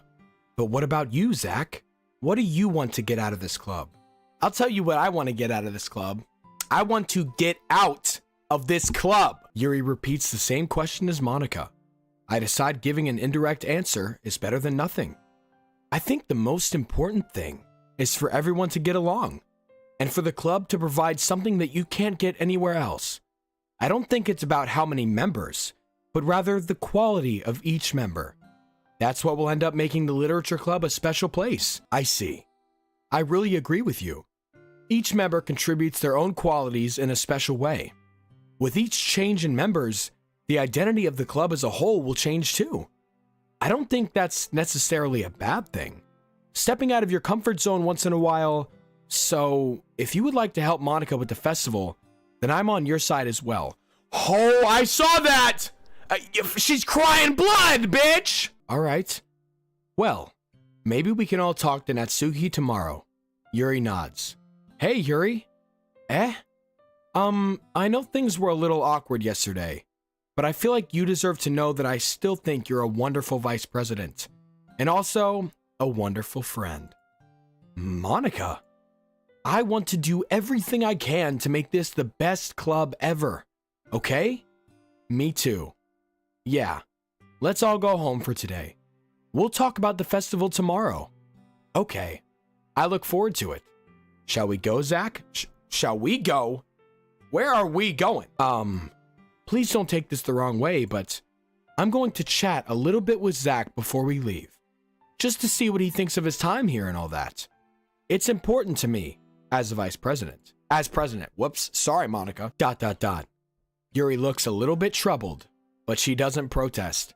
Okay, I trust your judgment, Monica. In that case, I'll see the two of you tomorrow. See you tomorrow. Monica waves as Yuri exits the classroom. Phew. Things have been a little bit hectic lately, haven't they? Zach, I just wanted to make sure you're enjoying your time at this club. I would really hate to see you unhappy. You should have seen me 5 minutes ago. I feel kind of like I'm responsible for that as president. Why is whoa, hey. What the fuck is happening behind you, bitch? I really do care about you, you know? I don't like seeing the other girls give you a hard time with how mean Natsuki is and everything. And Yuri being a little bit, you know, yeah, I know. Haha. Sometimes it feels like you and I are the only real people here. Bitch, I don't want to hear that. You know what I mean? But it's weird because in all the time you've been here, we've hardly gotten to spend any time together. Finally, Monica, finally. Hey, Monica, I'm talking to you. Look, listen, this is me. I agree. I touched the screen. Y'all couldn't see that, though. I mean, I guess it's technically only been a couple days. Sorry, I didn't mean to say something weird. There are just some things I've been hoping to talk about with you. Things I know only you could understand. So that's why... Wait, not yet! No! Stop it! My exec... What the fuck? Intellectual. Rain cloud. Fuck. Anger. Fuck! Romance. Fuck! Shit! Whoa! What's going on up there? Let me save real quick, dude. I'm not fucking with that. Pain. Who the fuck was that? Was that Did y'all see that? Was that Sayori? Hold on. Hopeless. Oh no. Vivacious. Whisper. Oh fuck. Misfortune. Kawaii. Look! Is that Sayori? Sayori! Are the files changing? No, files are the same. What the fuck? Unrestrained. Daydream. Look! She's right here. Doki Doki. What the fuck? Horror. Precious. Fuck! Defeat. Disoriented. Wrath. Shame.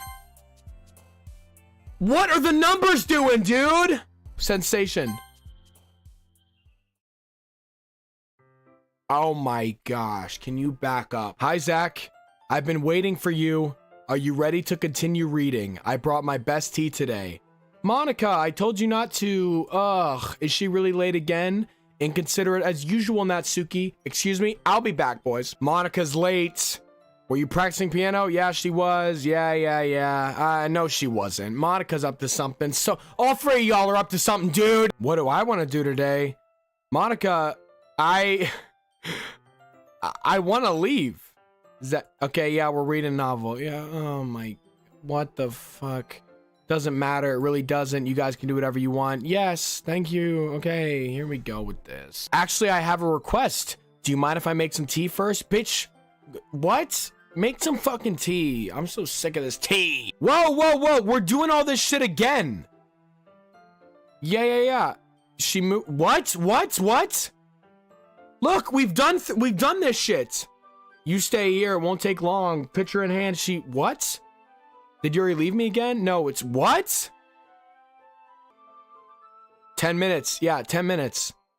We're going to look for her. What the fuck? Let's see. Yep, nearest water fountain, heading down the hallway. Ha again with this shit. Ha. What's that noise? It's coming from around the corner. It sounds like breathing. Yeah. A sharp inhale like someone is sucking the air through their teeth. Are they in pain? I reach the corner and peer around it. Yuri? Yeah. You again? We've been through this. Again, we're going back in time. Oh my.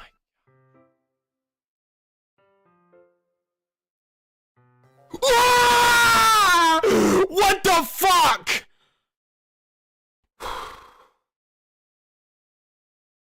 Wait, how did I... Sorry, I just had really weird deja vu. This hasn't happened before or anything, right? Yeah, it fucking has. My head's been fuzzy, it hasn't really been showing up. I would hate for you to think I'm just weird.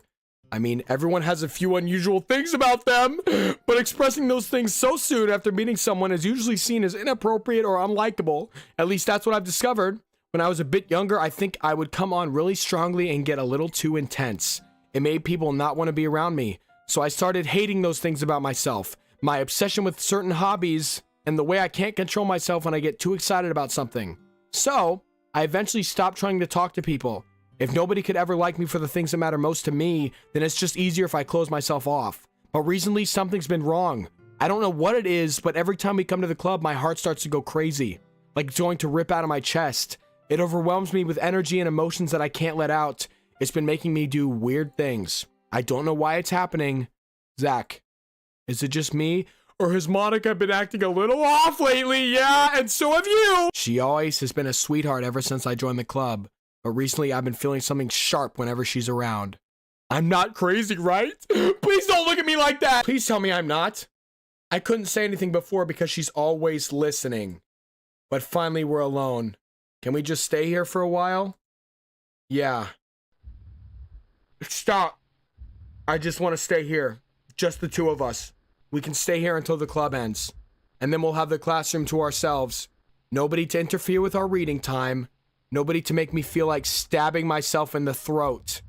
Whoa, whoa, whoa, whoa, whoa! Whoa, whoa, whoa, whoa, whoa! Hey, you see what I'm seeing?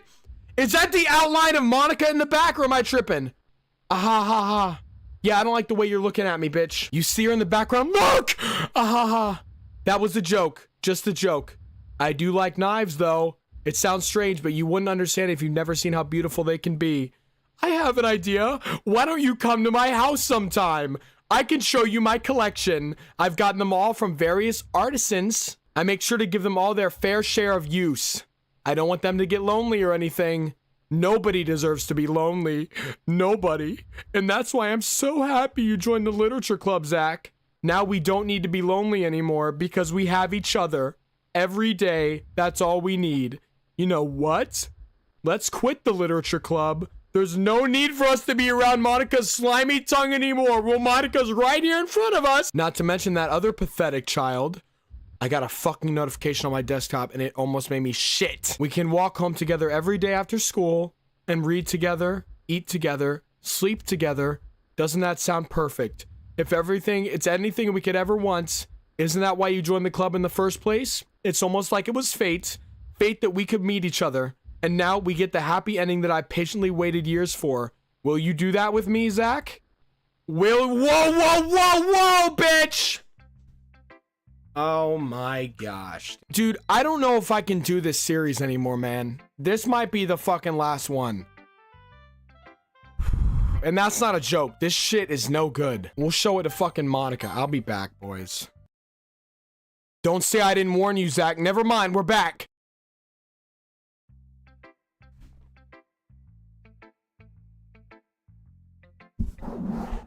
Help me. Fuck it, Natsuki.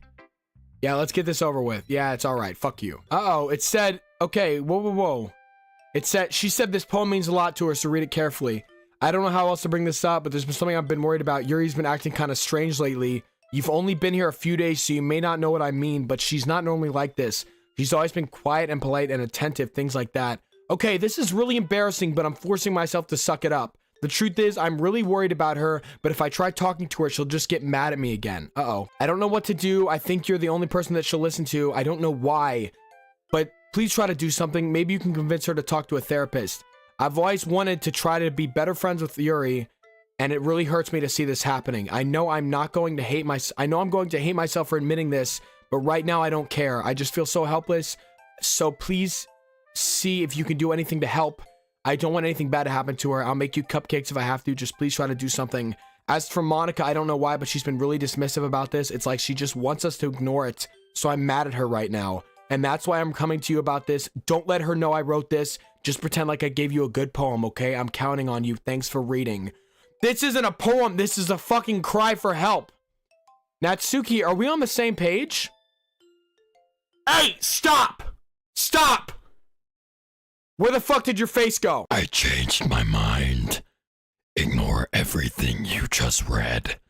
There's no point in trying to do anything. It's Yuri's own fault. I gotta stop doing that fucking voice. That she's so unlikable. Can you hear me, Zach? If you would just spend more time with Monica, all these problems would go away. I've been trying to! Yuri and I are too messed up for someone as wonderful as you. Just think of Monica from now on. Just Monica. Just Monica. Just Monica. Just Monica. Just Monica.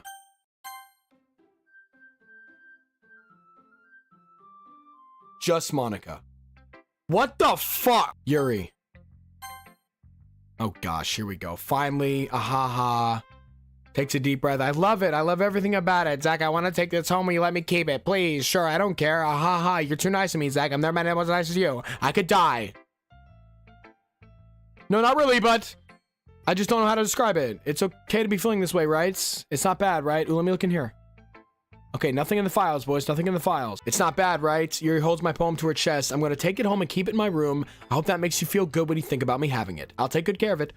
Oh my gosh. Oh my gosh. I could have swore I just saw something to my fucking right. And I'm freaking out. I'll even touch myself while reading it over and over. I'll give myself paper cuts so your skin oil enters my bloodstream. Aha! You can have my poem too. Besides, after you read it, I know you're really gonna want to keep it. Here, take it. I can't wait any longer. Hurry, read it.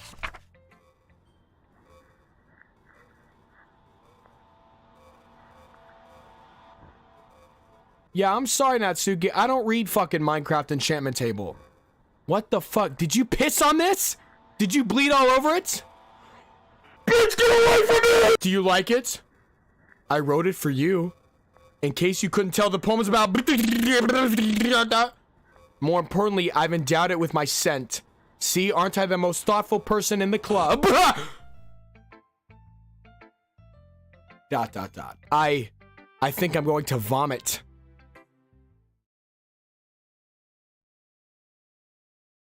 Yes. Stare at the dot to reveal a special message. Okay, bitch, I'm staring. I don't see no fucking message. I love you. Who the fuck? Okay, everybody, that's gonna be where I end off today's episode. Hey, what the hell? Boys, let me know next what you guys want to see me do in this game. Apparently, there's something where you can delete Monica's file. I don't know about all that. I don't want to mess it up and actually fuck up the actual game. So let me know what you guys want me to do in the next episode. If there even is one. I don't know if I honestly don't think I can continue this shit. This is way too much, man. This is the creepiest game I have ever played. And that's not a joke. I love you guys so much. Hey, I'll see you guys tomorrow at the live stream. And I'll see you tomorrow with another video. Remember, you guys are awesome.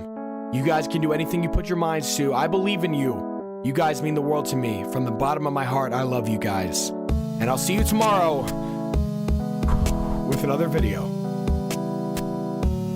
Peace.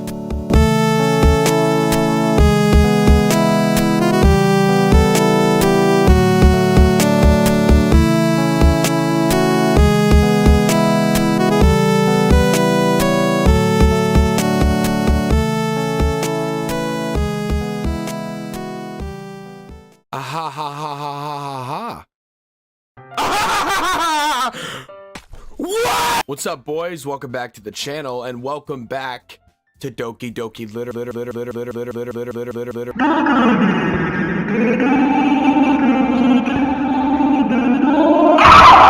Literature Club. This game, man, this game, dude, this is gonna be the death of me. We got Monica still chilling. We got that thing. We got Yuri in the back.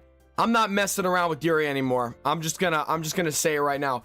You know what? Honestly, me and Natsuki, I think I'm puffing with her more than I'm puffing with Yuri, because Natsuki kind of knows what's going on with Monica, and me and Monica are still like this, but I think she's a little closer to me than I thought. Today might be the final episode. I don't know. I was talking to the channel members in Discord, and they said that this might be the final episode. We might be near the end. So if we get to the end, I record these. Normally I take an hour and record these, and then I edit them down. So if we get to the end, wow, it's over. But if we don't, then we get to keep going. And I'm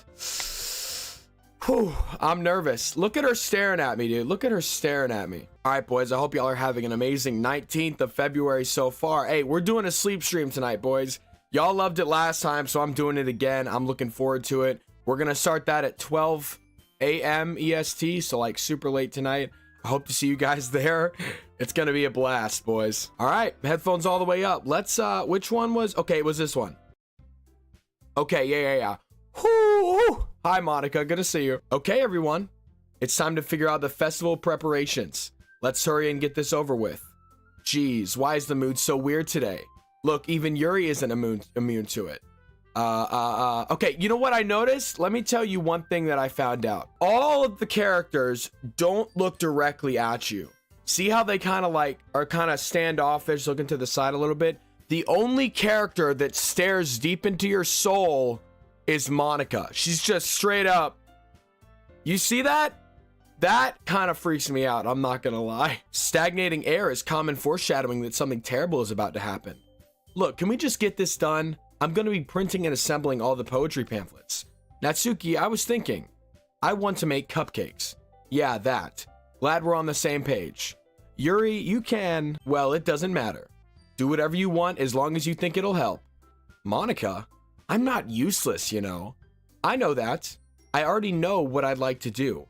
We can't run a successful poetry event without having the right atmosphere for the occasion.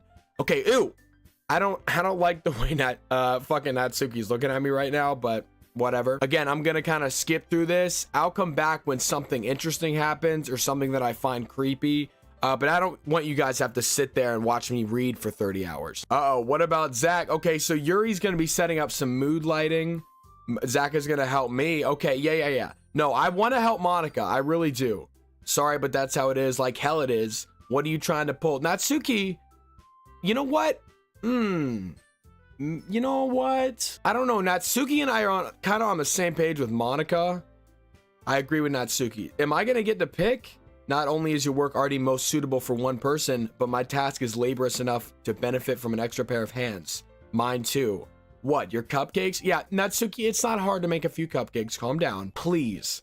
Like you would fucking know. Damn, are they more like fucking hostile this gameplay? Have y'all noticed that? Like with Sayori in the first game, they weren't like this. They wouldn't say shit like you would fucking know. Is that true, or did I just make that up? Let me know. All you care about is dragging Zach around with you and your stupid books. You and Monica. Hey, I didn't even do anything. Okay, then why not let Zach decide who to help instead of abusing your power? I really don't think I'm gonna get to pick. I think one of these motherfuckers is gonna pick for me. I'm not abusing my power. Yes, you are, Monica. Just let Zach make the choice, okay? Okay, fine.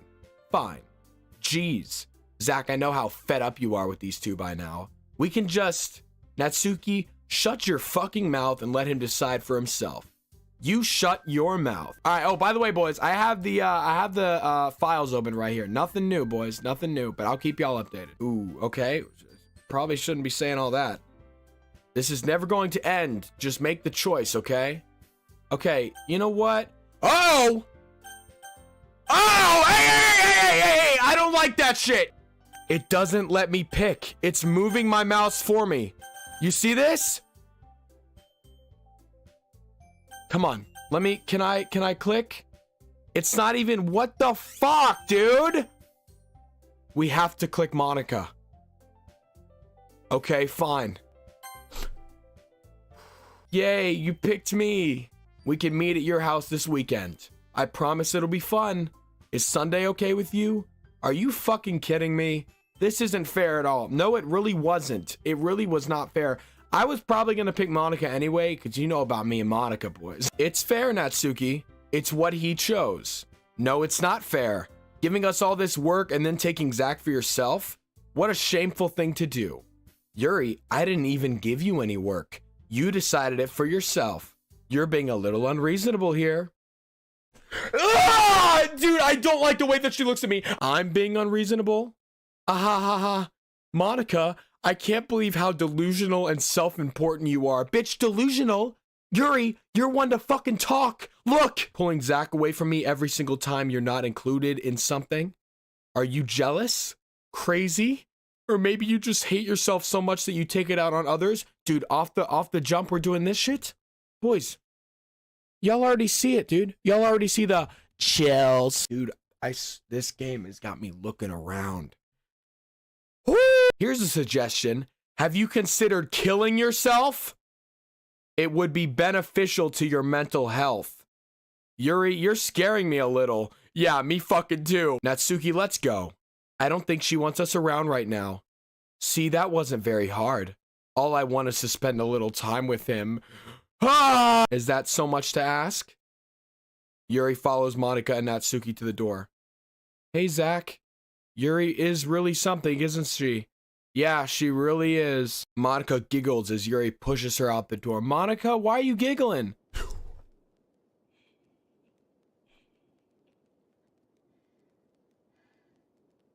Do y'all hear this bitch breathing?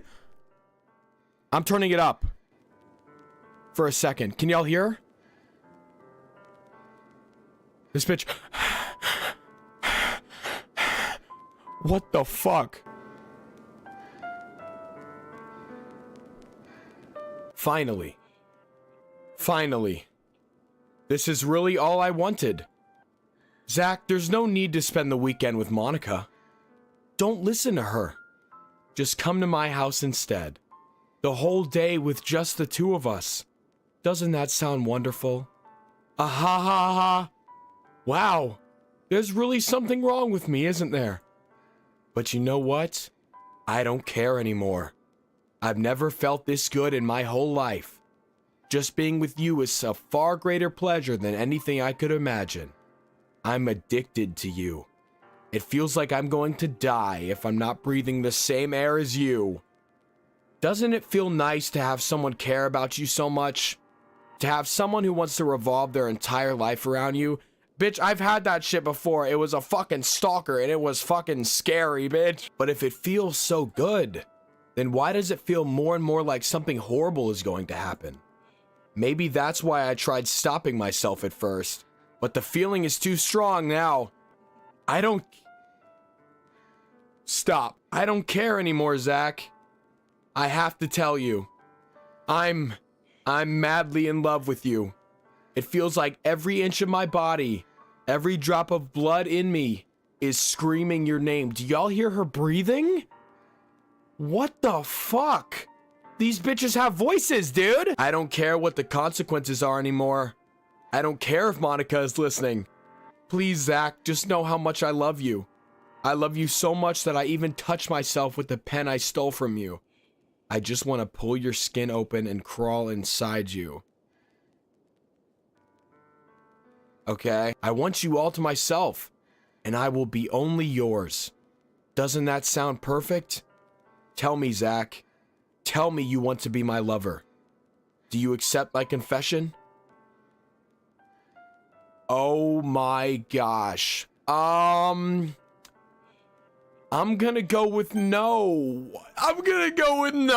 I don't accept it. Listen to you laugh. Yuri, I'm sorry. You're sweet. And you're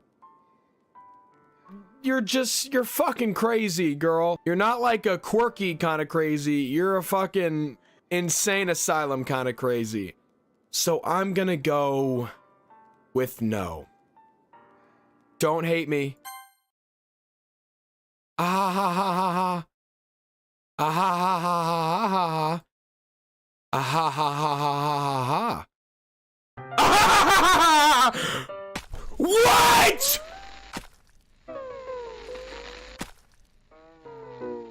Are you What the fuck did I just do?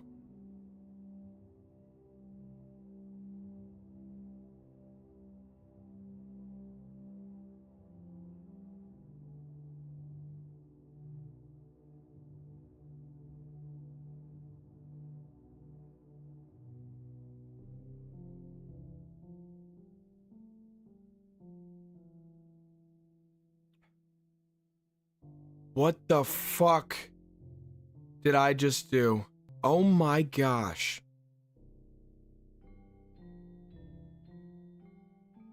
Do you hear this fucking music? Yeah, she's fucking dead. She's fucking dead. Okay, we get it. We get it. You're speaking in Minecraft enchantment table, dude.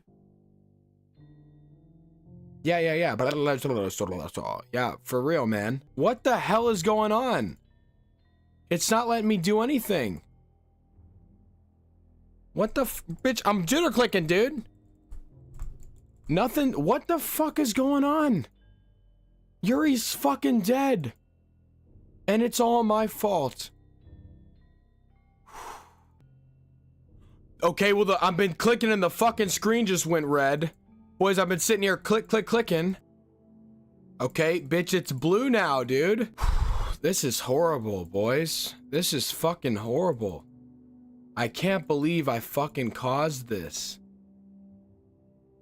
Okay, well, it's fucking bright now. It's red again.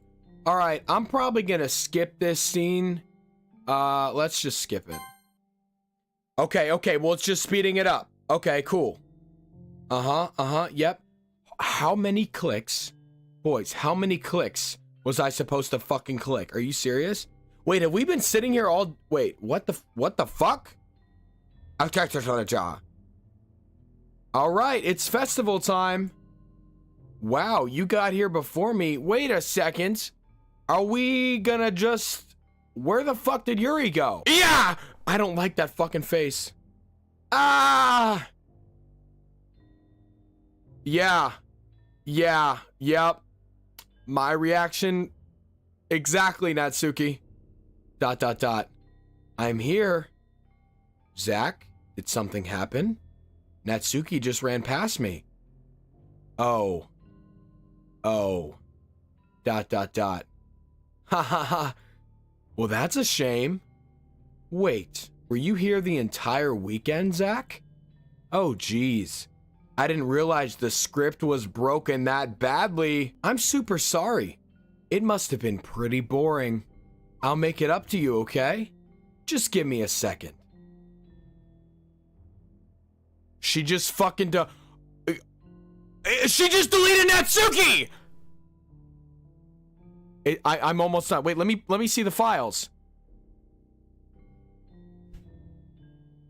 What the fuck? Well, boys, let's go into character, shall we? Oh, look at that. She actually fucking deleted them. What the fuck, dude? What the fuck? She's inside the computer, dude. She's inside the computer. Natsuki deleted, Yuri deleted. I'm almost done. I just want to have a cupcake real quick. Monica lifts the foil from tray and takes a cupcake. Seriously, these are the best. I really just had to have one since it's the last time I'll ever get the chance to. You know, before they stop existing and everything.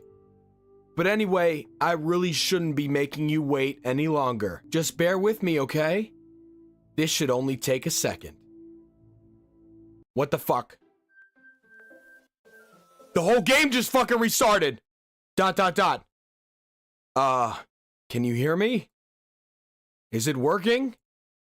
Whoa, bitch! Where the fuck are we at? Are we in the cosmos, motherfucker? Yay. There you are. Hi again, Zach. Welcome to the Literature Club. Of course, we already know each other because we were in the same class last year and, Ha ha ha. You know, I guess we can just skip over that stuff at this point. I need a breather. After all, I'm not even talking to that person anymore, am I?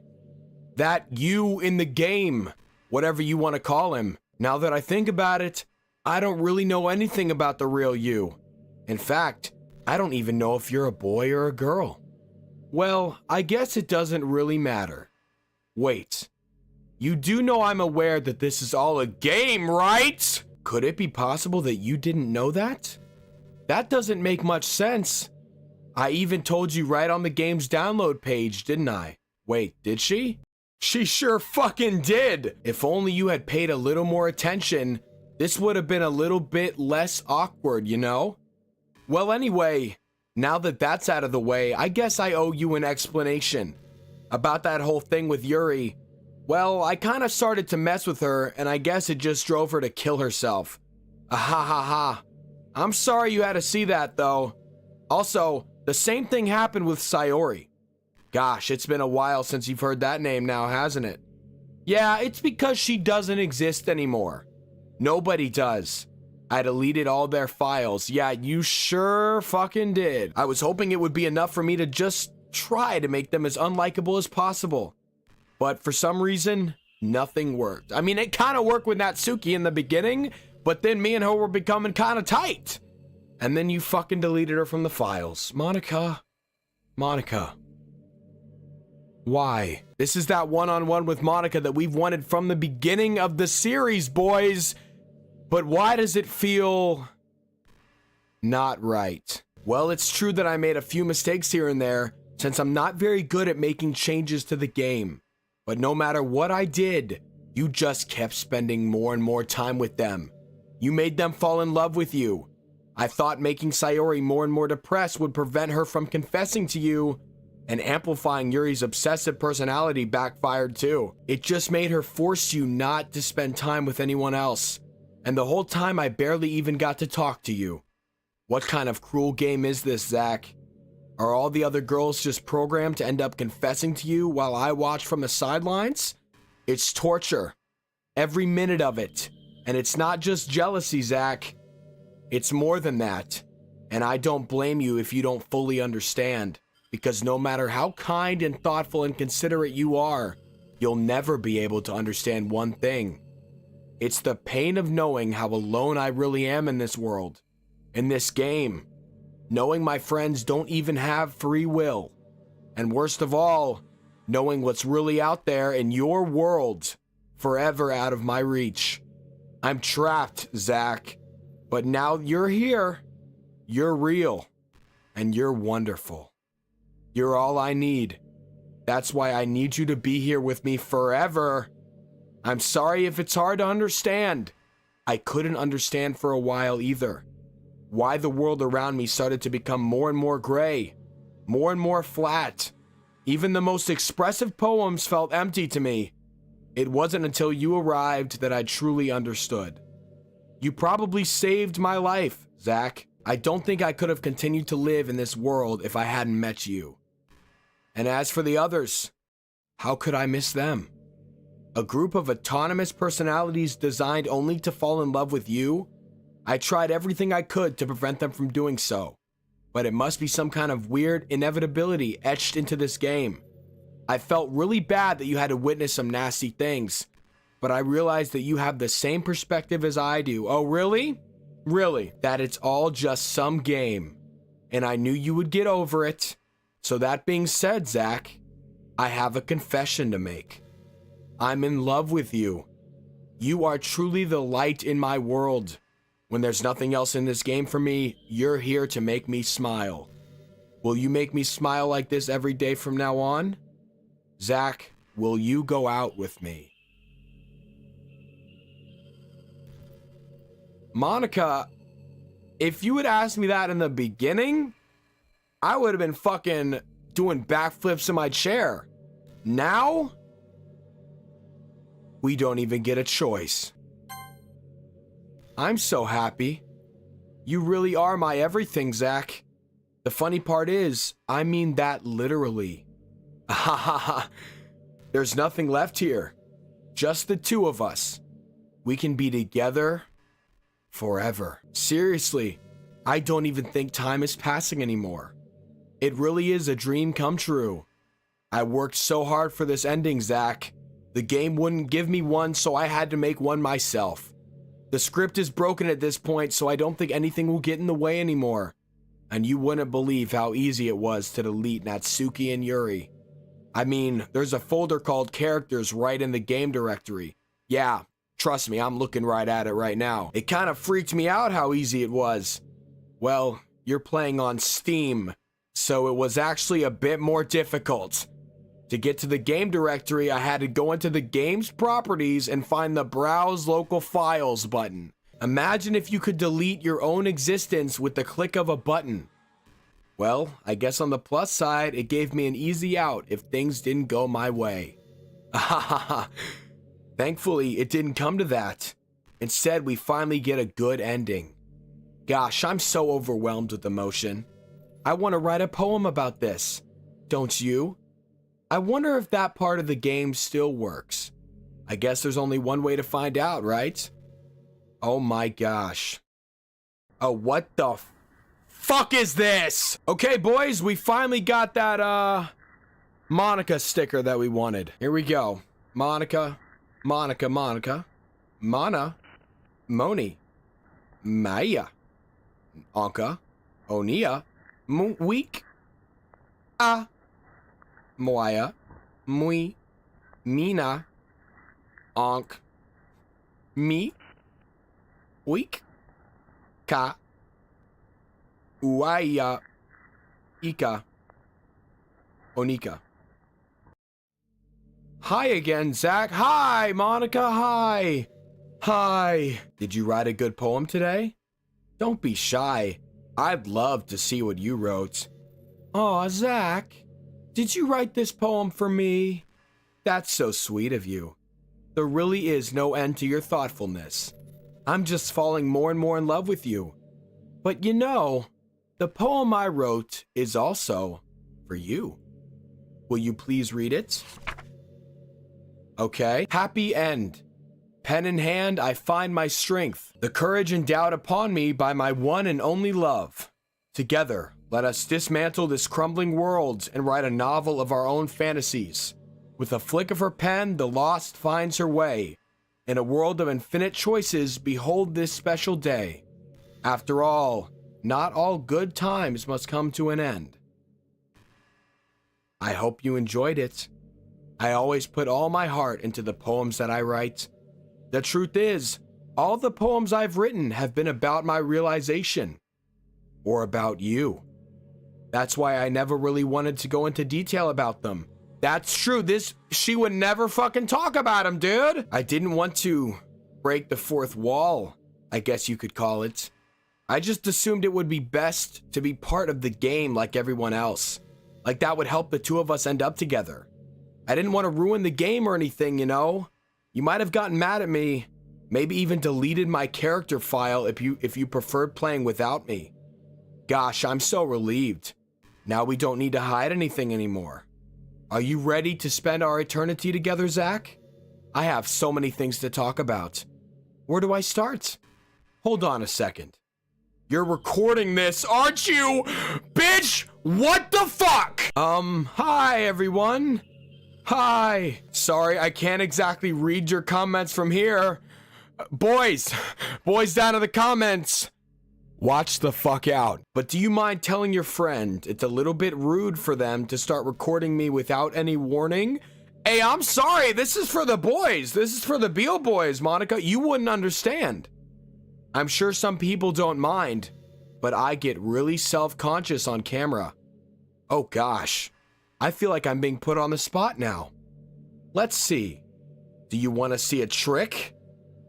Bitch, I don't fucking know! I can't really do much except for a couple things. Are you ready? Don't fucking do shit to me! Don't fuck me up, Monica!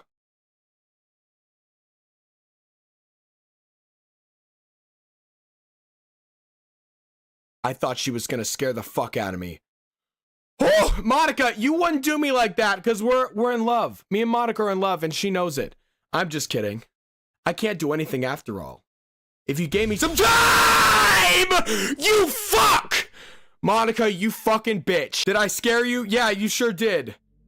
Ah ha ha ha, you're so cute. Anyway, Zach, I didn't mean to get distracted, I'm sorry.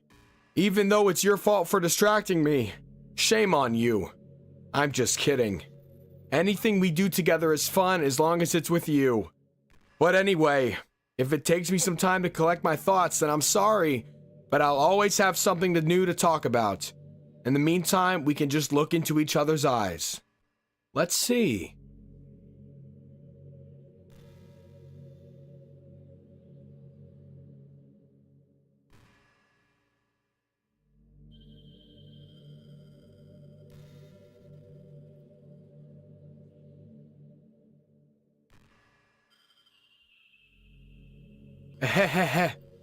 Yuri did something really funny once. We were all in the club room and just relaxing as usual. And out of nowhere, Yuri just pulled out a small bottle of wine. That's funny to you, Monica? I'm not even kidding.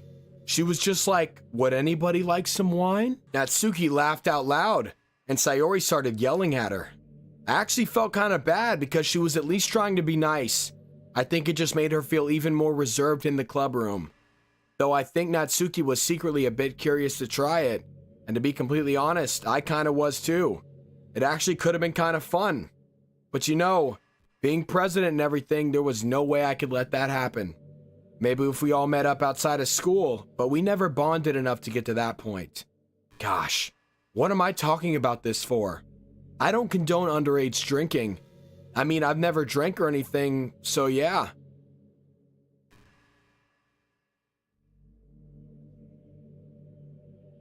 I'm not really a fan of cold weather.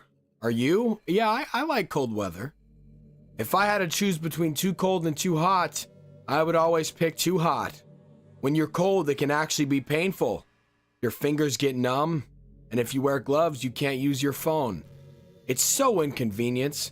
But when it's too hot, it's not that hard to stay cool with a cold drink or by staying in the shade. Although, I do have to admit one thing. Cold weather makes for better cuddle weather.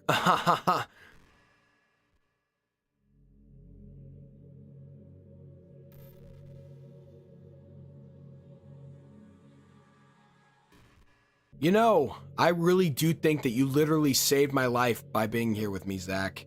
I can't imagine having been able to keep myself mentally stable, knowing that nothing here is real. I think I would have just deleted myself if you didn't show up. Sorry, I don't mean to sound dramatic or anything, but I'm sure you understand yourself after spending so much time in the club. I mean, if you were forced to abandon everything in your life and spend your eternity with a few game characters, you'd probably find some way of killing yourself, wouldn't you? Well, maybe you'd write some poetry to try to keep yourself sane for a while, but then you'd have nobody to even read it. Let's be honest, the club members really don't count for something like that. I mean, a lot of people say that they only write for themselves, but I think it's hard to say it's just as fulfilling as when you share with people. Even if it takes time to find the right people to share with. Like, remember how it was for Yuri? She didn't share her writing with anyone for a really long time, and before we knew it, she was absolutely delighted to make you a part of her hobbies too. We're programmed to desire social feedback. I don't mean the club members, I mean human beings. That's why life can be so confusing for introverts. Being an introvert doesn't mean you shun social interaction and hate being around people. It means social interaction, especially in groups or unfamiliar places, uses up a lot of energy. Like, a lot of introverts sit at home and feel lonely and restless, and then when they finally go out after a half hour, they just want to go home again.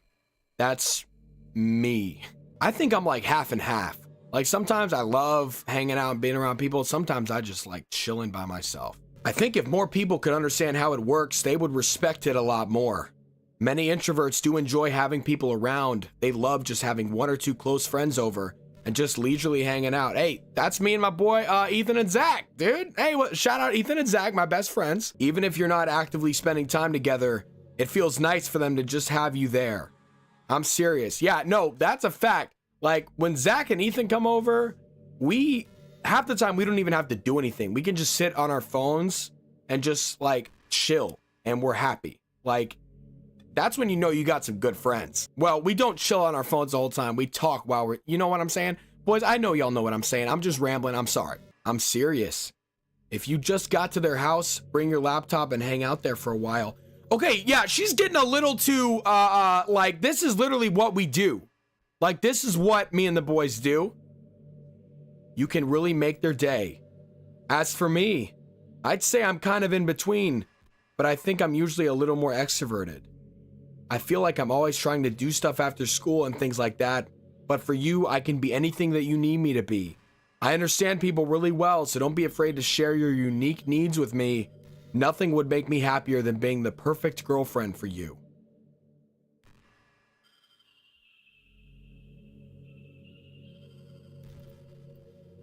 You're such a good listener, Zach.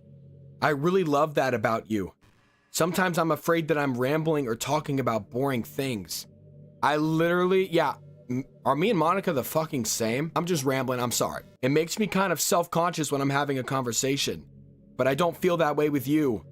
Like, I don't think anyone else could make me feel this way. You really are special. I don't want anyone to tell you otherwise.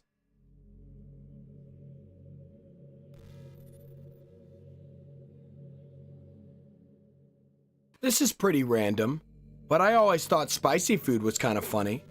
Like, didn't plants evolve to be spicy to prevent them from being eaten? I read somewhere that humans are the only species that actually enjoy spicy things. It's almost like we're making fun of the plants, using their defense mechanism to literally make our food more enjoyable. Like, imagine a monster that devours you whole because it enjoys the sensation of you struggling for your life while being ingested. Sorry, that was kind of a weird analogy, I guess. It just came into my head. I'm not a monster or anything, but you're so cute I could eat you up. I'm joking. Gosh, I'm amusing myself a little too much, aren't I? Sorry for being weird.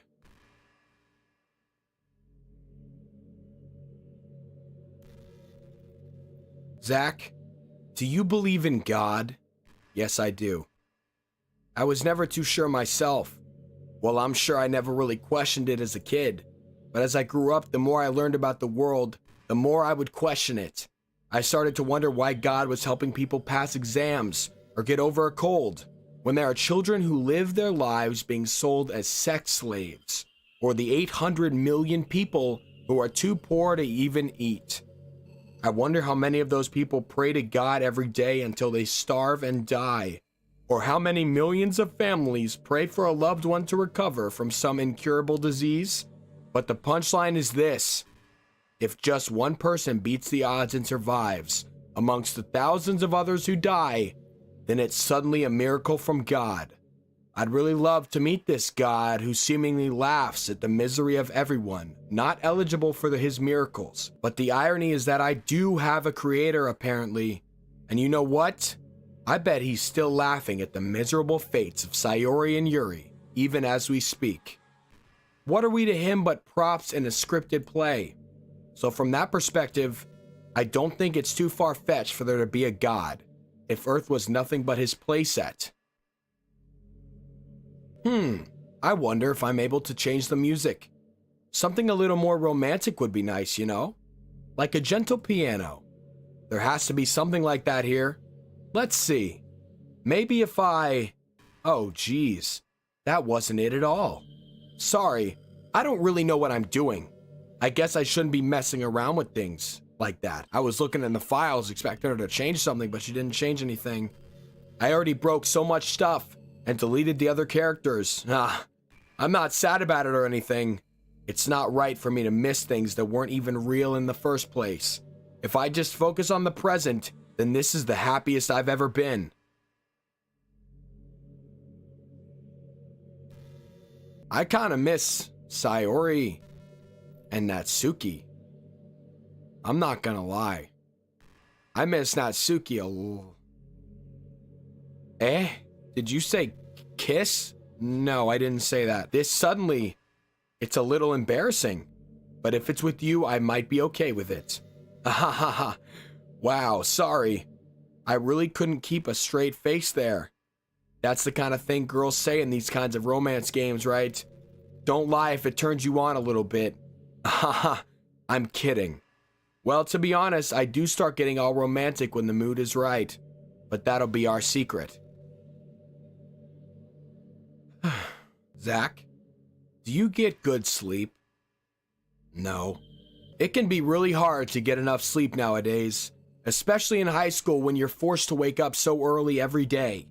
I'm sure college is a little bit better, since you probably have a more flexible schedule. Then again, I hear a lot of people in college stay up all night anyway for no real reason. I thought she was about to say how fucking old I am.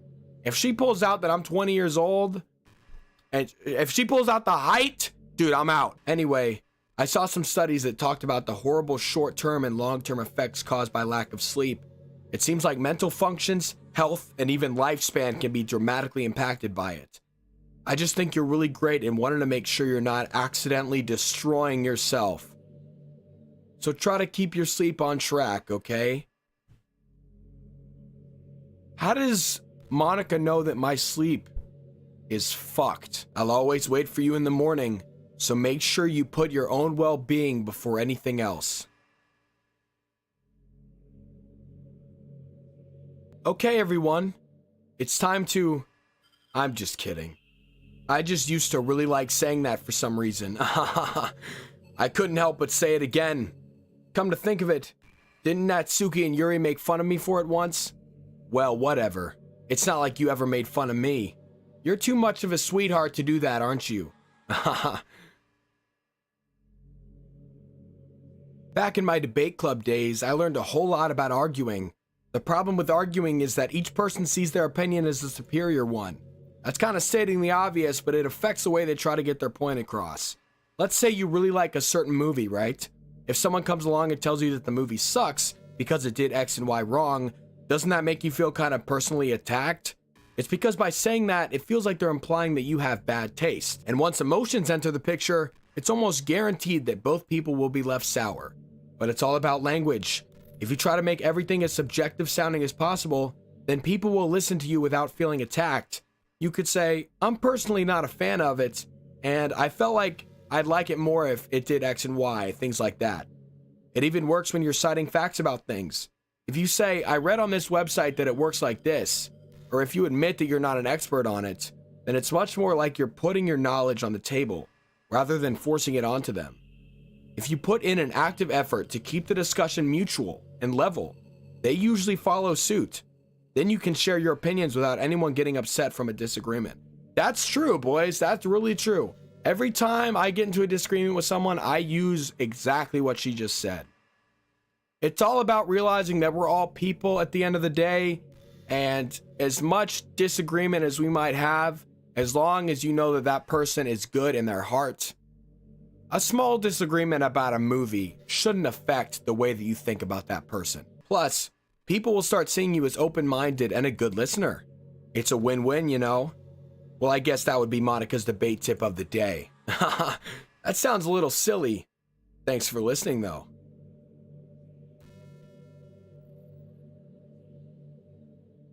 Hey, you know that book you were reading with Yuri? Portrait of whatever it was called? It's funny because I'm pretty sure that book... actually, I don't think I should be talking about this. Sorry. Just forget I said anything. You know, I've always hated how hard it is to make friends. Well, I guess it's not the making friends part, but more like meeting new people. I mean, there are like dating apps and stuff, right? But that's not the kind of thing I'm talking about. If you think about it, most of the friends you make are people you just met by chance. Like you had a class together or you met them through another friend. Or maybe they were just wearing a shirt with your favorite band on it and you decided to talk to them. Things like that. But isn't that kind of inefficient? It feels like you're just picking at complete random, and if you get lucky, you make a new friend.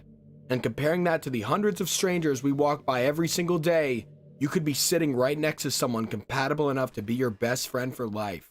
But you'll never know. Once you get up and go on with your day, that opportunity is gone forever. Isn't that just depressing? We live in an age where technology connects us with the world, no matter where we are. I really think that we should be taking advantage of that to improve our everyday social life. But who knows how long it'll take for something like that to successfully take off. I seriously thought it would happen by now.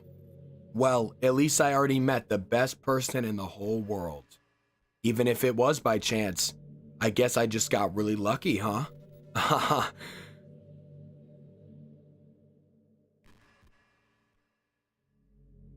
Hey, are you having a bad day or anything like that? Sometimes I get frustrated that a normal day can be ruined, even by really small things, like if you accidentally say something in a conversation that someone doesn't like, or if you start thinking about how awful of a person you used to be 5 years ago, or if you feel worthless for putting off important work and failing to get simple tasks done, or when you think about all the different people who probably hate you or think you're off-putting. She raises a good point. I've always thought I would pay a lot of money, like a lot of money, to read a book about every conversation that my name has been mentioned in, because I want to know what people think, dude. You know? That would be a fucking trip. That would probably be life-shattering, but I think it'd be fun. I understand those days. Just remember that the sun will shine again tomorrow. Those kinds of things are as easy to forget and ignore as they are to remember. And besides, I don't care how many people might hate you or find you off-putting. I think you're wonderful, and I will always love you. I hope, if nothing else, that knowing that helps you feel just a tiny bit better about yourself. If you're having a bad day, you can always come to me and I'll talk to you for as long as you need.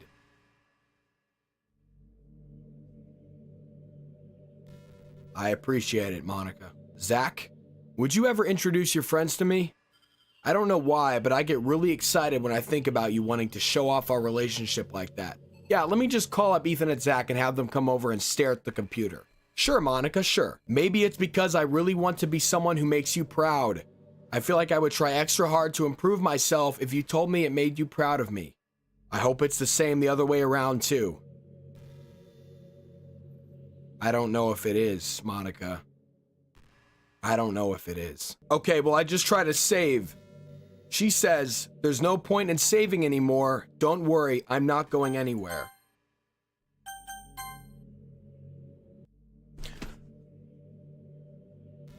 I just reopened the game because I'm out of fucking time today.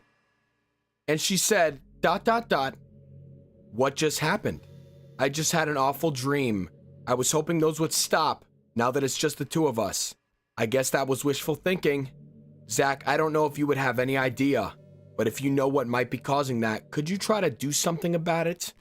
Whenever it happens, it almost feels like I've been killed or something. It's a really horrible feeling.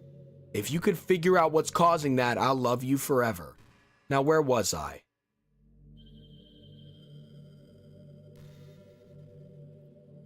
I gotta end it. Boys, I don't have any more time to record today. Next episode, I feel like it'll be the last. We're gonna, this is unlike any game I've ever played in my life. And it's really messing with me, dude. This is a masterpiece of a game. I love you guys so much. I'm sorry to leave it on a cliffhanger like that. But the next Doki Doki episode will be coming very soon, and I hope to see you there. I love you guys so much. You can do anything you put your mind to. I believe in you, and I love you. From the bottom of my heart, you guys mean the world to me. I'll see you tomorrow with another video. Peace.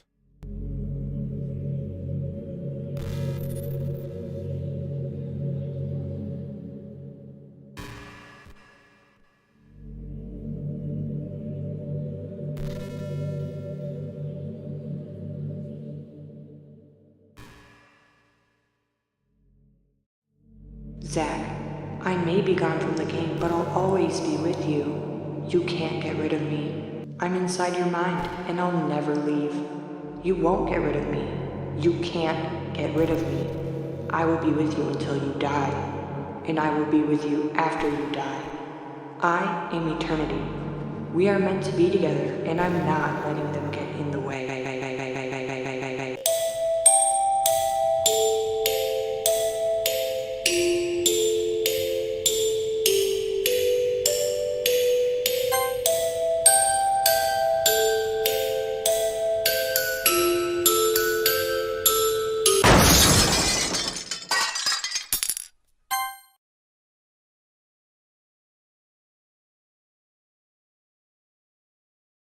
What's up, boys? Welcome back to the channel and welcome to the final episode of Doki Doki Literature Club. I hope y'all are having an amazing 28th of February so far. I'm gonna keep this intro short because, as you can see, Monika's waiting for us. In the last episode, things got real. Monika deleted Natsuki and Yuri's character files, and then she brought us to this space classroom in the middle of the galaxy, and now we're having a one-on-one conversation.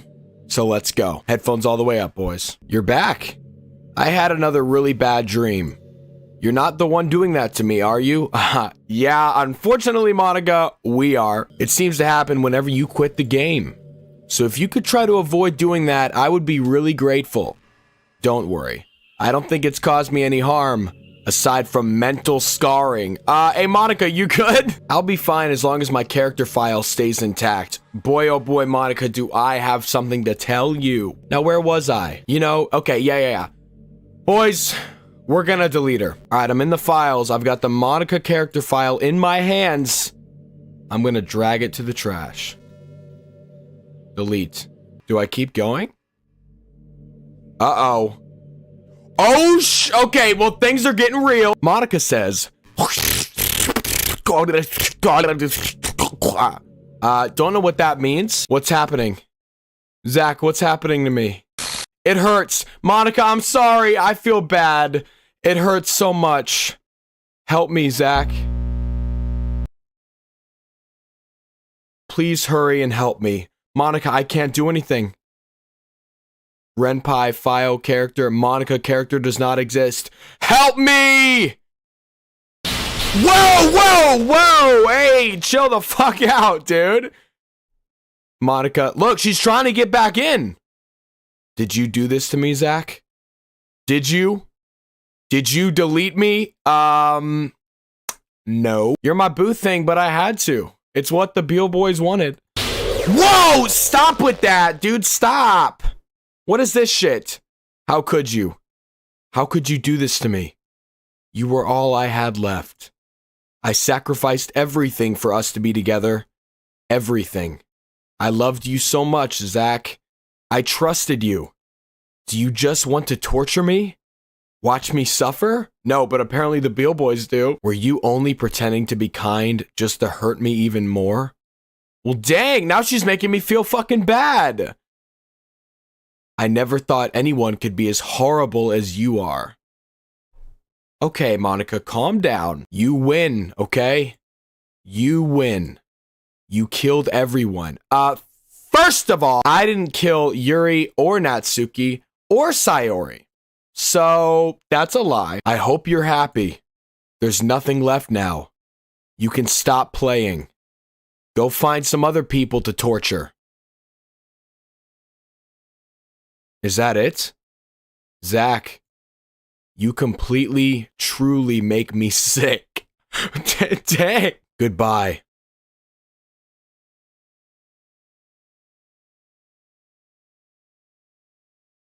Was that the game? ...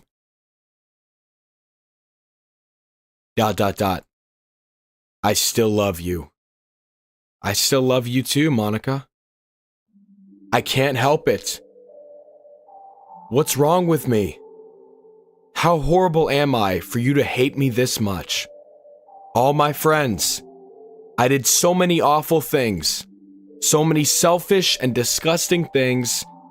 I shouldn't have done any of this. Well, damn. Monika's apologizing. I'm just messing up a world that I don't even belong in. A world that you wanted to be a part of. I ruined it. Monika, you didn't ruin it. You made it better. From the beginning, Monika, it was me and you. And it sounds like you already know Monika. Is that right? That's right. Ooh, yeah. Me and Monika? Sheesh, we go way back. It's great to see you again, Zach. Hey, yo, Monika, it's great to see you again, too. Smile sweetly. Hey, yo! Look, what's she doing? What is that? Why is she fucking bending over like that? Nah, we do know each other well. We're marrying Monika by the end of this fucking game. And the boys, y'all boys in the comments were like, oh my gosh, Zach's going for Monika? What the heck is going on here? I knew something was special about her. And we figured out exactly what that was. I ruined everything. Maybe that's why you deleted me. Because I destroyed everything that you wanted. No, Monica, no. How could I do that to someone I love? That's not love. That's... ... What is it, Monica? Tell me. Monica, I've made up my mind. Zach, I know I said that I deleted everyone else, but that was kind of an exaggeration.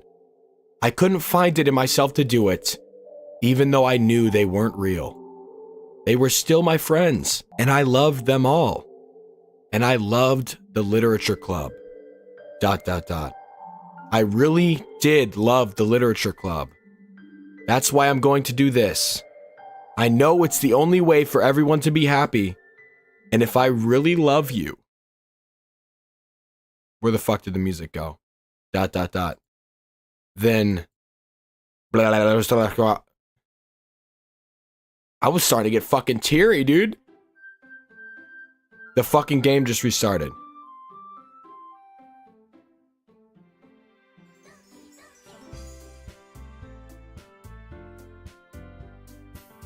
Where the fuck is Monica? Are you kidding? Dude, Monica's fucking gone, but these bitches are still here. Hey, Sayori, it's been a while. Natsuki, Yuri. What the? Can I load? I don't have any. What? What the fuck? Let's have a look. New game. It's an ordinary school day like any other. As usual. Is this the same thing? Hey, Zach. What? This is the same shit just without Monica. Are you kidding? Okay, I'm gonna... Hold on, I'll be back. Wouldn't you know it, she really put their files back in. Well, guess what I have? I've got Monica's file right here. I'm throwing her right back in. Alright, yep, load game. Let's have a peek. Hold on, new game. Let's see if she's in here. Let's see. Monica, please. Please stop playing with my heart. I don't want to come back. Monica, I want you to come back, please. She just deleted herself! Monica, come on. Doki Doki. She's not here. New game. What? She just removed herself again!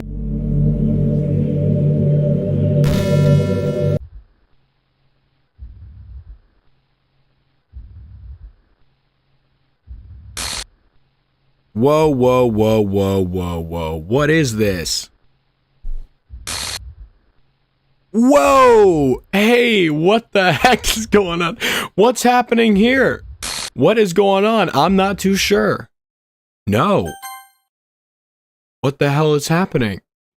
What is happening? I won't let you hurt him. Who is that? It hurts. I'm sorry, I was wrong. There is no happiness here after all. Goodbye, Sayori. Goodbye, Zach. Goodbye, Literature Club. Whoa!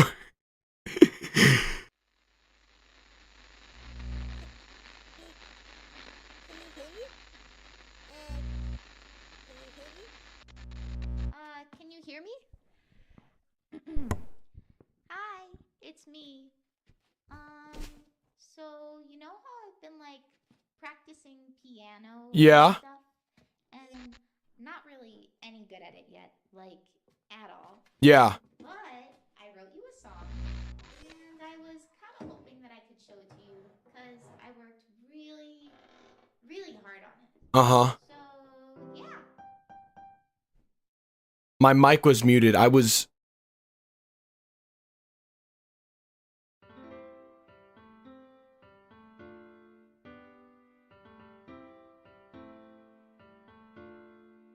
Okay, Monica. Every day I imagine a future where I can be with you. In my hand is a pen that will write a poem of me and you.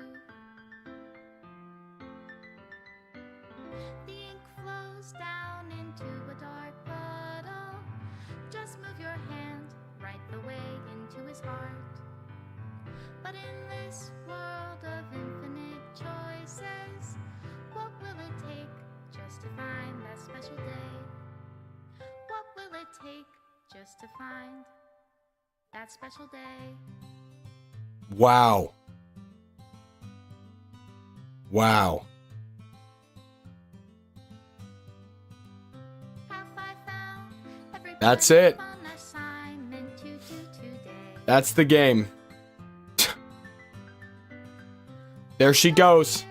Everything that we do is fun for them anyway. Boys, I was editing the video. And then I was like, wait, I didn't get the credits. I thought there were supposed to be credits.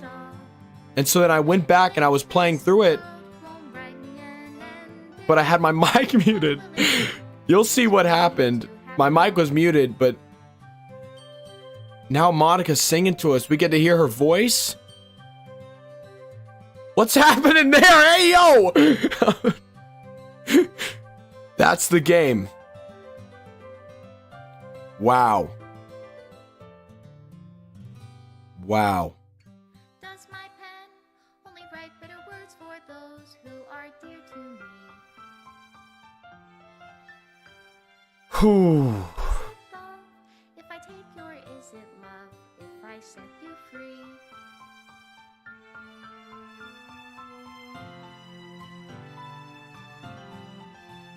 There they are. The ink flows down into a dark puddle. Yo, that's us right there, dude. To reality.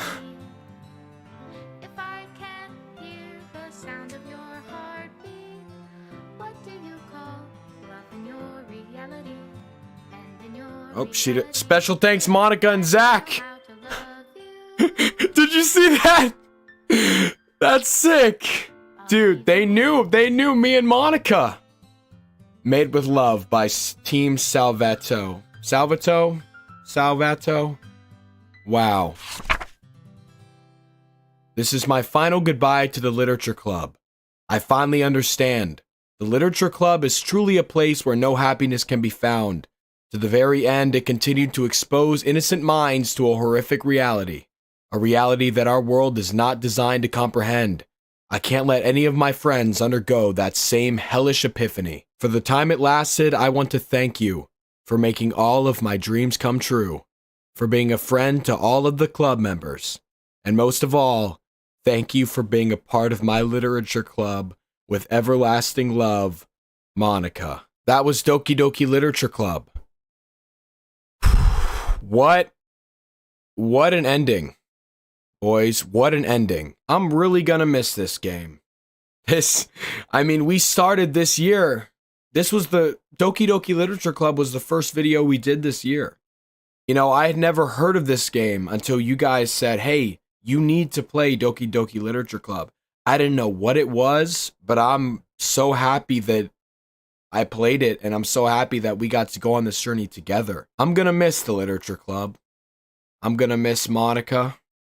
I'm gonna miss Sayori and Natsuki. I'm not gonna miss Yuri. Hey, boys, I kid you not, nightmares about Yuri. That's no joke. Those eyes, man. Those eyes are no good. Wow. Doki Doki Literature Club is over. That's it. I'm sad. I'm really sad, man. Every week I look forward to hopping on and recording this for y'all. Hanging out with the Literature Club. And now it's over. I think that was a good ending, though. I think that was a really good ending. Boys, thank you guys for watching. What an incredible journey it's been. I'm sad to see it go, but I'm happy that I got to go on this journey with you. You guys mean the world to me, and you can do anything you put your minds to. I believe in you. I love you guys so much, and I'll see you tomorrow with another video. Peace.